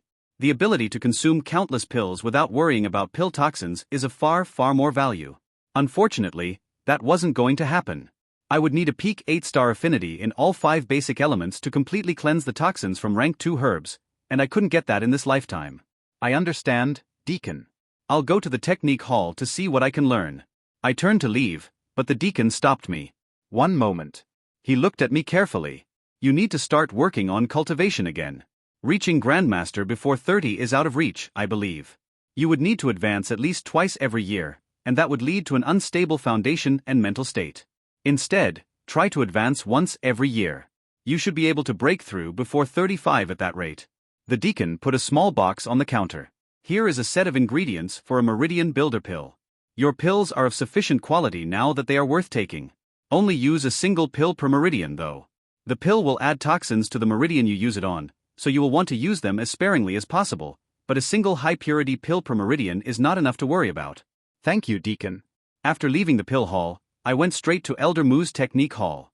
While I had been looking forward to visiting this place, I hadn't been allowed to go inside without permission. Today, Deacon Lu had finally given me permission. Like everywhere else in the enclave, The technique hall was also inside of a room carved into the mountain, so it was still basically a cave, but unlike the pill hall, some amount of effort had been put in to make the place feel more welcoming. Instead of the ground being bare rocks, wood flooring had been installed. There was even a red-painted wooden wainscoting around the room to add some color to the environment. Near the entrance, an elderly woman with iron-gray hair sat behind a desk. She wore plain deacon's robes and was reading a thick tome. In the middle of the room, there were several desks where disciples could sit and study techniques. Large bookcases packed with various scrolls stood along the left and right walls. The shelves on the left held the rank 1 techniques, while those on the right held rank 2 techniques. When I entered, I approached the deacon. Name. She spoke in a clipped tone, and her eyes only briefly left her book. Su Fang. The deacon glanced at a scroll on the side of the desk. You're permitted to read one rank 2 manual each month. Unlimited access to rank 1 manuals. You are not allowed to take anything out of this room. I waited for her to say more, but nothing else was forthcoming. That being the case, I walked away to begin looking through the technique manuals. My pretense for coming here was to study a rank 2 technique for improving pill efficacy, so that was where I started. Since I could only look at a single rank 2 manual each month, I would have to be satisfied with that one. The number of techniques in the library was ultimately limited, but there were still a few dozen different manuals neatly sorted into fighting, alchemy, and cultivation techniques, so it wasn't hard to find the one I was looking for. Reading the manual was the simplest part of learning a technique. After that, I would need to practice it countless times until it became second nature. For me, though, just reading a technique had the far more important effect of adding it to my mental library.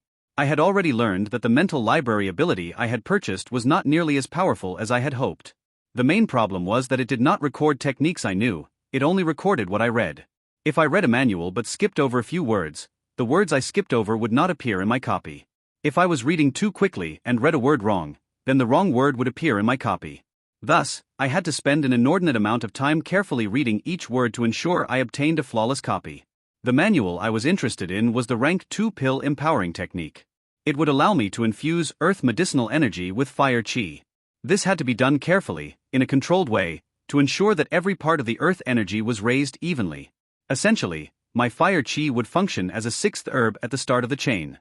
If everything were done perfectly, it would add up to an extra 20% to the pill's final efficacy, but that assumed no losses at any stage of pill production. I carefully read the manual 3 times to ensure everything was copied over correctly. After that, I returned the manual and looked through the rank 1 techniques. I wanted to copy everything, but that would take time. I first needed to focus on what would give me the most immediate benefits. I skipped the fighting manuals for the moment. Learning to fight would eventually be necessary, but I didn't need them while in the sect, and I had no real desire to pursue that path. Every time I thought about fighting, the memories of my previous deaths in the Su clan flashed through my mind. I also skipped over the pill techniques. They might be helpful, but I could easily make any rank 1 pills I wanted with what I already knew. I would still copy them when I had time in the future, but they weren't a pressing concern. Instead, my first focus was on the cultivation techniques. To be fair, these also wouldn't provide me with any immediate benefits, but they held the most importance for my next life. The library had a complete set of peak yellow rank 1 techniques. There was one for every basic element. The mental effects on some of them might be suspect, but simply having the option to use them would be extremely nice. I did not jump to copy those techniques though. Instead, I focused on 3 others. There were 2 low-profound techniques and a single mid-profound one. The 2 low-profound techniques were both for cultivating fire chi, and they had rather simple effects. They maintained the perfect chi purity of a peak yellow technique while adding a single extra benefit. The first made chi denser, increasing its overall power. The second made chi easier to control. As low-profound techniques, these additional benefits were minor but definite improvements. The mid-profound technique was something completely different. When cultivated, the chi purity would be roughly the same as a mid-yellow technique, and it provided no benefits to the chi itself. Instead, this technique allowed one to cultivate both fire and wood chi simultaneously. However, the total chi in the body wouldn't change, so a cultivator of this technique would only have half the fire chi of someone who cultivated a pure fire technique. This technique had very clear drawbacks in both quality and quantity of chi, but the benefits were equally clear. It would allow me to use wood chi. This would help with my alchemy, allowing me to enhance more pills and cleanse a wider variety of toxins more easily. One of my biggest problems was isolating my spirit fire so that it didn't harm the medicinal efficacy of pills. Wood depletes earth, so wood chi would help me form a perfect isolation layer against the cold mountain fire. It also gave me a starting point to begin learning herbalism. I wasn't willing to commit lifetimes to that pursuit yet, but setting up a small garden on the side wasn't out of the question. The most valuable benefit, though, was that through the elemental cycle, I should be able to use the wood chi to significantly boost the effectiveness of my fire chi. That would need time and effort to accomplish, but it should be doable. Importantly, after checking, I found that the technique hall had the rank 2 versions of each of the profound rank techniques. They were still only low and mid-profound techniques, but after this life, I might have enough credits to upgrade one of them to peak profound. With a new goal in mind, I sat down and got to work copying the valuable rank 1 techniques. It wasn't chi, I was sure of that, but that didn't tell me much. In a way, it was like the medicinal energy in herbs. The red energy in some herbs was some type of fire energy, and my fire affinity could affect it, but it was distinct from fire chi and fire-based medicinal energy. This was a third form of fire energy. I wanted to know what it was. I needed to ask the system, but I didn't want anyone to hear me, so I tried to speak to the system by sub-vocalizing, making no sounds and barely moving my jaw. System, how much to learn about the energy in this pool that's capable of raising my affinity? The cost of this information is not possible to calculate at this time. I ground my teeth slightly. I should have expected that answer. While I didn't know where this energy was coming from or why it could increase affinity, I did have a new potential goal for the future. Once my storage space was large enough, could I store a pool like this inside? If I did, would I be able to quickly raise my affinities at the beginning of every life without spending any more credits on them? I wasn't sure about the feasibility of the idea, but it was worth keeping in mind. All too soon, the fire energy in the pool dried up and no more entered. At that point, I stood and left to rejoin Deacon Ma. We took our leave from the group, and he led me back to the city. On the trip, I sub-vocalized a few more questions. System, how much to upgrade my fire affinity to low 7-star? Processing. Information on affinity pricing. Cost 500 credits. My steps paused at that response. Deacon Ma looked at me, and I hurried to fall back in step. System, how much to upgrade it to mid 7-star? Information on affinity pricing. Cost 500 credits. System, why are you charging me to learn a price? I've never had to pay before. System message. The price of information depends on the degree to which it will affect the flow of karma and how much it will change destiny. If information from the system will affect the flow of karma, it must be purchased, even if that information is the price of a potential purchase. I think I understood. When we got back, Deacon Ma would likely test my affinity to see how it changed. The results of that test would affect how he and Elder Mu treated me going forward. If I saw that a low 7-star affinity costs 0 credits, that would inform my actions between now and being tested. So, the knowledge of the cost of raising my affinity would have a direct impact on the actions of both me and Grandmaster Mu. That meant I had 2 options. Either I purchase the information, or I spend my credits blindly and hope for the best. I needed to shine as much as I could to set up my future as a Grandmaster. The more I was valued, the more resources would be poured into me, pushing me even further. A smile appeared on my face as I made my decision. I had already invested heavily into this life, and as they say, if the best choice is to not do something, but you do it anyway, then the second best choice is to not stop doing it. System, boost my fire affinity to mid 7-star as a temporary upgrade. Purchase confirmed. Cost 2,500 credits. 790 credits remaining. I was now all in on this life. How far could I go? Martial Grandmaster Peak? Martial Lord? Either would be a huge step forward. Was jumping from low 8-star to mid 7-star in one go a bit too much? In retrospect, the Elder might not be completely sanguine about such a large change. It was possible, but this boost should at least justify the importance Wu Jing put on me.